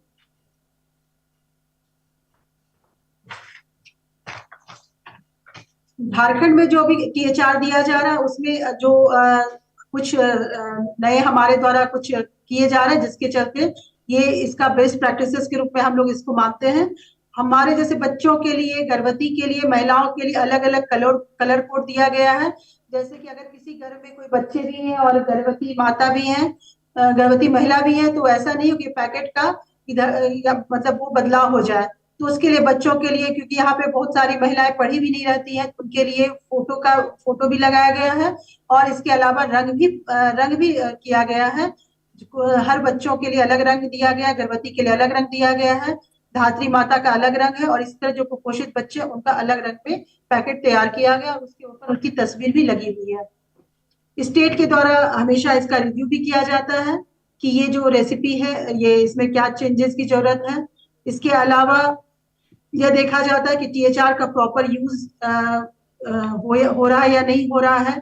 इसके लिए रेगुलर वर्कशॉप बेनिफिशरीज का किया जाता है, सेविकाओं का भी कराया जाता है और उनके जो आंगनवाड़ी केंद्रों पे जो भी टीम जाती है उनके द्वारा भी बताया जाता है बार बार कि वो उसका किस तरह से इस्तेमाल करें, उसको खुलाना छोड़े या फिर उसको बनाने में बहुत देर तक नहीं पकाए जिससे उसका न्यूट्रिशन वैल्यू खत्म हो जाए। इस तरह के बहुत सारे चीजों का सुझाव उनको समय समय पर दिया जाता है। धन्यवाद।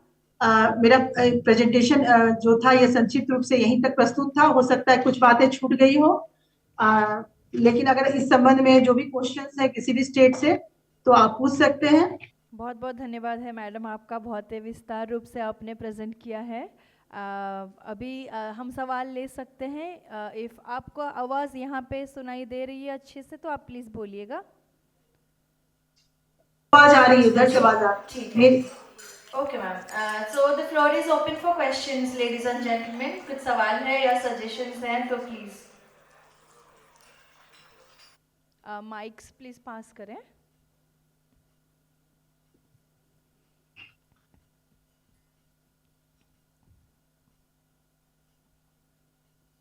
We have a question with madam there on my right.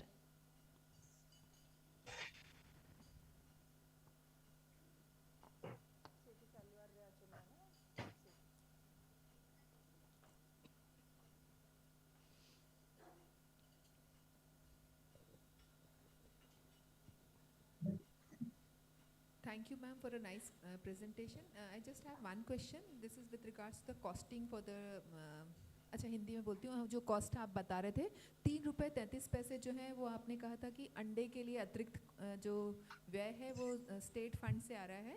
इसके अलावा जो THR है उसमें भी आप जैसे हम MP भी स्ट्रगल कर रहा है कि जो कॉस्ट नॉर्म्स हैं उसमें उस क्वालिटी का THR देना थोड़ा डिफिकल्ट है, तो आप लोग क्या स्टेट फंड से उसमें भी कुछ एडिशनल पैसा व्यय कर रहे हैं क्या? THR में एक्चुअली WBNPA के तहत हम लोग को गेहूं चूंकि मिल जाता है भारत सरकार से कम राशि में, ₹2 केजी के लिए वो प्राप्त हो जा रहा है, तो इसमें अभी तक उसकी आवश्यकता महसूस नहीं हुई है, इसलिए उसमें कोई एडिशनल कॉस्ट हमारे यहाँ से नहीं किया गया टॉपअप। लेकिन SCM के अंतर्गत चूंकि अंडा ₹3.33 में नहीं मिलेगा, ₹6 कम से कम मिलता, तो उसमें हमारा ये पैसा चूंकि नहीं पर्याप्त था, इसलिए ₹3.33 स्टेट से टॉपअप किया जा रहा है। Thank you ma'am.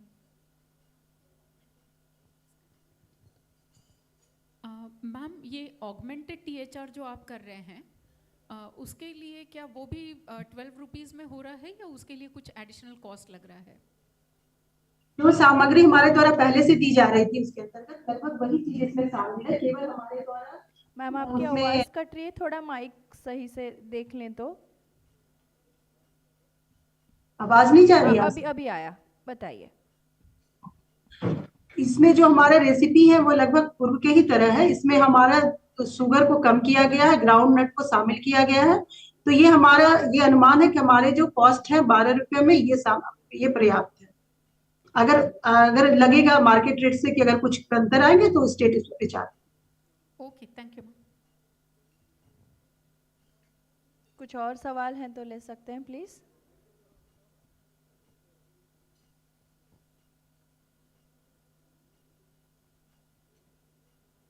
Okay, thank you everyone. Ma'am सवाल इतने ही थे, थैंक यू सो मच हमारे साथ लाइव कनेक्ट करने के लिए और इतने सुंदर सहज साथे प्रेजेंट करने के लिए बहुत बहुत धन्यवाद. And everybody is giving you a round of applause as well. A great big thanks. Thank you so much madam. नमस्ते. जी. So that was Team Jharkhand. Thank you very much. Now let's move on to State Karnataka. From Karnataka, may I invite to the stage Srimati Rosaline Satya, Senior Assistant Director, DWCD, Karnataka. Yes, with a round of applause, please. Ma'am, welcome on the dais, and I would request Ms. Monisa Banerjee to kindly greet and felicitate our representative, the speaker from Karnataka.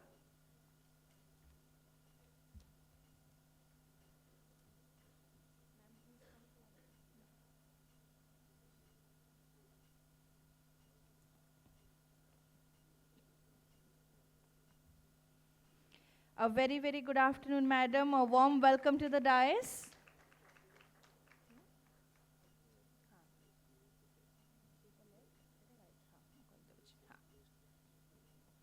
Thank you, Ms. Banerjee. And I would request Srimati Rosaline Satya to kindly get started with the presentation.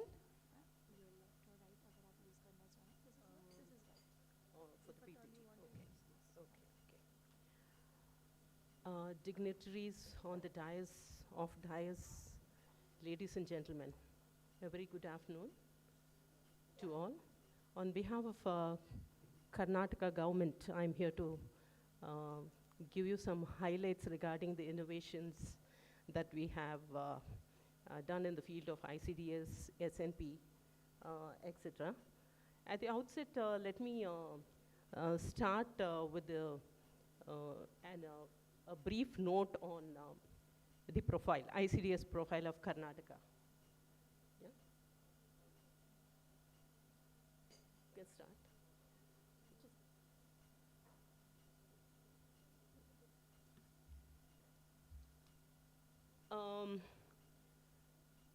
Karnataka has 31 districts, 176 talukas, and 204 total projects, ICDS projects. And we have 181 rural projects, 12 tribal projects, 11 urban projects. And the total number of Anganwadi centers are 69,919. And the specialty with Karnataka is that apart from these centrally sponsored centers, Anganwadi centers, we do have state-initiated Anganwadi centers too.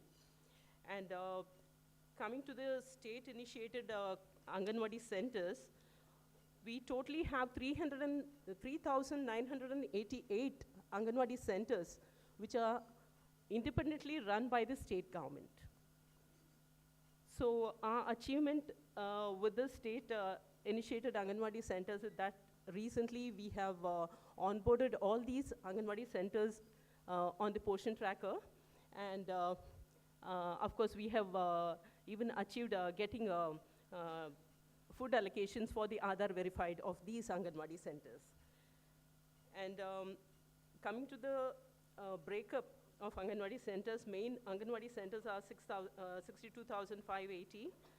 Mini Anganwadi centers, 3,331, out of which 1,002 Anganwadi centers have already been upgraded to the main. And then we have state-initiated creches also, creche cum Anganwadi centers, which has been initiated recently. And total beneficiary count is around 46,44,713. And then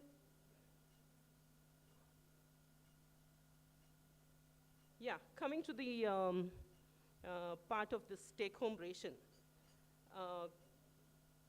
For the 6 months to 3 years category, we have Pushti Nutrimix, and the composition is given here.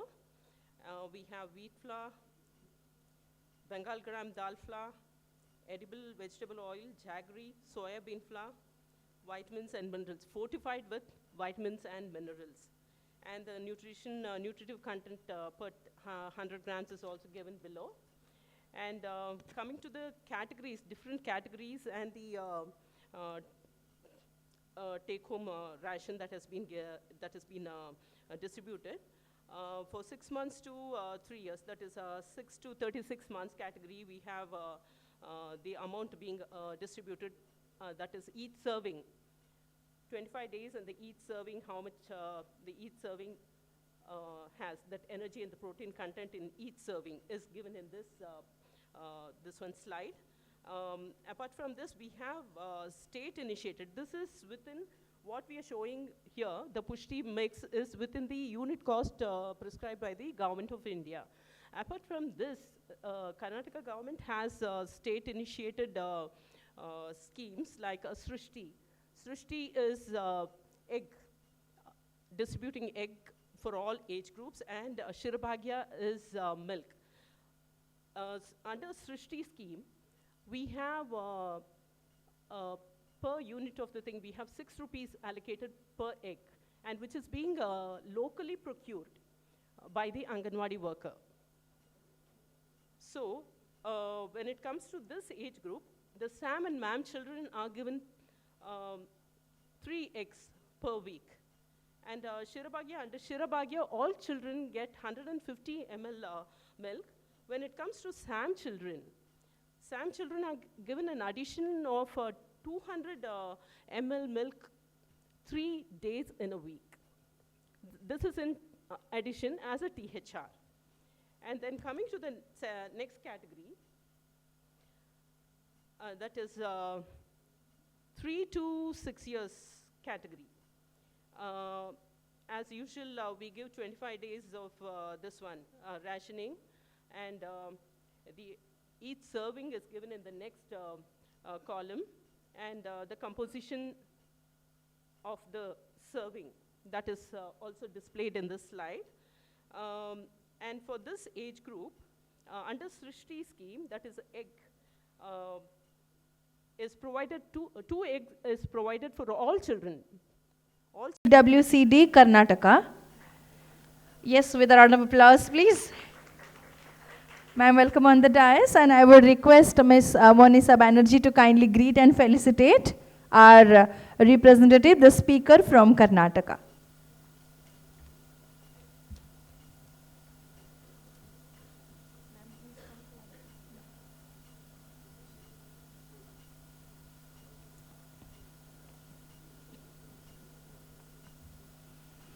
A very, very good afternoon, madam. A warm welcome to the dais.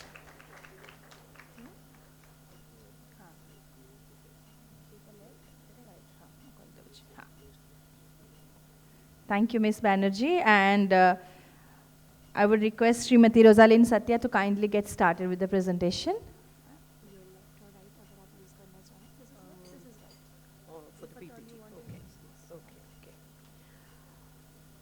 Dignitaries on the dais, ladies and gentlemen, a very good afternoon to all. On behalf of Karnataka government, I'm here to give you some highlights regarding the innovations that we have done in the field of ICDS, SNP, etc. At the outset, let me start with a brief note on the profile, ICDS profile of Karnataka. Yeah? Let's start.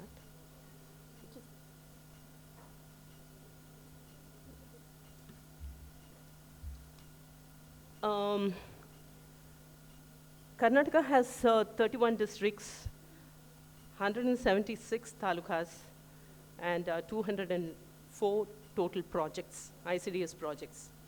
And we have 181 rural projects, 12 tribal projects, 11 urban projects. And the total number of Anganwadi centers are 69,919. And the specialty with Karnataka is that apart from the centrally sponsored centers, Anganwadi centers, we do have state-initiated Anganwadi centers too.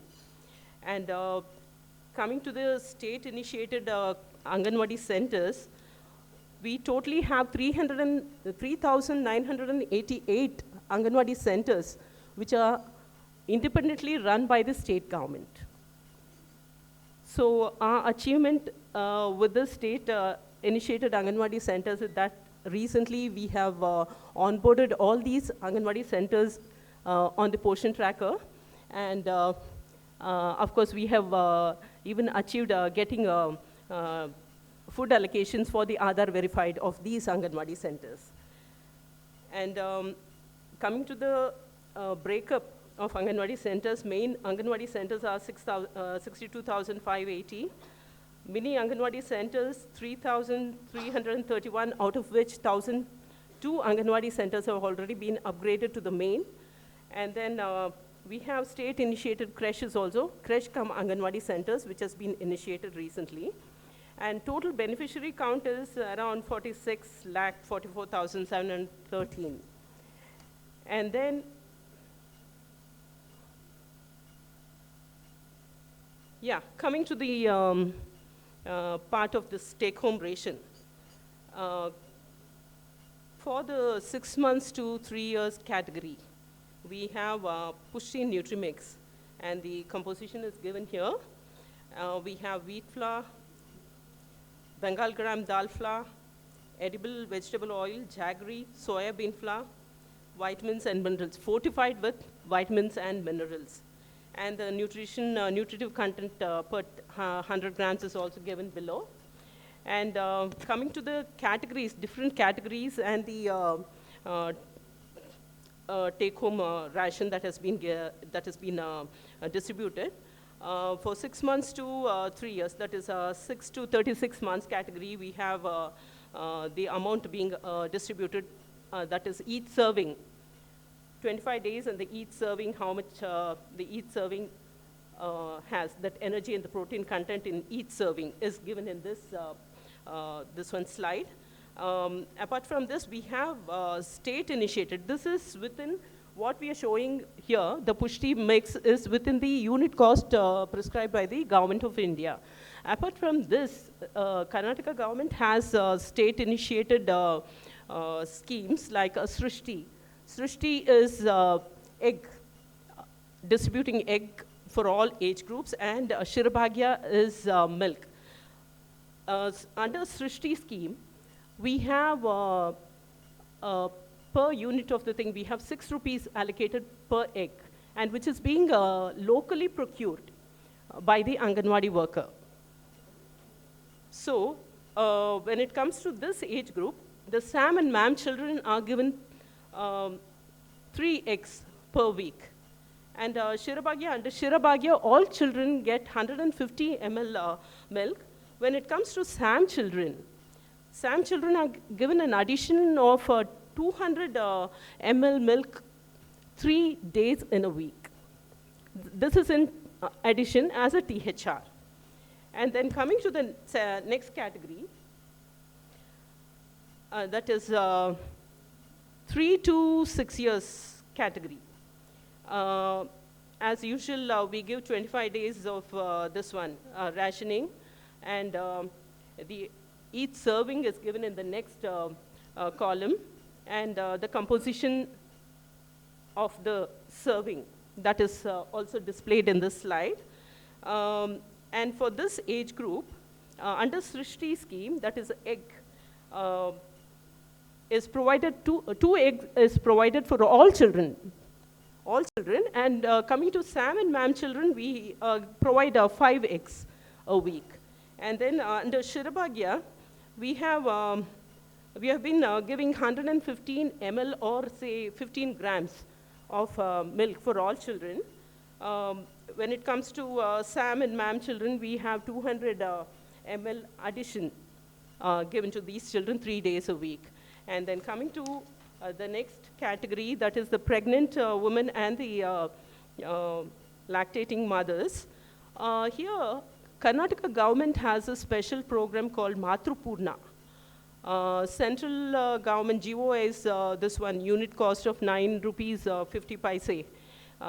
In addition to that, that is central government share of 4 rupees 75 paise.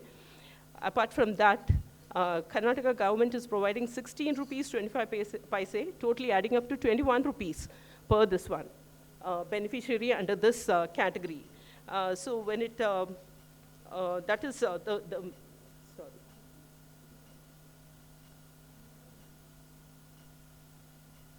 Yeah, this slide. This is the initiative. Total the unit cost under this Matrupurna is 21, inclusive of the Government of India provision, what has been given. Okay, 21 rupees. That means 16 rupees 25 paise is borne by the state government.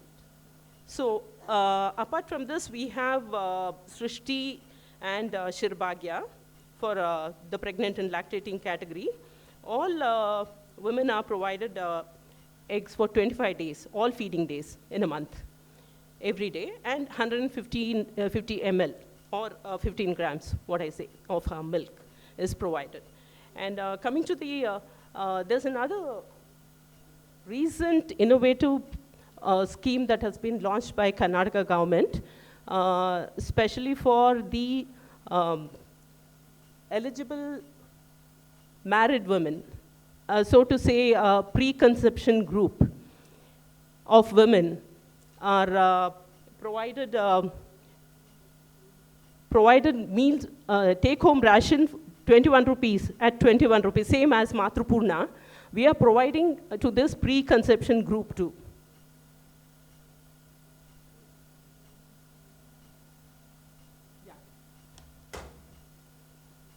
This is the one, Arogya Pushti scheme.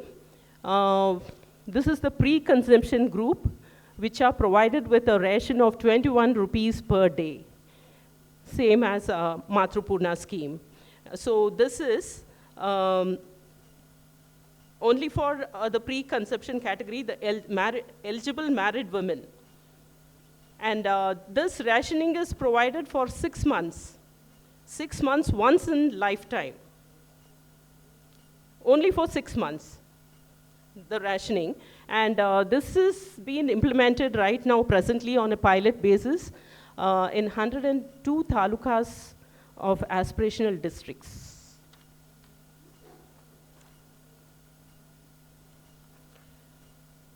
Okay, coming to the other category where THR is applicable, it's the adolescent girls. Adolescent girls program again is being implemented only in aspirational districts of Raichur and Yadgiri. That is 14 to 18-year-old girls are provided with wheat, rice, jaggery, green grams, tur dal, and 20 grams of THR per day. Then this is the costing and leveraging. As you all know, the Government of India share and the state share for the different categories of beneficiaries are given here.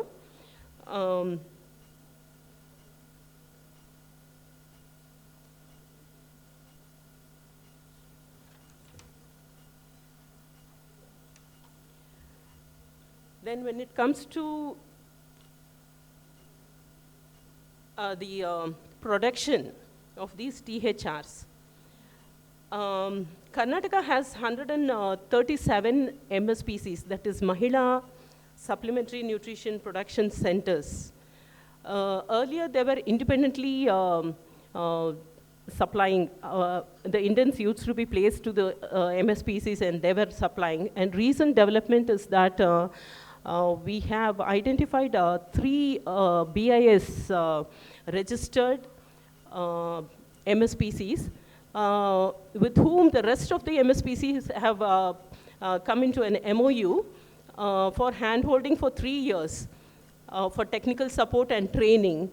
So presently these 3 BIS registered MSPCs are producing the THR, the powdered this one, Nutrimixes, and the rest of the things are being processed at the 137 MSPCs, the other raw materials and the other raw rationing, except for the powder production, which is being done by the 3 BIS registered MSPCs right now. So this MOU period is still not over. It has just started. So we have to wait for another 3 years to see how the hand-holding will happen and whether they can produce independently. So this is another new concept which has come into the S&P, this one, production. And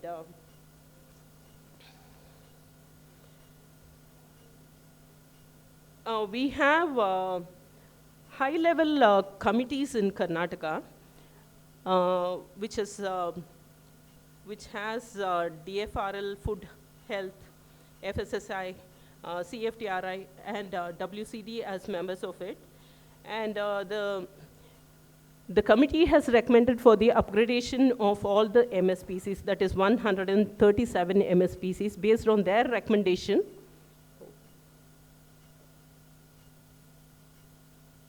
Based on their recommendation, this BIS concept has been taken up. BIS registered. Yeah. So all the menus that has been recommended for the recommended under SNP are DFRL approved. We have DFRL approved formulas. All the menus have been this one. Earlier, we had premixes, which was not well accepted by the beneficiaries, and we have withdrawn. And recently, from last month or so, we are back to the old method of providing raw materials and cooking hot cooked meals according to the beneficiaries' taste, the local taste. So the premixes which we tried, it was a failure. So we have come back to the local, this one. Just it's not a month or so we have started this. Yeah. And this is the supply chain. Earlier we had a system called Commodity Management System, which was developed by NIC. Currently, the portal is undergoing maintenance, so we have stopped that, and the intent is placed manually to the MSPCs by CDPO, and the MSPCs procure the raw materials from the open market, and they process it. Processing, packaging, cleaning, everything is done by the MSPCs. And later, even the transportation is done by the MSPC. The last point delivery is also taken up by the MSPC. So this is this one, supply chain of the Karnataka system. And finally, coming to the quality assurance, as usual, we are having a pre-dispatch and post-dispatch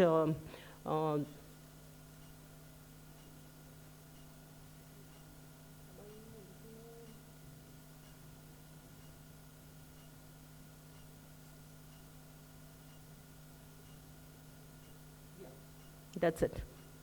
We have pre-dispatch and post-dispatch testing being done by NABL accredited laboratories.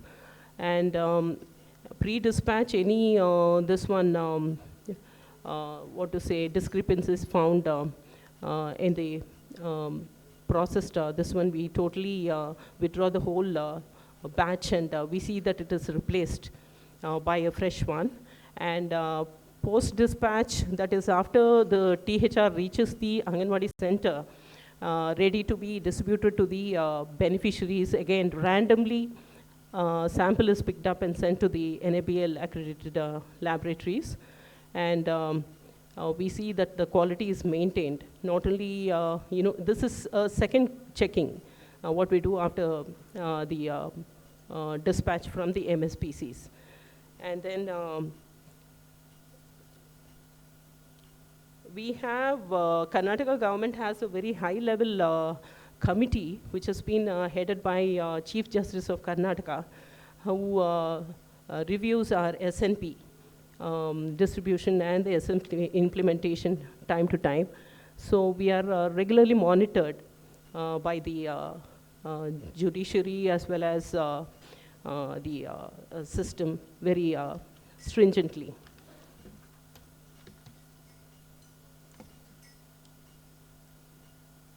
Then, of course, as other states mentioned, we do have challenges in implementing THR effectively because, the sharing that happens once it reaches the beneficiary, it gets shared among the family members, and we don't have any system to restrict this and see that it is only utilized by the target person. So for this, we have developed our own system, like we have Bal Vikas Samitis. Bal Vikas Samiti comprises of 10 members, and this Samiti has the local panchayat members and beneficiary parents, and the grandparents of the beneficiaries, and the Anganwadi worker, and the local teacher. Everybody are part of this Bal Vikas Samiti. So we create awareness among them as to just go make house visits and see that, motivate the beneficiary to, to consume whatever is being provided to them, etc. And then we have all the committees at the state level, which is also monitoring time to time, making this one surprise visits to the villages and making home visits, etc. And again, this high-level committee, what I said of the judiciary, and here when we talk about judiciary, in Karnataka we have the Legal Services Authority playing a very important role.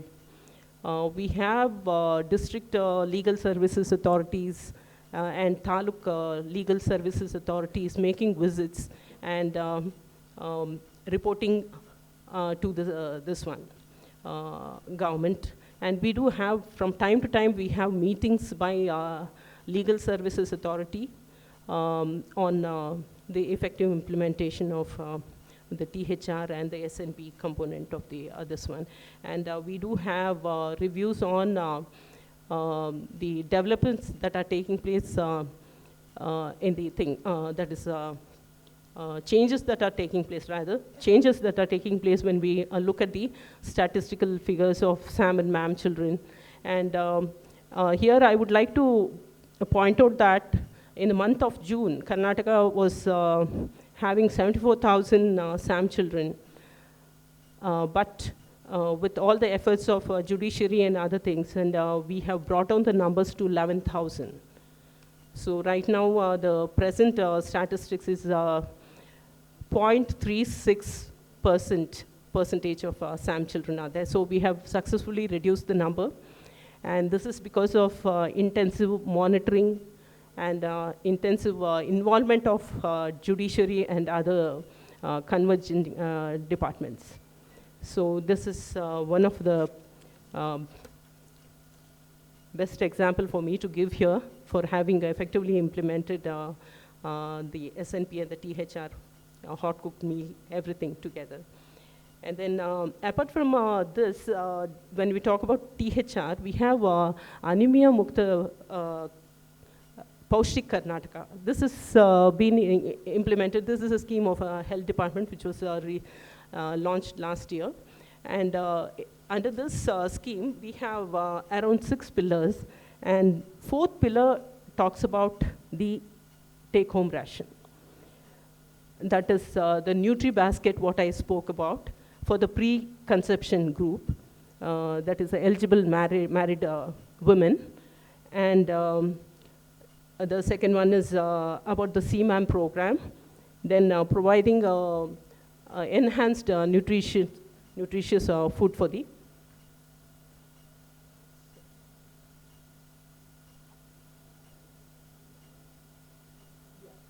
these are the 6 pillars.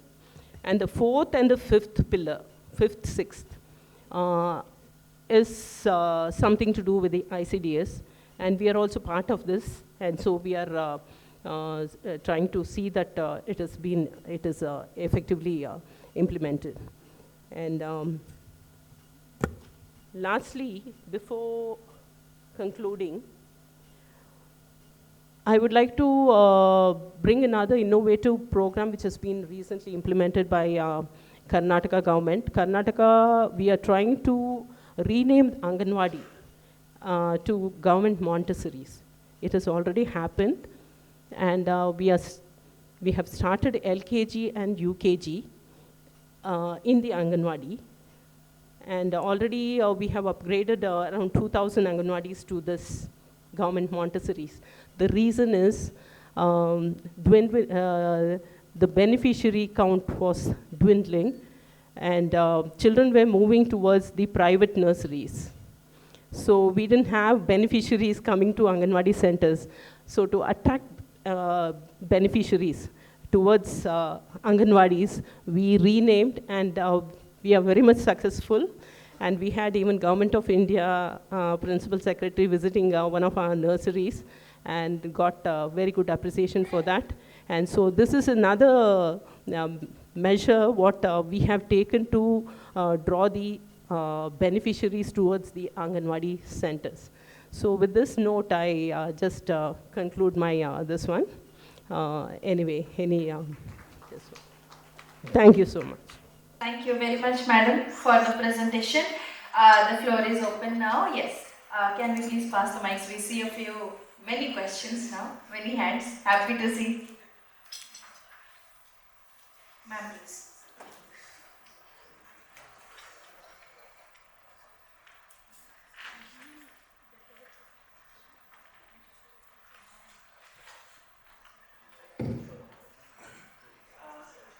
Ma'am, I'm Principal Secretary from UP.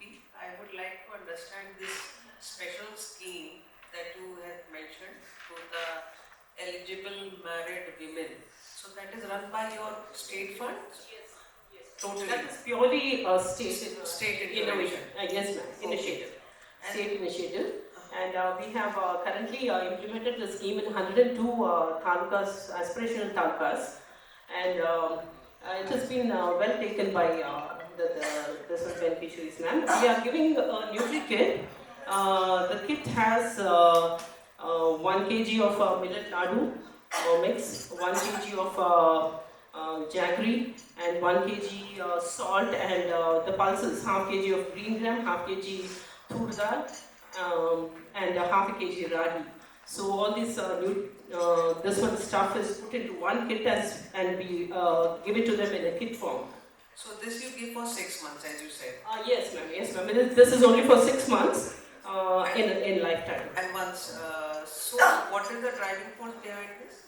Because you said it is in a limited number of talukas? Yeah, 102 aspirational talukas. Aspirational? Yeah, as a pilot we have started in 102 talukas. In future we will be expanding the program to the rest of the districts. Okay, so the next one I want to understand that you said you have this Montessori thing in your Anganwadi. Yes. Is it driven by the NEP of the circular driven of Government of India, Department of Education? No, ma'am. No, actually we are not. We are not implementing the NEP of the central government. We have our own state NEP now being formulated, and this Montessori, which we have implemented already, we have launched already, is just to draw the beneficiaries towards the Anganwadi, so that it will be benefiting the beneficiaries nutritionally plus education-wise. And this concept we took up because the Karnataka public schools were starting nurseries very close to Anganwadis, and all the Anganwadi beneficiaries, all the children were moving towards, migrating to the Karnataka public school nurseries. So in order to avoid that, we just started our own, and this is in most of the places. In most of the places, it is co-located with the this one schools. Co-located with the schools. Co-located with the schools, and where there are one or more Anganwadis in close proximity. because we want to identify one center as LKG and the other one as UKG. So that is how, and we have this one Adarshila syllabus, and we have our own Chilipili, this one preschool syllabus, which have been upgraded. And this is a new concept which is working very well in the urban set of Bangalore. We have started in the urban Bangalore.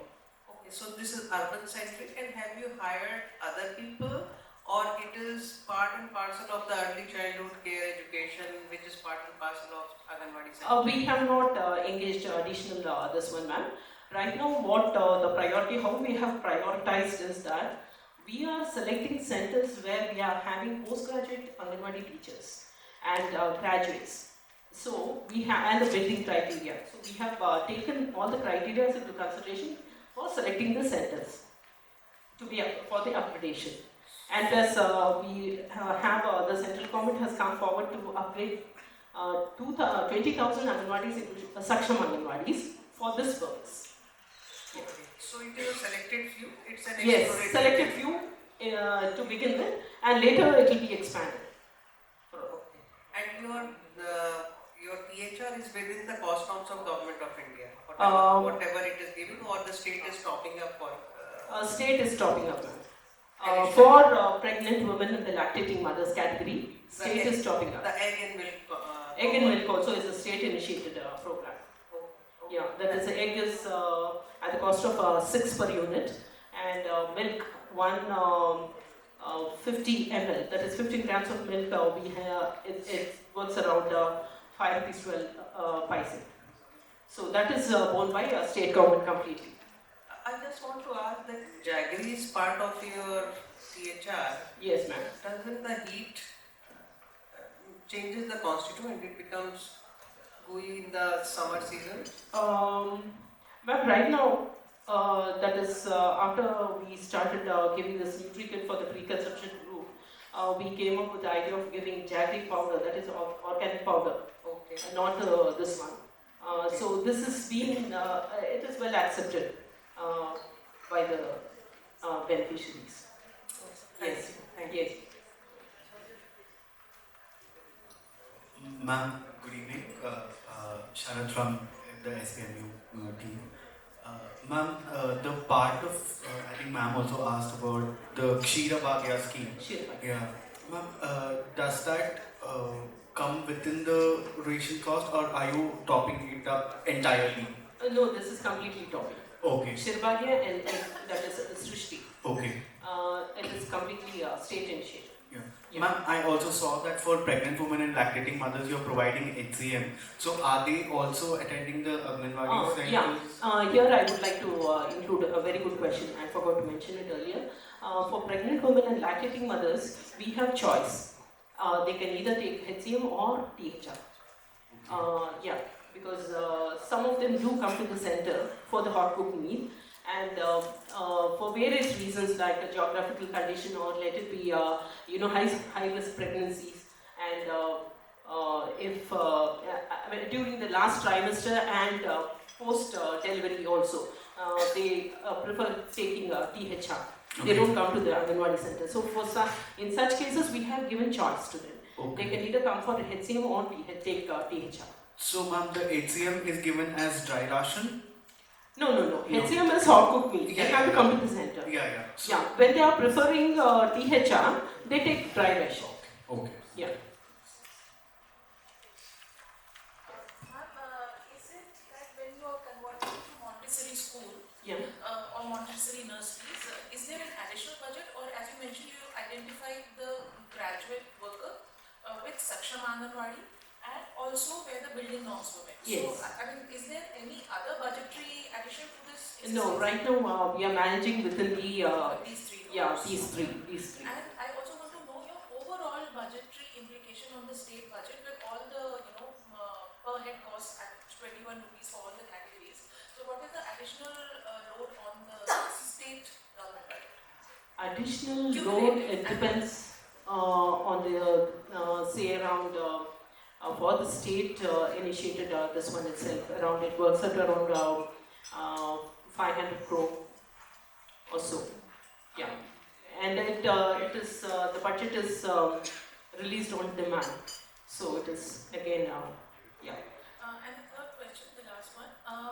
You said you've changed from the pre-mix approach to a more local approach. Can you just elaborate that a little bit more? What was your experience with pre-mix and how are you managing your local or local recipes or whatever it is? I just need to elaborate. Earlier we tried with, it was a short period, not a long experiment. We just went in for Thal Khichdi premix and the Upma premix and even the Bisibele Bath premix. Initially, the number of beneficiaries dropped and they didn't want to, and especially during the meal time, they would get back home.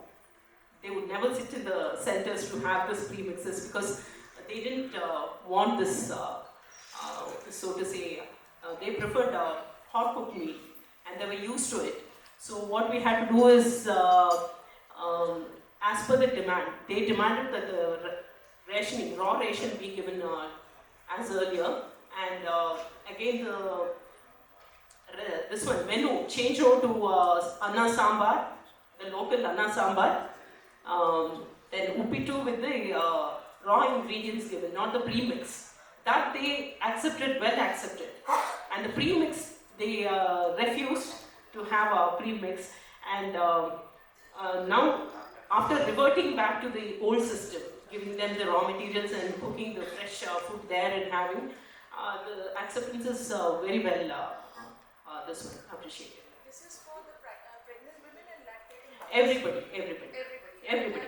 Pregnant and lactating women who come to the centers to consume the hot cooked meal.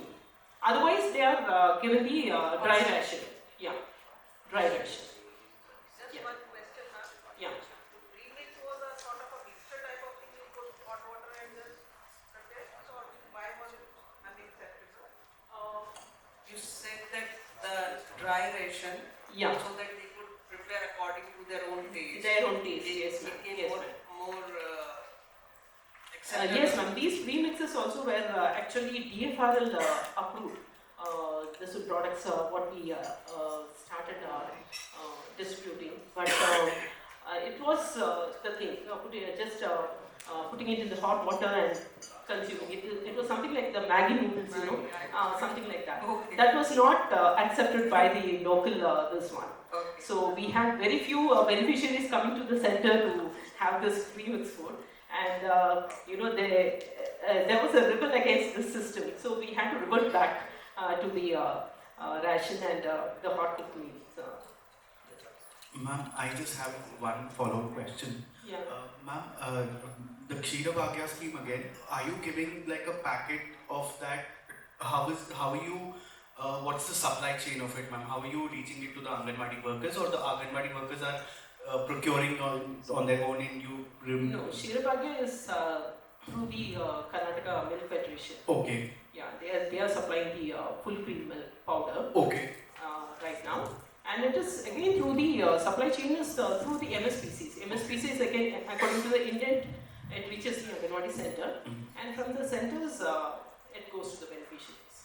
Yeah. So just water is added to the powder and then... Yeah, water is 15 grams of milk powder. When they reconstitute it with water, it becomes 150 ml.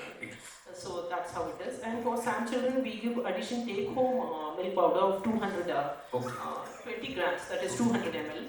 That is for 3 days in a week. That is on top of the... On top of the 150 that you're giving? Yeah, 150. Okay. 150 is for all children and for all women, pregnant and lactating mothers. On to this is a topping for the SAM children, what we give. Yeah.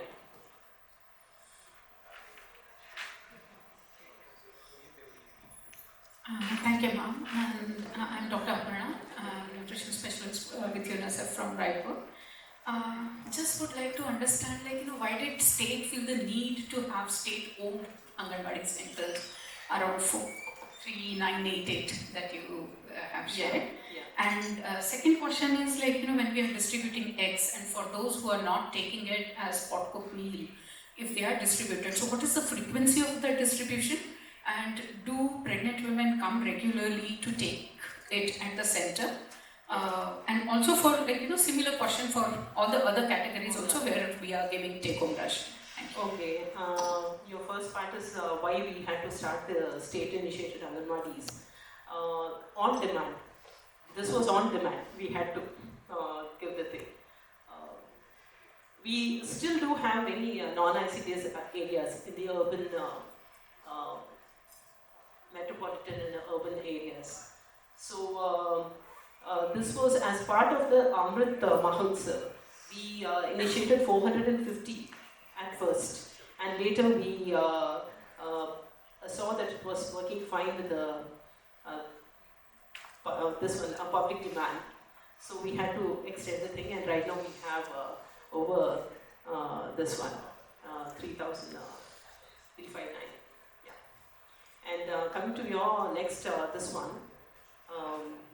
what was your next question? So how frequently, for those take-home ration, like eggs and all, how frequently do they come and... Yeah, for this one, since Anganwadi worker procures egg locally, there's no problem. Even actually we recommend distributing the eggs once in a week, because during the summer, the eggs go bad very soon. So we advise them not to give it for a long period. So we ask them to break it up as short as possible, and she procures it locally. And the billing method is also through the Bal Vikas Samiti. Only after procuring, she produces a bill through the Bal Vikas Samiti, and the payment goes to the Bal Vikas Samiti account. So there's no problem. Locally, they procure the eggs and distribute as and when required. So when it, milk, of course, I have answered this question and the same this one.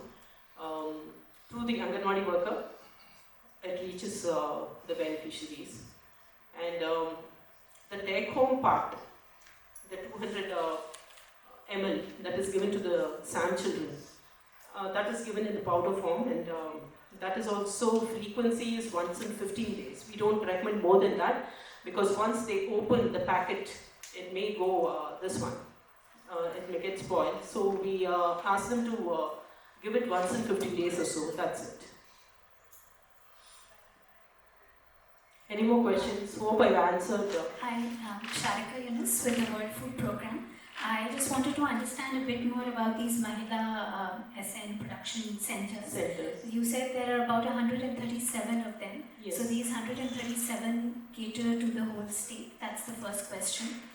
The second question is that in setting up these centers, how much time did it take for you to start with like the first center and to reach 137? The second is you talked about a BIS model and how do these centers interface with the BIS model. And lastly, you said that this entire thing was set up with no cost to the exchequer. So what exactly did you mean by that? Actually, these Mahila Supplementary Nutrition Centers are run by the self-help groups. They form the thing, and they setting up is not our thing, responsibility. They set up, and they are all registered under the Societies Act. Full-fledged registered the groups, they form the MSPCs. They are already well established, 137. We don't have any necessity to establish any more. And these 137 MSPCs are being trained by 3 BIS registered MSPCs. So BIS registered MSPCs are providing technical support and all processing and the machinery, everything, upgradation of machinery, everything is taken up by these 3 BIS registered MSPCs. So in future, this handholding is only for 3 years, the MOU between the BIS registered MSPCs and the 137 MSPCs. So for 3 years they'll be trained, upgraded, and then they'll be functioning independently. The 137. They are already well established, but they do not have BIS registration. Only 3 have BIS registration. And what's the mechanism of quality assurance?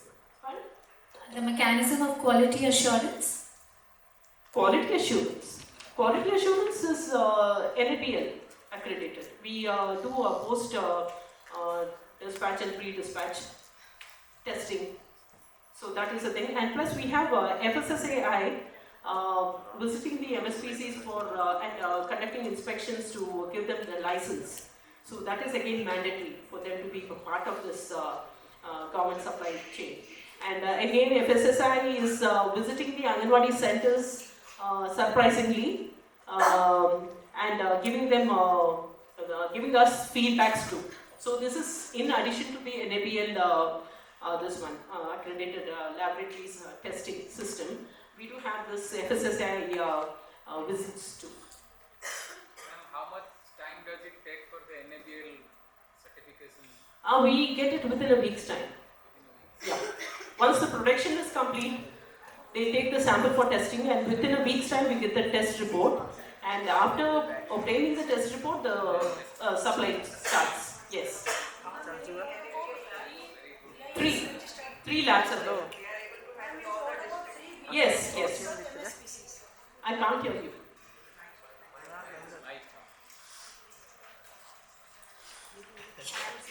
Sorry, the microphone is here, but if I may ask.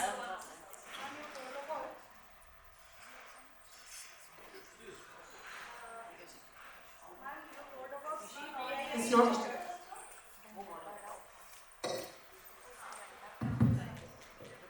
Ma'am, I'm DSW Jajpur from Odisha. You told about 3 BIS registered MSPCs. Yes. Were they promoted by the state, or they formed themselves and got enhanced, or they acquired the quality?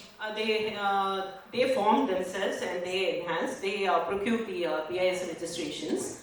So they are guiding the rest of the 137 MSPCs in this process. Process of upgradation. Yes, if I may ask one question about the additional rations for the eggs and the milk, etc.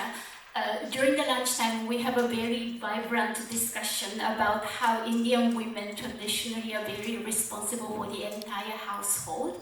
And so when you target certain members of the household within the household, right, and then the 1 egg per certain days a week, wasn't there any concern or questions, among yourselves that if the eggs will be actually consumed by the women or it's going to be shared among the household? Do you have any means to monitor, or do you have any sense of, yes, it is being consumed by the targeted people? Yeah, you're perfectly correct. This is a major concern, the egg especially, as you mentioned, when it is given as a take-home ration. There is every possibility that it gets shared among the family members. Okay, that is what to say. A mother and a woman being caring, sharing, and loving. She shares that too with the family members. Okay, so just all that we can do is that is the reason why in Karnataka we have given a choice between hot cooked meal and THR. And most of the time we see that the woman comes to the Anganwadi center to have her hot cooked meal. Only in cases where the geographical condition, the hilly regions where she cannot come to the Anganwadi center for the HCM, or her medical condition does not allow her to come to the center. Only in such cases we do give a THR, and we see that the Anganwadi worker makes a home visit and see that things are in place, and that too it has to be done with utmost care in this one, because nobody will accept this kind of this one, saying, asking her not to share it among the family members. That's a major challenge which is there in this one. Thank you very much. And because one of the 6 pillars you had is actually FCC, so I guess it's also part of your messaging to the households. Yes, yes. Thank you. Thank you.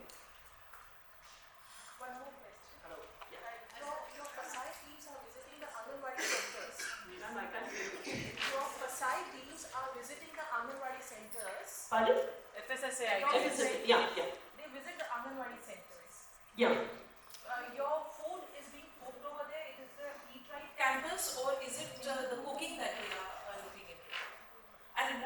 is the, like what is the outcome of it? How many do actually pass the accreditation, or some would fail? No, actually we don't have any accreditation. Like Tamil Nadu has that system. What I came to know, they have the system of grading, FSSAI certification, but we don't have grading or certification being done. But this is purely as a this one food facility. They have every right to visit and see whether the food hygienically prepared. So they are conducting the inspections, surprise inspections, just to see whether the food is being prepared in a hygienic condition. That's all. And any discrepancies found is being reported back to the department. We don't have any grading system. We don't have grading. It's just for the oversight mechanism? Yes, ma'am. Yes, ma'am. Yes. Yes.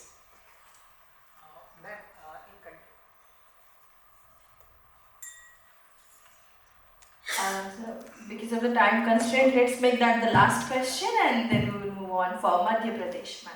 Hello. Yeah, ma'am, in continuation to the ma'am, what she said about the egg, I have just one concern. Karnataka Milk Federation is very good procuring very good milk. So have you ever considered giving fresh milk, fresh flavored milk targeted towards the beneficiary rather than giving them the powders? Because powders has the same concern that it may be used by the other than the intended beneficiaries. Yes, Whereas if you give the fresh flavored milk every day, so it will go to the intended beneficiaries. Yes, sir. Your point, in fact, I was discussing with my colleague also. Most of the rural population, they don't prefer this powdered milk because the rural area they have accessibility to the fresh milk. When fresh milk is available, they don't prefer powder milk. But yet, as a policy matter, this has been put up actually. This suggestion, I don't know how far this suggestion will be taken up by the government. It's a policy matter. Yes. Yeah. Thank you very much, Srimati Rosalind Satya, for the presentation, and I think you took equal time in answering all the questions as well. So thank you so much. Thank you. Please have your seat. Thank you. Ladies and gentlemen, as we would like to skip the tea break. To stick to the schedule, we have two more presentations to go for. Let us start with Madhya Pradesh, and I would invite to the stage Ms. Sufia Farooqi Wali, IAS, Commissioner DWCD, to the podium. And I would request our director, Ms. Monisha Banerjee, to kindly greet and felicitate first.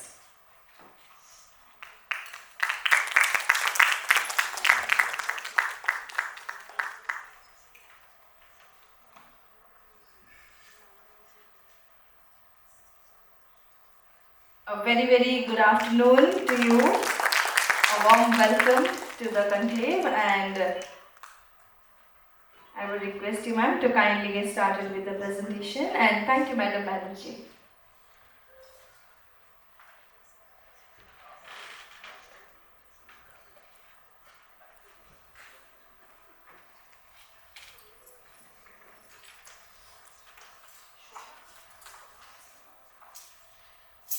Good afternoon, respected PS ma'am from Odisha, all the other PS ma'am and sir from Assam and Uttar Pradesh, the UNICEF and UNFPA heads, and all my team members and colleagues, and especially my team from MP, who's there to support me all along, and I think whatever little work we've done, I'd like to present that. Can we please have PPT? So to set a context to what we are doing in MP, we have our own nutrition policy which is in alignment with the SDG goals, and also it incorporates the food security provisions of the Government of India Act. It is under this entire context that we proceed with our approach. In terms of financial outlays, we are still, we don't really add much from the state government, apart from adding the efficiency or execution parameters. We stick to what is the ICDS or the Saksham Anganwadi Poshan Mission budget, broadly.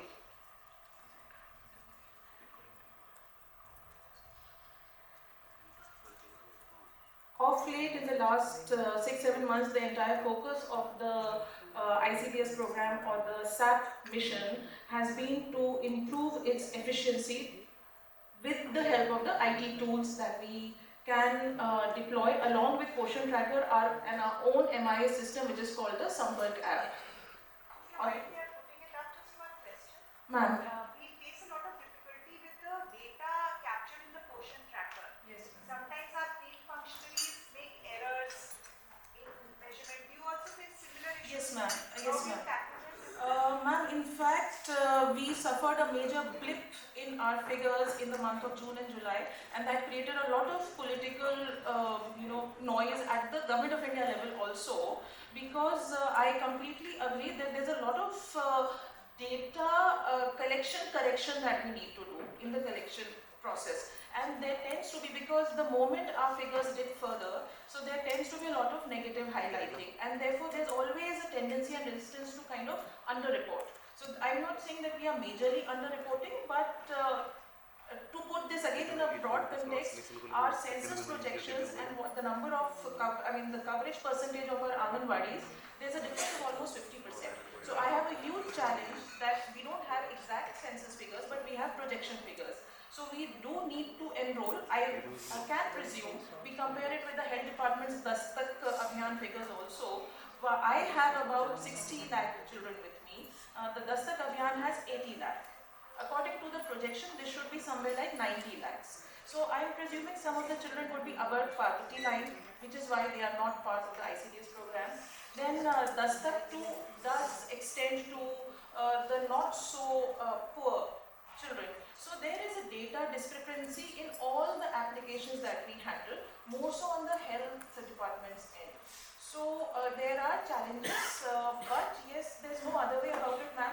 We have to face the fact that Odisha is doing the Ojan THR, Ojan Abhiyan, we also need to do something like that. We have monthly exercises, but unless there's a lot of focus and a lot of emphasis on correct reporting of weight, height and other parameters, this would always be a problem, ma'am.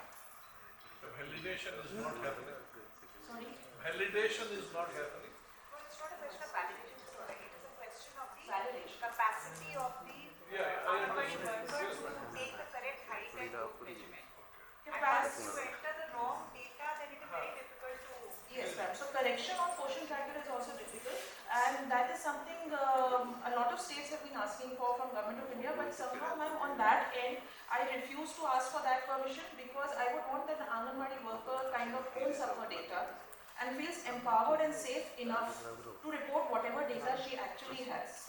So we didn't mean it that way. Say if we measure somebody's height as higher by mistake, and then the next month they want to make it lesser. Portion Tracker obviously doesn't allow higher. Yes, ma'am. Yes, ma'am. So we have been asking that you give an edit option every 2 to 3 months. Yes. So that's saying if somebody has gone and they are able to validate, can it correct the data? So ma'am, that option, as you already rightly said, it's They not gave it to there. us in July Yes, ma'am, once. And I think last year also in December once they were open for the Ma'am, I didn't have an idea like a quarterly correction option is a very good one, as you. So I was wondering if at the end of this conclave, because Ganesh was supposed to come but he's not able to make it, what if we come out with a list of recommendations or something and send it up on with our joint? Yes, ma'am.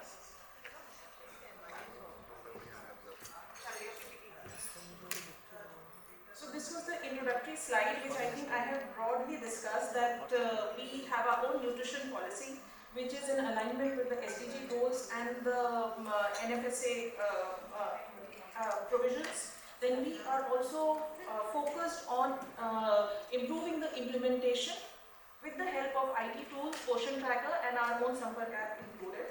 And of course, the best practices, whatever can be learned from other states and some local practices from which happen at a district level, they should be incorporated into the system, depending upon what kind of budgetary costs they would have an implication for the state. These are the basic details in Madhya Pradesh. To summarize it very quickly, we have 78 lakh beneficiaries under all the categories. They spread across almost 1 lakh Anganwadis. And we haven't mentioned the mini and main, but all our mini Anganwadis have been converted to the main as per the directives of the Government of India. Next please. Regarding take-home ration, again in a very small summary, I would say we follow the decentralized system. We have 7 plants across the state which manufacture or produce 6 different varieties of recipes. So all our 7 plants are making 6 different varieties of recipes which are supplied in their, I would say, jurisdiction or in their geographical locations. Here, one point that is notable is that MP is using whole milk powder as it's one of its components in the recipes, and definitely whole milk powder is slightly difficult to handle. Even our oil content is decently high. So in terms of our recipes, we follow what the NIN has prescribed. They are our regular partners and supporters. However, the way oil is mixed in our recipes, though it has a very high acceptance, then there are issues also around the way the oil is mixed or the natural palate not being so friendly to accepting so much of oil in the diet. So we do need to relook at our recipes whether we want to pack the oil separately as a separate additive in our recipes or whatever other best options can be kind of come up with. In terms of fortification, MP was one of the first states that started with fortifications, and we're going 7 fortifications. However, according to the WHO and also what are the minimum, minimum guidelines for fortification, this number should be somewhere between 17 to 27 micronutrients. And when we talk of DSS, PBPB, ECC, we're talking about delayed development, its extension entirely in the Anganwadis and the Anganwadi worker being able to do it. So all the micronutrients become very, very important in this perspective that a balanced baby's growth or a pregnant mother's balanced development of the fetus and the mother involves all the micronutrients to be balanced appropriately, but this comes at a cost, and therefore for no other reason but for this reason the cost norms of the Government of India should be revisited. Next. Yeah, so these are again the other 3 recipes. The first page had I kind of summarized all of them. Most of the content, most of the ingredients are similar, however their percentages vary as per the taste and norm requirements. These are the way our packets have been packed for some last 4-5 years. This design is also under revision. And a very good suggestion had come regarding QR codes, so I think that is also something that would be quite worthwhile copying or kind of emulating in Madhya Pradesh also. Next. Yeah. Regarding SAM children without medical complication, we do not have a separate THR recipe for them. We use the routine THR for them.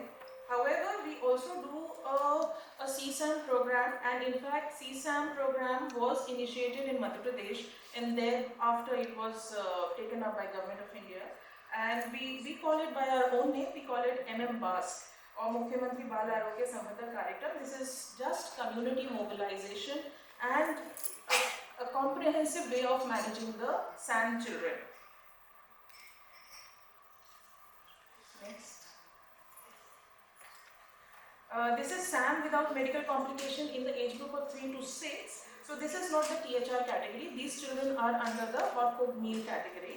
Here, of course, I mean, though hot cooked meal is not the mandate of today's conclave, but in hot cooked meal, we are very particular that the attendance of the children, each child who comes to the Anganwadi, is to be measured with facial recognition. So the module is already live and we are already doing it. It has come from the government it was the Chief Secretary's instruction soon after he joined last month, and we have brought this application, we've rolled it out through NPSEDC, which is our own NIC, like the state government's NIC kind of an agency. And we are already taking the attendance of children in some 20,000 Anganwadis, though the application has been rolled out for the entire 1 lakh Anganwadis. There's a little bit of training that needs to be done. So the point is that I think all of us across the country, if I may safely project, are facing a problem with the attendance of children in Anganwadis, whether it is happening because of the private schools opening up in urban areas or whatever other factors. one other state did here suggest that they are giving hot cooked meal to children from 1.5 year to 3-year category also. So that is also a very surprising number. We are not doing that officially as yet, but our observation also on the field is that in urban areas or where schools are close by, much younger children are going to these nursery schools. So they come to Anganwadis to get their tiffins packed as hot cooked meal, and then they take the hot cooked meal in their tiffins and then go to the nearby schools. So this entire shifting of dynamics, and I'm very sure it's happening everywhere.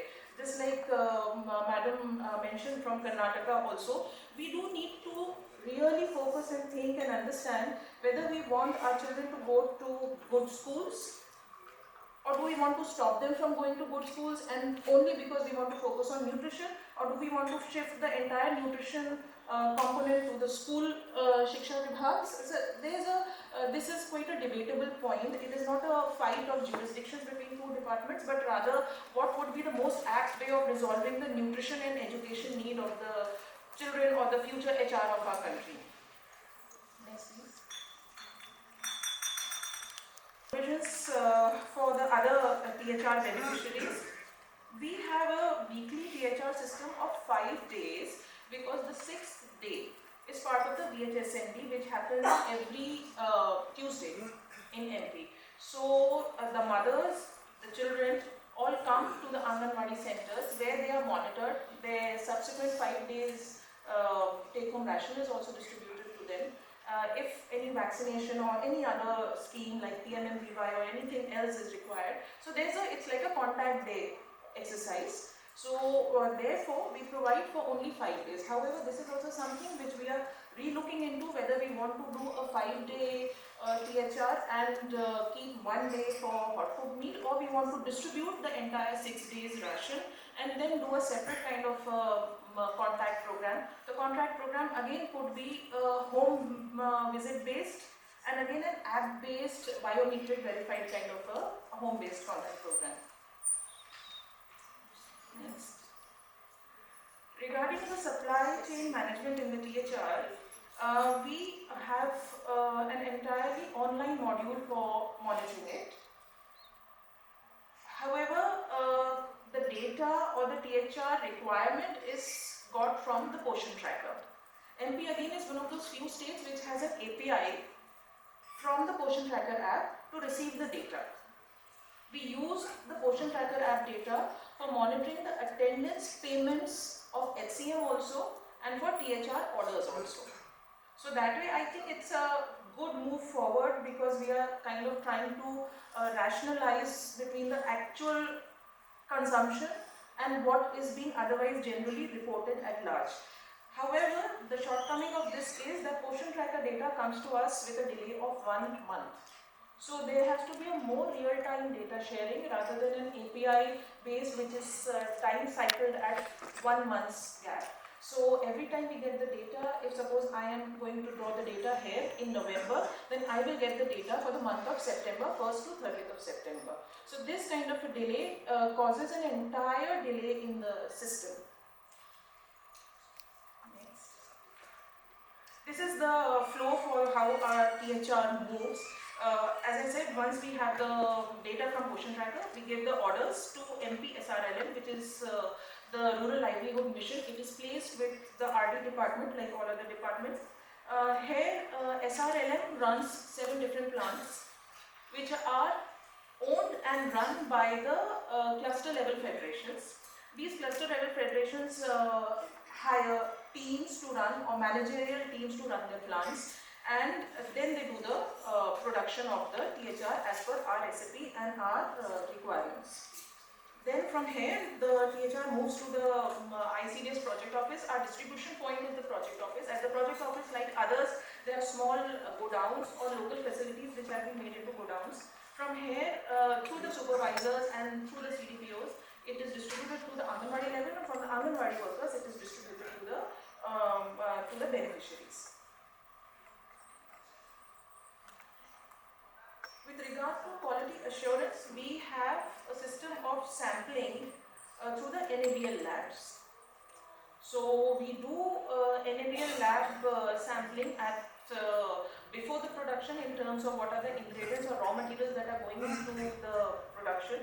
After the production also at the plant, and subsequently we also do sampling at the project level. We also like, because Potion Tracker provides for a grievance redressal mechanism and a complaint mechanism, we are also using the Potion Tracker grievance redressal mechanism. Next please. This is just the cost chart. In short, again, we are not supplementing anything from the state budget, though that is also under consideration. If certain components could be efficiently brought into, then the government is quite agreeable to the idea of expanding its own budget. Right now, collectively, we are spending, this includes the centre and state share, both put together. In THR, we are spending about some 700 crores, and for hot pot meal, we are spending about 600 crores annually. Next. These are some of the challenges and obstacles. I have mentioned that current cost norms of all beneficiaries, for all beneficiaries are not sufficient as per the consumer price index or the wholesale price index. However, to be fair, this argument would very often get shot down by Government of India, because if you look at the collective average of the WPI or CPI, we have, it's not such a bad skewing as it was in the immediate post-COVID year. So post-COVID, after a long gap of 4 to 5 years, there has been a major kind of leveling or lowering of the CPI or the WPI. What has happened is, in those 2 years, during the COVID, our plants suffered losses majorly. And those losses have led them into seeking loans. And then loans build up their interest. So now we've been caught in that cycle, which is about only 100 crores. However, I feel honestly, as I said, to be fair with Government of India, that we may not be able to get the prices revised on the argument of WPI CPI purely. We will have to look at how to make the recipe more viable with a longer shelf life, better fortification, all multi-nutrient or micronutrient fortification, and then see how the cost norms need to be improved. The second point that I mentioned is that Government of India and we also at MP government level want to include the SUW or the severely underweight children.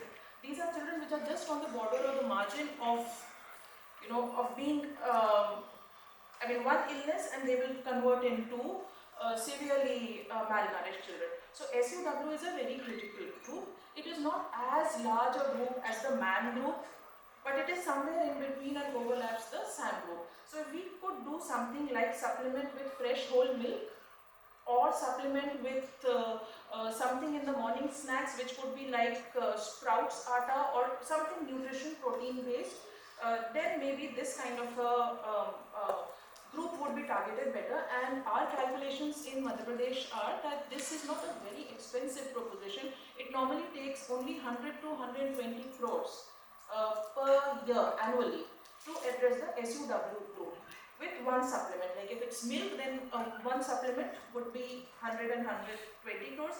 Another supplement, another addition to diet would be another 100 crores. Potion Tracker,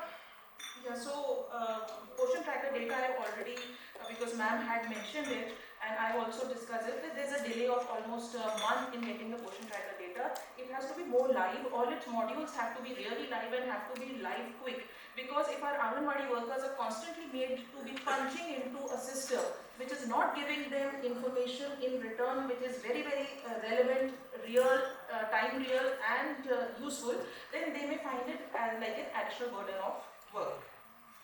Mandatory Aadhaar validation for supplementary nutrition practices in Potion Tracker. This is,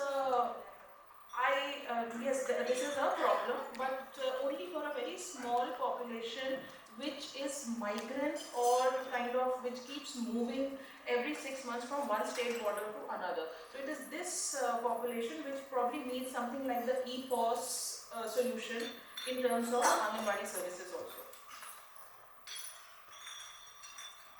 Next is monitoring and evaluation. So we have, as I said, we have come up with almost 34 applications IT-based solutions, almost 34 IT-based solutions through our own state application, which is called the Sampark app. And all of these include when is each and every Anganwadi opening, when is it closing, what time do they serve the first meal, what time do they serve the second meal. And we all have a sense of things that are happening on the field, but the advantage of these kind of applications is that we have real data to support whatever policy decisions we want to take. Like we all understand that morning snacks is a big challenge for everybody on the field. Yet now with our Sampark app, we can clearly point out to our government at the policy making level that yes, morning snacks need a different kind of an approach. It cannot be presumed that our MDM groups would actually give them morning snacks and then give them also the hot cooked meal located at a distance, because I think Chhattisgarh is still and MP are following the Sambar Chula patterns in hot cooked meal. We have also come up with guidance teams like in Karnataka.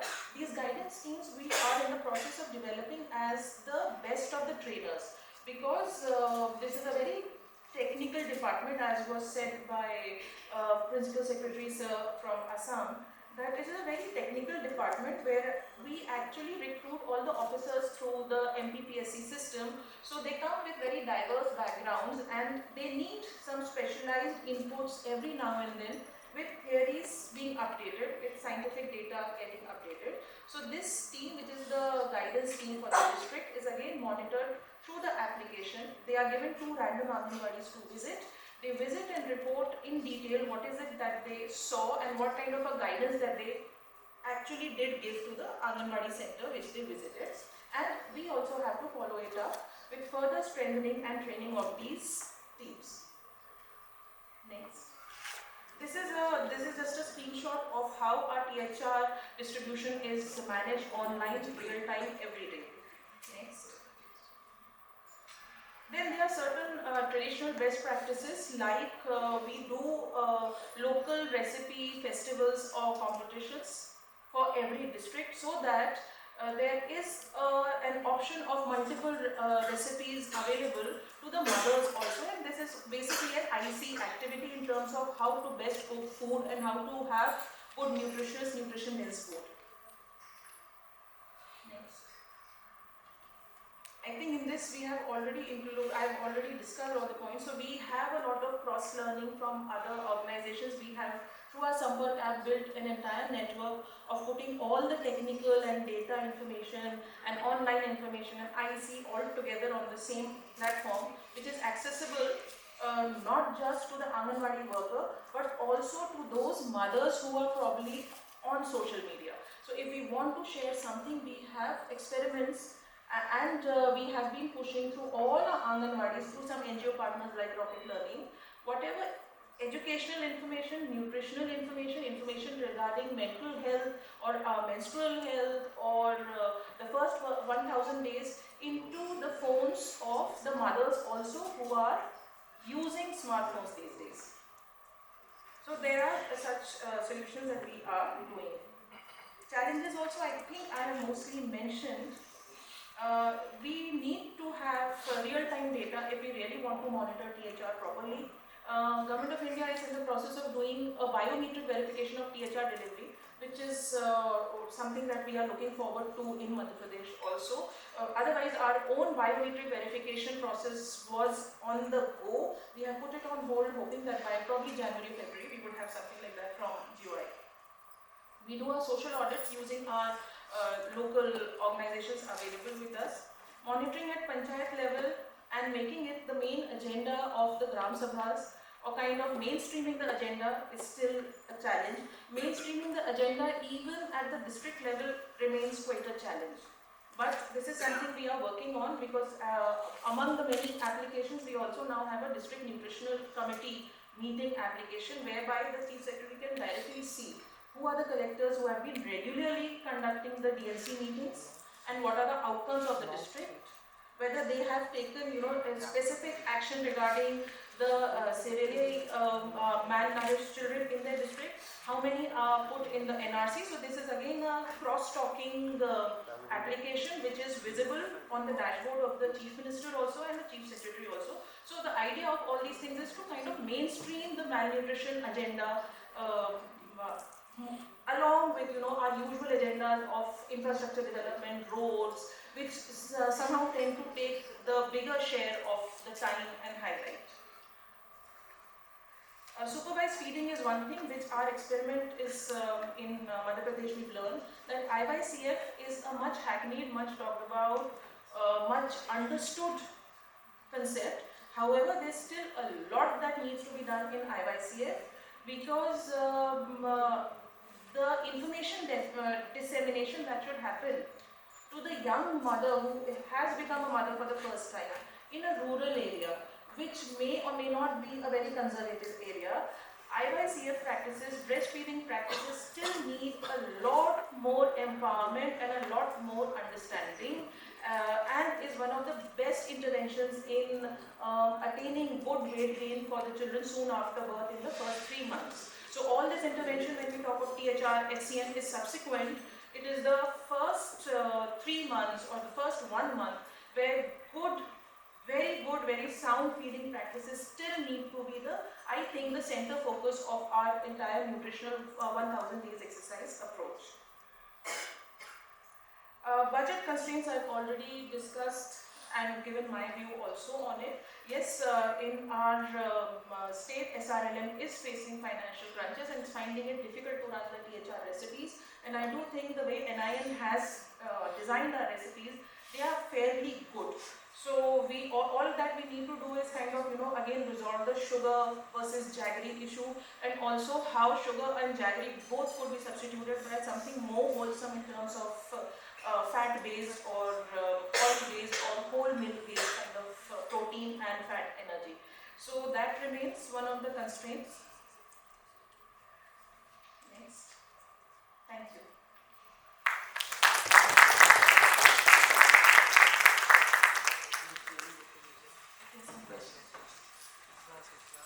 Thank you, madam. I have been instructed to tell you this, that can we go back to back with the presentation, and could you write down the question for this presentation? We can take all the questions together at the end of the last presentation. If I get a thumbs up from everyone. We have the presentation on innovations in THR production, distribution and monitoring suggestions and offered solutions. From Amul, we are going to have this presentation, and I would request Mr. HP Rathod, Head CS and HR, Gujarat Cooperative Milk Marketing Federation. Please welcome him on the stage with a round of applause, ladies and gentlemen. Sir, please join us. And may I invite our esteemed director, Ms. Monisha Banerjee, to greet and felicitate Shri HP Rathod, sir, please.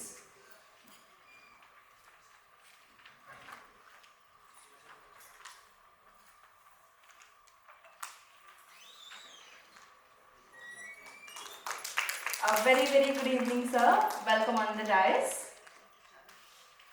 Thank you, Madam Banerjee, and sir, I would request you to kindly start the presentation.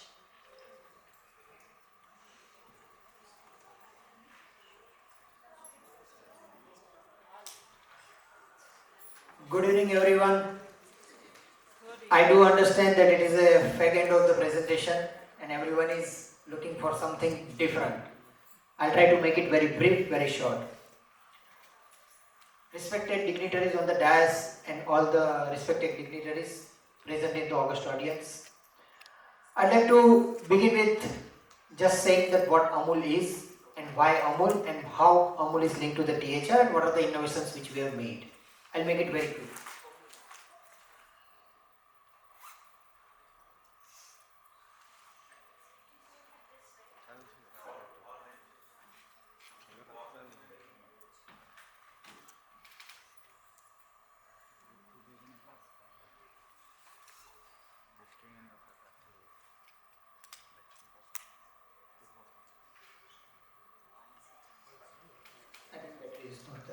It's okay.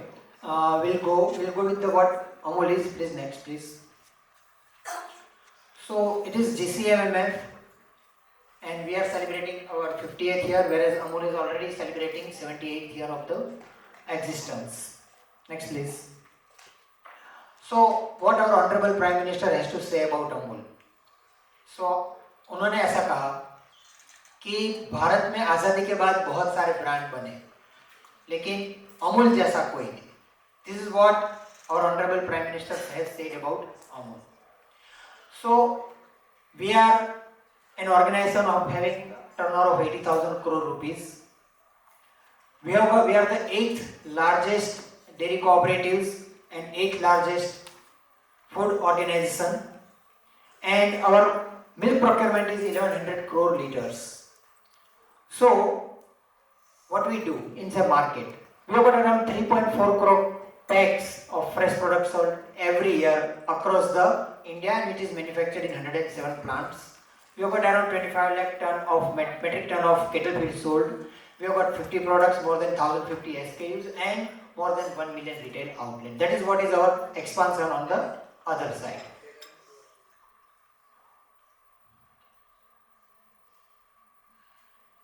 So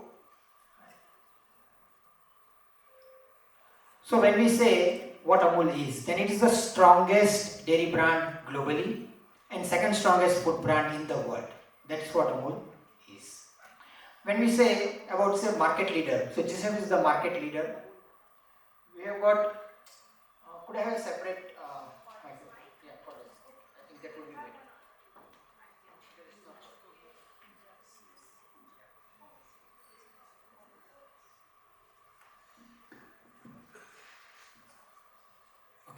Hello. I'll just get down on the dais. I hope you all are comfortable with it. Okay. So when we say we have got the India's largest food product marketing organization, and our turnover is 7.2 billion US dollars. Okay. Our unduplicated group turnover is 80,000 crore, and we procure milk from 36 lakh milk producers. Now when we say 36 lakh milk producers, that means even if we consider a 5% household, we are in contact with 1.25 crore milk producers family every day. And we are covering 18,600 village dairy cooperatives, villages. That means entire Gujarat we are covering. We are meeting each and every milk producers twice in a day. So basically it is what Amul is. It is for the empowering of the milk producers. It is owned by the milk producer. It is not owned by a single person or single individual. It's a cooperative. It symbolizes the faith, the cooperative system which has placed instrument of development in the hands of the milk producers. It's the brand owned by 36 lakhs farmer, and it is Asia's largest milk brand. So basically it is a farmer's determination to manage their own resources, vehicle for economic and social transformation, and it's a glorious legacy and tradition. And what Amul model is. So when we see what Amul model is basically elimination of the middleman. Starting from if we say milk producers, then it goes up to village dairy cooperative society. Milk producers come together, they form a village dairy cooperative society. Village dairy cooperative society come together, they form a district level milk union. District level milk unions come together and they form a state level milk marketing federation. And they directly reach to the consumer. So all this tier, all 4 tiers are owned by the milk producers. No other than milk producers. Entire structure is owned by the milk producers themselves. And they, to run the day-to-day show, they employ professional managers. So this is the Amul model is. So when we say in Gujarat, I already explained, but same model was replicated under Operation Flood by National Dairy Development Board. And when we say in all over India, there are more than 170 lakh farmers who are associated to dairy cooperatives through 1,90,000 village dairy cooperative societies, 245 district unions, and more than 28 state federations. So almost most of the states have state federation, like say in Karnataka there is a Karnataka Milk Federation, like that. There are many milk federations.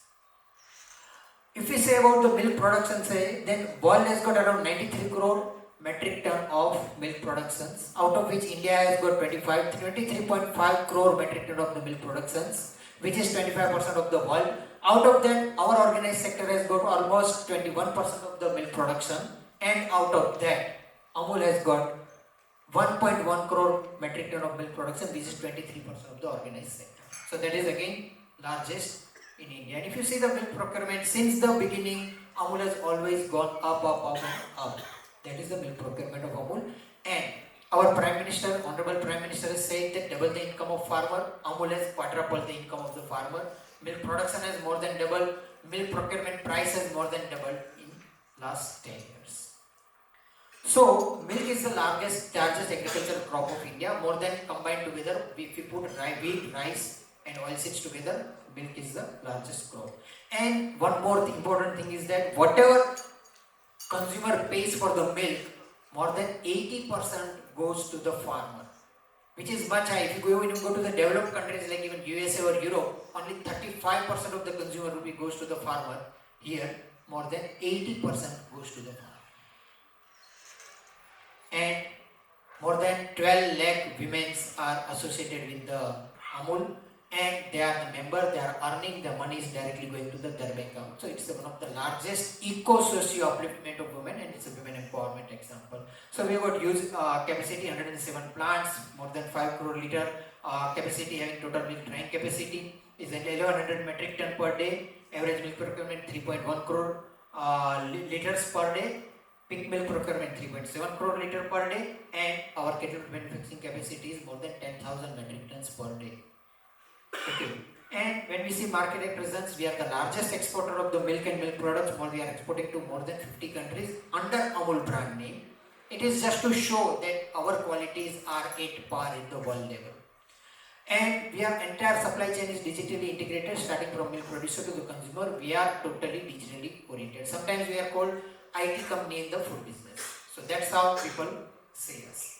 And what our philosophy is, value for many, value for money. Value for many means our milk producers must get the highest return what they are giving for their milk, and our consumers should not feel cheated or squeezed at any point of time. They should get quality products for the money which they are paying. So that's why value for money.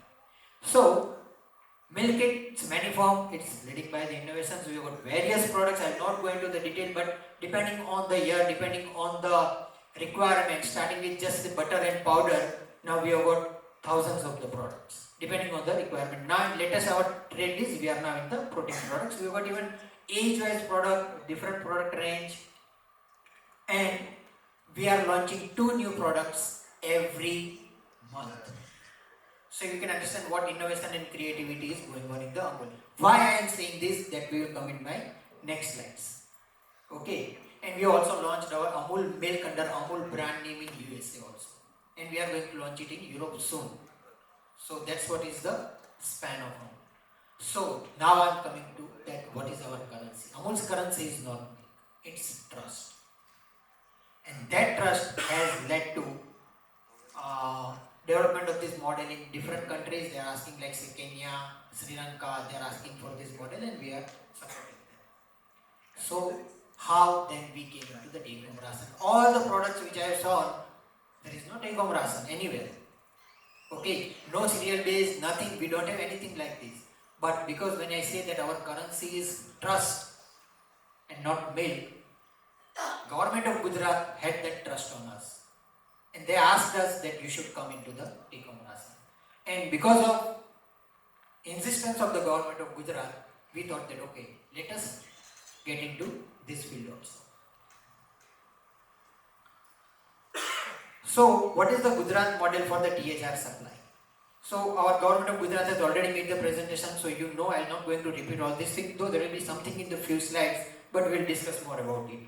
Okay, so yes, this is. So government of Gujarat, we had a tripartite agreement with the government of Gujarat, and accordingly we started supply.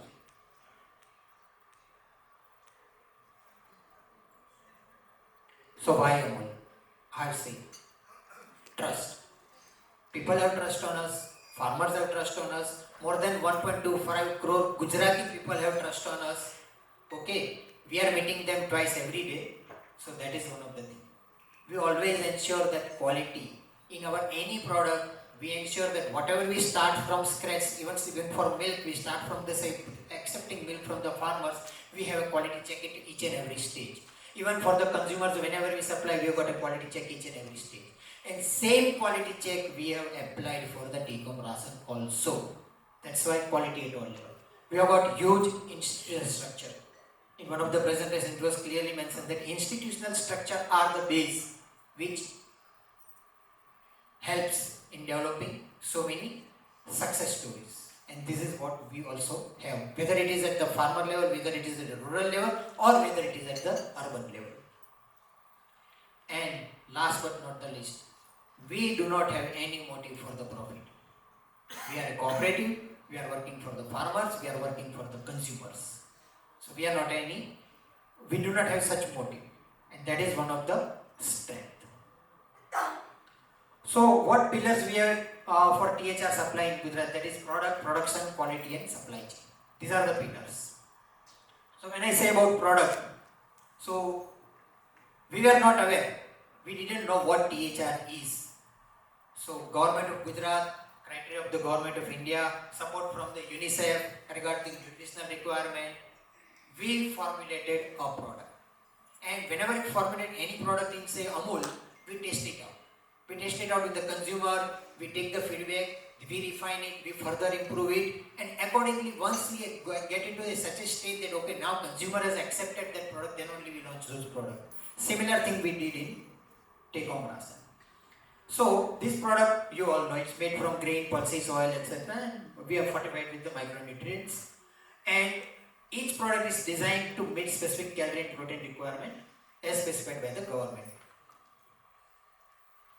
And product pack and communication is designed in such a way that it is targeted towards the intended beneficiary. Even, I'll tell you in one more, I'll just tell you in advance, we have got cooperative development programs, and even in cooperative development programs, we promote take-home ration.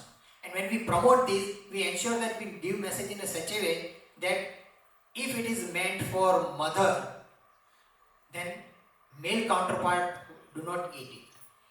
We will say that it is for increasing milk for the kid, and suddenly then male counterpart will go away that okay, this product is not for me.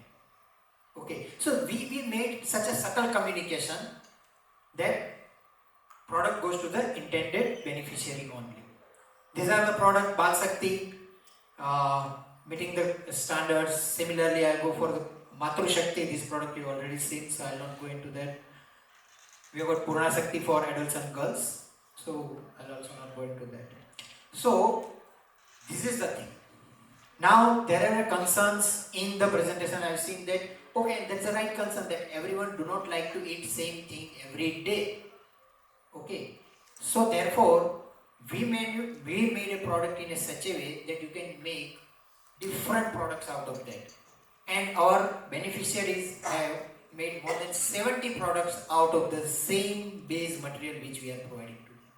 Different 70 products. These are the few examples, and we also made recipes, and based on that we also circulated those recipes.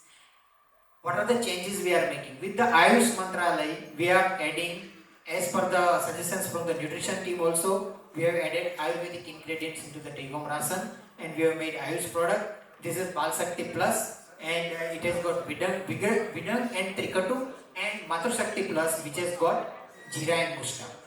And these products are liked very much by the beneficiaries. Because when we use Bal Shakti, anyway mothers are giving Ayurvedic ingredients to their children. So we have directly added into this. In addition, we have also made millet THR. And we are also supplying this millet THR with Ragi and Jowar. And now we are experimenting with flavored Bal Shakti. Now different types of flavor which is, so child can eat directly. It's like ice cream. We have added few of the ice cream flavor into this, the likes Alfonso mango, cookie and cream, caramel and orange. So we keep on experimenting with product also, we will keep on testing it. While production, basically we understand what the requirement, then we did have technical derivation because we did not know what this product is. So for 6 months, we operated a plant, produced only 200 metric ton per month. Not more than that. 200 metric ton per month. We ran different plants, different methods, different type of products. Every month we tried something different, and we experimented and found out what product is liked by the beneficiaries.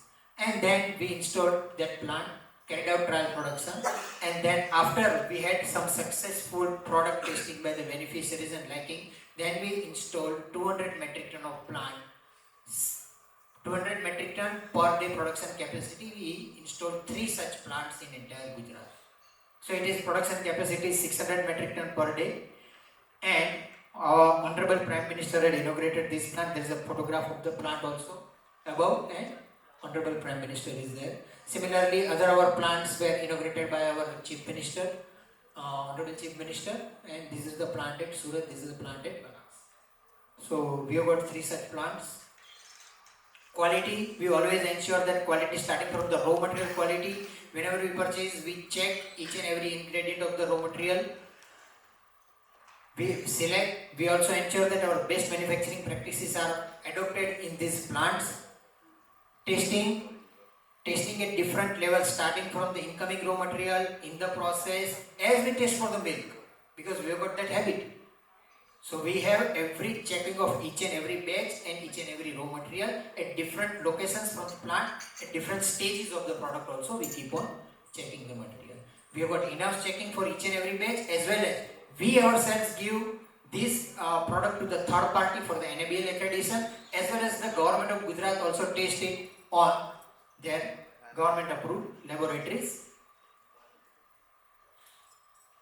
And of course, regular audit, because we are FSI having organization. So as per ISO norms and as per FSI, our regular audit is also being conducted.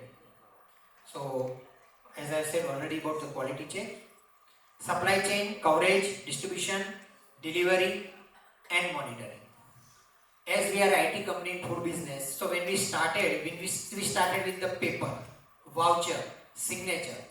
So we were also feeling uncomfortable, and government was also feeling uncomfortable, because then everyone can go sign it. You all know what happens. So that's why we thought that we need to have something which is digital, and system has to be smooth, and no man-hour or any resources should be spent on such activities. That's why we developed an entire digital system. Our coverage, we are covering 53,000 Anganwadis and delivering 12,000 metric ton every month. Beneficiaries are covered around 35 lakhs and around 600 metric ton is delivered. So these are the 3 plants coverage. So this is covered by Surat plant, this is covered by the Kheda Amul plant, and this is covered by the. This is how we have set up the distribution. So this process is already explained, that it is online. Government of Gujarat gives indent online, then we receive that indent online, we convert it into our systems, we ensure dispatch is online. Whenever any truck is dispatched, immediately everyone knows that where the truck is, where the product is, everything is online. And delivery is either OTP based, you can track delivery, we have got a mobile app. So each and, like say when our Mr. Vinay Bhai has already shown that they can track live, everyone in the system can track live as per the dashboard. They know where the THR is reached, where not reached, and as well as certification, that whether all the delivery is completed by, that certification is done by PO, and that is also online. It's a digitally signed, so no paper movement. Monitoring is at overall level. Government of Gujarat also monitors it. We also monitors it. We have got our own system. We have got our own cross check. We have got our entire team placed in almost all villages. So any team member can cross check it at any time, and we can ask anyone, and we get our regular feedbacks. And these real-time tracking, online trackings are already there. We are also planning for, in collaboration with Government of Gujarat, we are planning for going for QR code for each and every packet. Separate QR code will be there, as well as there will be secondary QR code on the secondary packing, and we will have a knowledge that which packet has gone into which secondary pack, and that secondary pack has gone to the which Anganwadi. So any pack, if we get it from anywhere, we will know that this pack was manufactured at which location, transferred to which location. So basically, traceability of each and every pack. That's what is in the pipeline. We supplied, even during COVID-19, as per the government required, we supplied additional 16,000 metric ton of cattle feed. 16,000 THR, we supplied 16,600 ton of take-home ration. There was no disruption in the activity during COVID. There were many lockdowns. but neither our dairy plant had a shutdown for a day, nor our THR plant. We worked double the capacity during those periods. We carry out various awareness activity in coordination with the government of Gujarat. We got our own supervisors, our team. Then we do various presentations regarding our THR in our various different cooperative development programs. And we also arrange visit of our Anganwadi workers to our plant to show them that look what we are manufacturing. You can come, you can see it is Amul's plant, and this is being quality products are being supplied to each and everyone, and once they see, they believe it, and then they further transmit it to the beneficiaries that this is our Amul's product. In addition to that, also I already said that we are supporting government in various campaigning,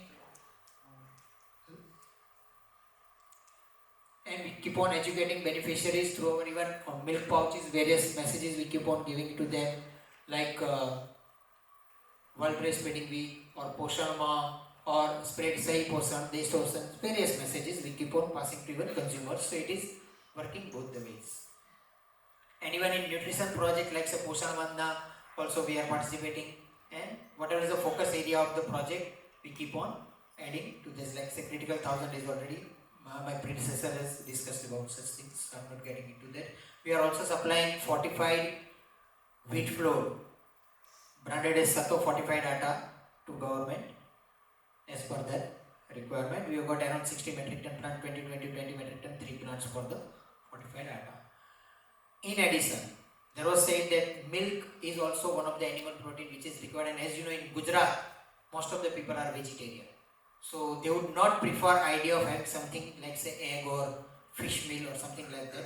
But government of Gujarat has taken the initiative and they are supplying milk, and we are supplying fresh flavored milk to each and every child who are associated with the ICDS every day. And advantage of supplying fresh flavored milk is that once that milk goes, it has to be consumed on the same day. And when it is flavored milk, children will like it very much. But the father, they will not like to drink tea of the flavored milk. So that is the biggest advantage, that it will go into for the intended beneficiary only.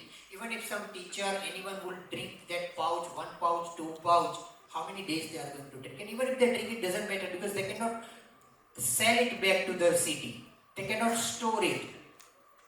So, and it's a fresh milk, so everyone likes it. So we are supplying around 3 lakh litre of milk under Dudh Sanjeevani Yojana of government of Gujarat, and children, women, everyone are happy with that scheme. These are the few photographs, and I would like to end what our founder, chairman, Dr. Kurian has said, that we have traversed a path that few have dared to. We are continuing on a path that still few have courage to follow. We must pursue the path that even fewer can dream to pursue. Yet we must, because we hold in trust, aims and aspirations of millions of our countrymen. Thank you.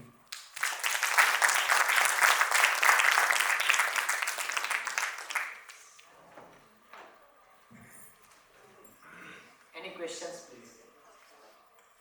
Thank you very much, sir, for the very lively presentation. It was the last presentation of the day, but it did not feel like it. Thank you very much for keeping it so lively. So would you take a seat on the dais? And can we continue with the same order as we went with the presentation? So can we first take the questions for Madam? Would you all agree, or how do you want to do?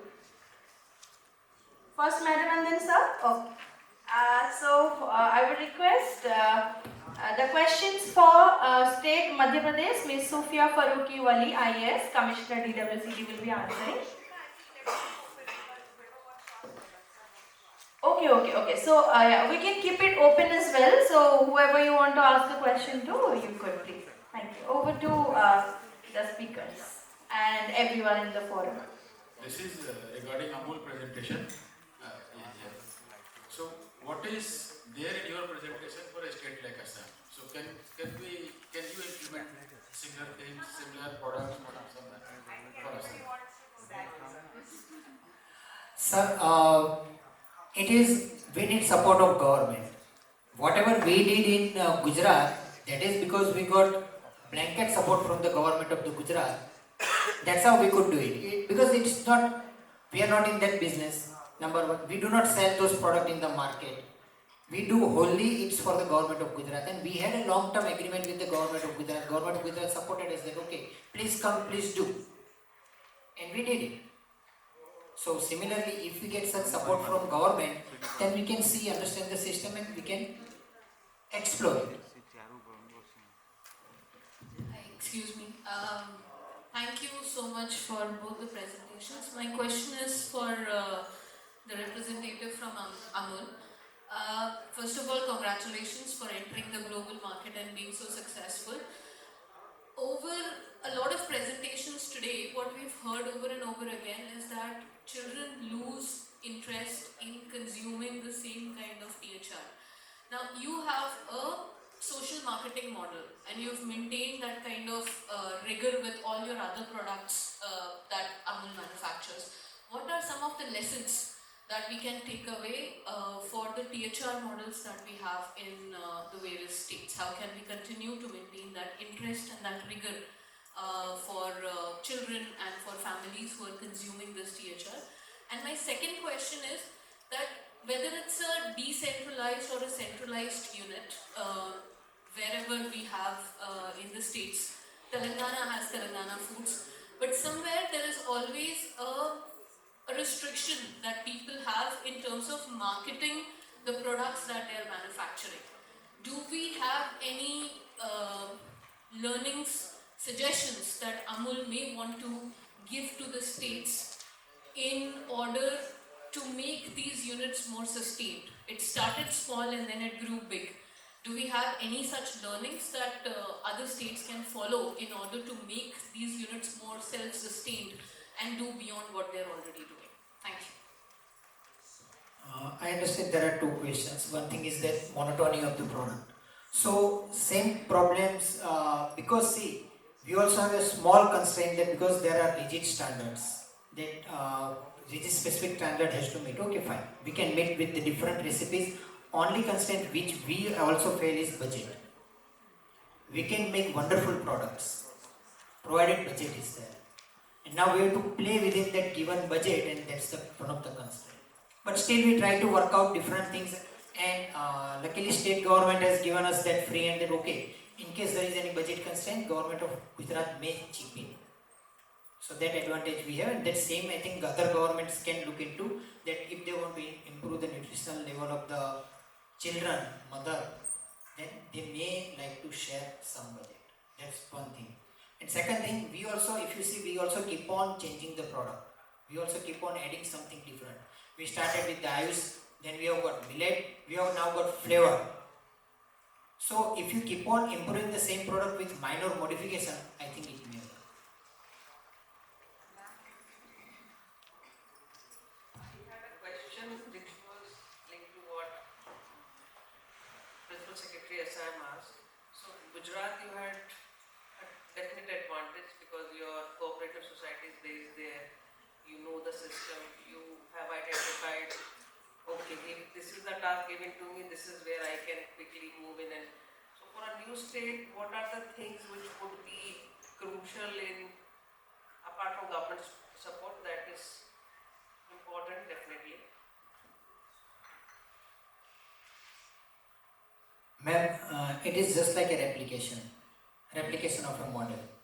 We have developed one model in Gujarat. We can replicate it. We started with milk procurement in Gujarat. Now we are replicated and we are procuring around 80 to 20% of our milk from the other states. So it's just replication of the model. One question from Sophia. You are also supplying THR to SRLM run plants, and the CLFs are 7-8 plants which you have. So you mentioned the issues which you faced during COVID and the debts which those plants accumulated, and now it's very difficult to get out of this cycle. So how are you able to maintain the timeliness of supply of THR, or there is a lag which one is trying to struggle and cope up with? Man, there is a lag, but the lag is not so much due to the payments. And a lag more often or rather, I mean, there's a pattern. If I look at the last 3 years, there's an average 1.5 month. That happens more because of the way we place our orders and the way we draw the data. And because we've moved on to portion trackers, so there's a certain small but definitely a decline in numbers. Because that data is Aadhaar validated, or maybe we were kind of, if I dare say, we were kind of oversupplying. So now, as by and by our Aadhaar verification is improving, so there's a small decline. And we are now, because we've moved completely to portion tracker data, so there is a time lag. I won't say it is because of the losses, because there is one intermediary between me and the suppliers. Most of the losses have got passed on to the suppliers. And because the suppliers which supply to the plants are one of the major players, because if we are talking about oil, or if we are also talking about micronutrients, then these are a whole milk product, a whole milk powder, then these are usually a few players, a group of 4 to 5 players who have their financial elasticity. Nonetheless, they also come and complain that these losses are building into their books. So there is no delay, but somebody is bearing the losses, which needs to be addressed in a systemic way. There has to be a solution. So the SRNF and the RD department is now planning to move for a one-time settlement of the losses, and then again readjust the entire scheme so that no further losses build up. Sophia, I also have a question for you. You mentioned that you have 6 recipes. Maybe you mentioned and I missed it, but is it like a daily thing, or if 1 month you give 1 recipe? Ma'am, we distribute 4 packets each month to each category of our beneficiary. So it is an overlap of like 2 plus 1 plus 1. So a variety of recipe is given for 2 weeks each month. So it becomes actually 4 packets as per the quantity required. 2 packets are of the same recipe and 2 are different. So it's like 3 recipes each month. For every category, there's a combination of 2 plus 1 plus 1. So do you also get feedback from the stakeholders that they prefer A or B or C, and But the feedback mechanism is something we are working on. It's not very strong. So it's still the traditional pattern where people go on tours, officers and the remaining teams go on tours, and then they come back.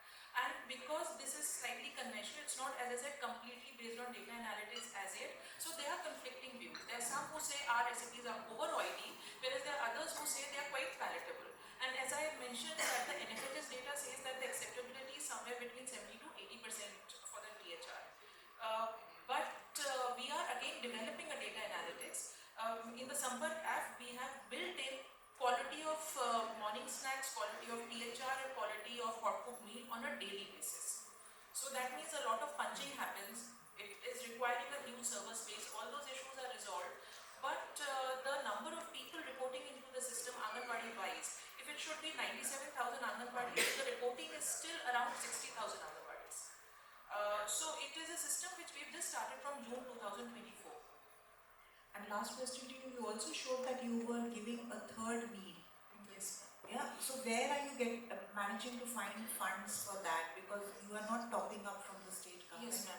So the third meal is usually, ma'am, if you look at the recipe, if I could once again share the slide, it is, it moves from one day's morning snack to the next day's hot cooked meal. So it is like a zigzag pattern. We don't give a third meal prepared separately. It is part of the hot cooked meal portion itself, and a small portion of it becomes a tiffin-based third meal for the special requirement for SAM children.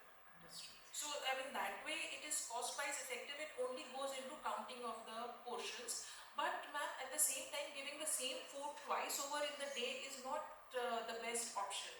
And moreover, when we practically understand that the food must have been cooked sometime between 10 to 11 or 12 o'clock, then one served around 12:31, and then again by the time the child is leaving the Anganwadi, packed into the tiffin at 3 or 4 o'clock. So that's slightly idealistic, and that is why there are few portions that actually get taken up, and the billing is for a very small portion.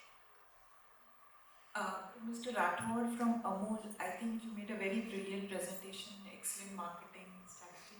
Just curious to understand that, in fact, I'm curious to understand 2 things. One is that, all of us have this question that apart from government support, I mean, we realize that Amul is the only institution which is of its kind in the entire country, right? So there must be something more that needs to be done, because we've all, she mentioned, my colleague sitting next to you, that they are running cluster level foundations and running their plants there.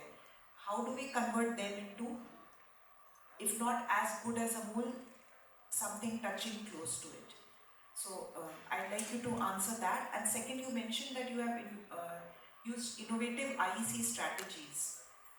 So if you can share them with us subsequently also, that will be, I think, useful for all of us, on how you dissuade fathers from eating their children, or anybody in the family. Like if you give khichdi, the whole family might eat that khichdi, no? So उसको कैसे आप रोक सकते हैं? Ma'am दो चीज़ है. One thing which you said that we can see, it is basically system which we follow. Amul, see, plant anyone can build. We can build world-class plant, okay, for production of any product. But it is not the only plant. It is the system which we implement and how we monitor it. I think that plays the crucial role.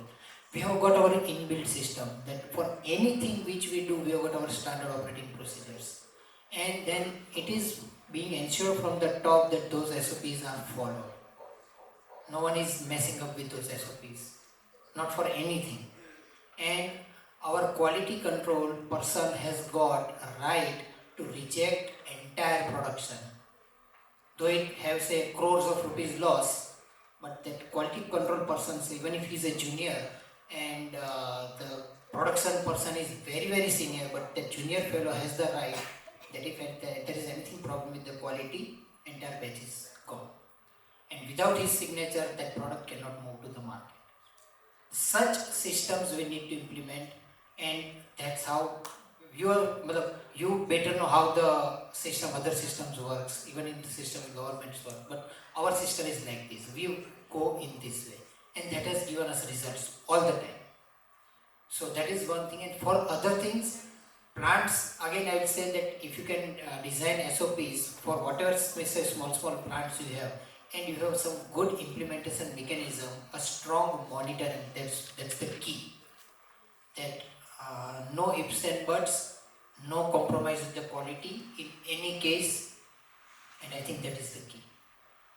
That will gain the trust also, and slowly even beneficiaries will come to know that okay, product is meeting the quality standards. Lapses anywhere in the quality, beneficiaries will lose the trust. That's the key. Thank you.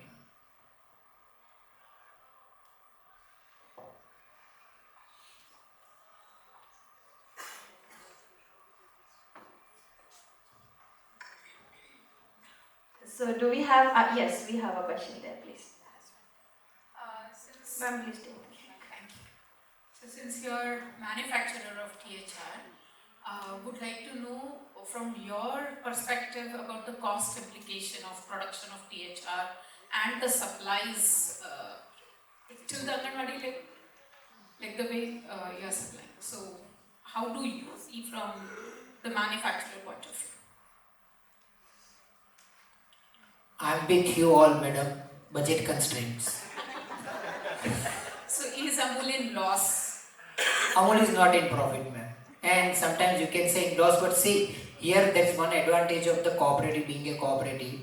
When we went to our board, now our board is comprising of all the farmer representatives. So what they said to us, that this is a thing to listen, that whom are you giving?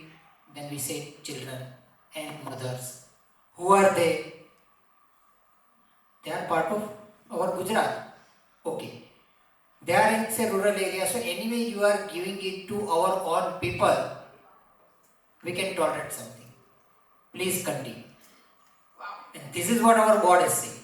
And that's how we are continuing. Otherwise, we are sailing in the same boat if you just look at the professional point of view. Thank you so much. And one question for you, Subrahma.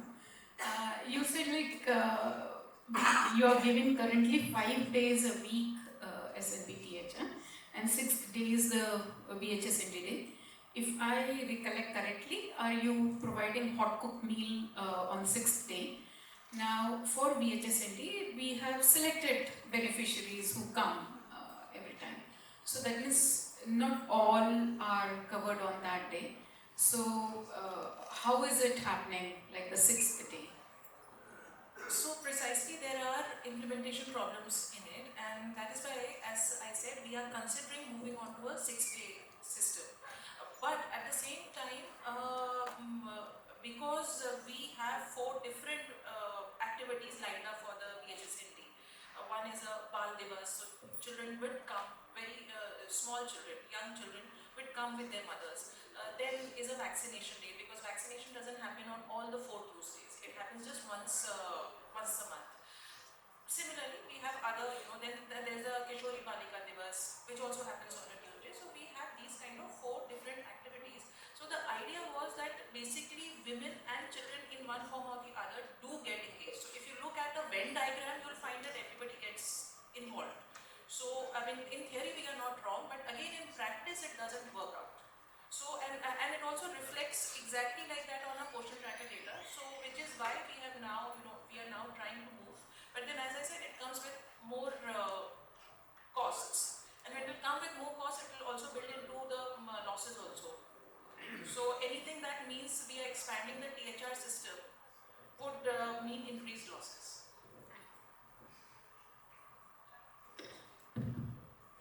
I think this is not a question for you only. I think this is a question for all of us to sort of reflect, because the over-reliance on portion tracker, because you just said that we are relying on portion tracker, we are looking at RRCD. So the exclusion and non-inclusion which is happening, can we also look at it from an equity point of view? That those who are not included or excluded are from the most marginalized, and therefore the malnutrition rates are actually not going down. Even if the portion tracker suggests something otherwise, that yes, it is going down and down, but the surveys will probably reveal that it has not gone down or it has gone very marginally down. So can some kind of exercise, I am putting it to all states including my principal secretary who is also participating from Uttar Pradesh, that can we also look at these issues, because this is something which is an equity issue and the worst sufferer are most marginalized. So can we think of this as a group, maybe taking THR as an example of entitlement and how this entitlement is not reaching to the intended, the most intended right holders. I think that is something that I wanted to say. Yeah. Since I have the mic in my hand, I think I'll choose to respond. I did have this discussion with Shubha Sharma ma'am also a little while back, and I think ma'am did ask the same question. So all the states should be comparing their census projection data with their actual ICDS coverage. It applies to all the states. It applies more so to states which have difficult geography. MD also, it might not look like a particularly difficult geography area, but it is a very spread out and sparsely populated kind of a state, where we have not villages or cluster villages, but we have too many majras, tolas, and every small hillock or dungaria dongar has 2 or 3 families. So coverage becomes a major issue. So population projection should be compared to your ICDS coverage, and I'm sure there will be a huge gap. We are not relying on portion tracker alone. Precisely that is why we are very, very aggressive on our Sampark application and developing all its modules, even when we know that portion tracker has some sleeping modules which will become active in a year or so, because we can't waste this time. So Sampark app is more, I would say, robust. It has a larger number of people on it than as portion tracker, but the portion tracker being a uniform application pan-India, and ICDS being a Government of India scheme, it's always good to be on the same platform.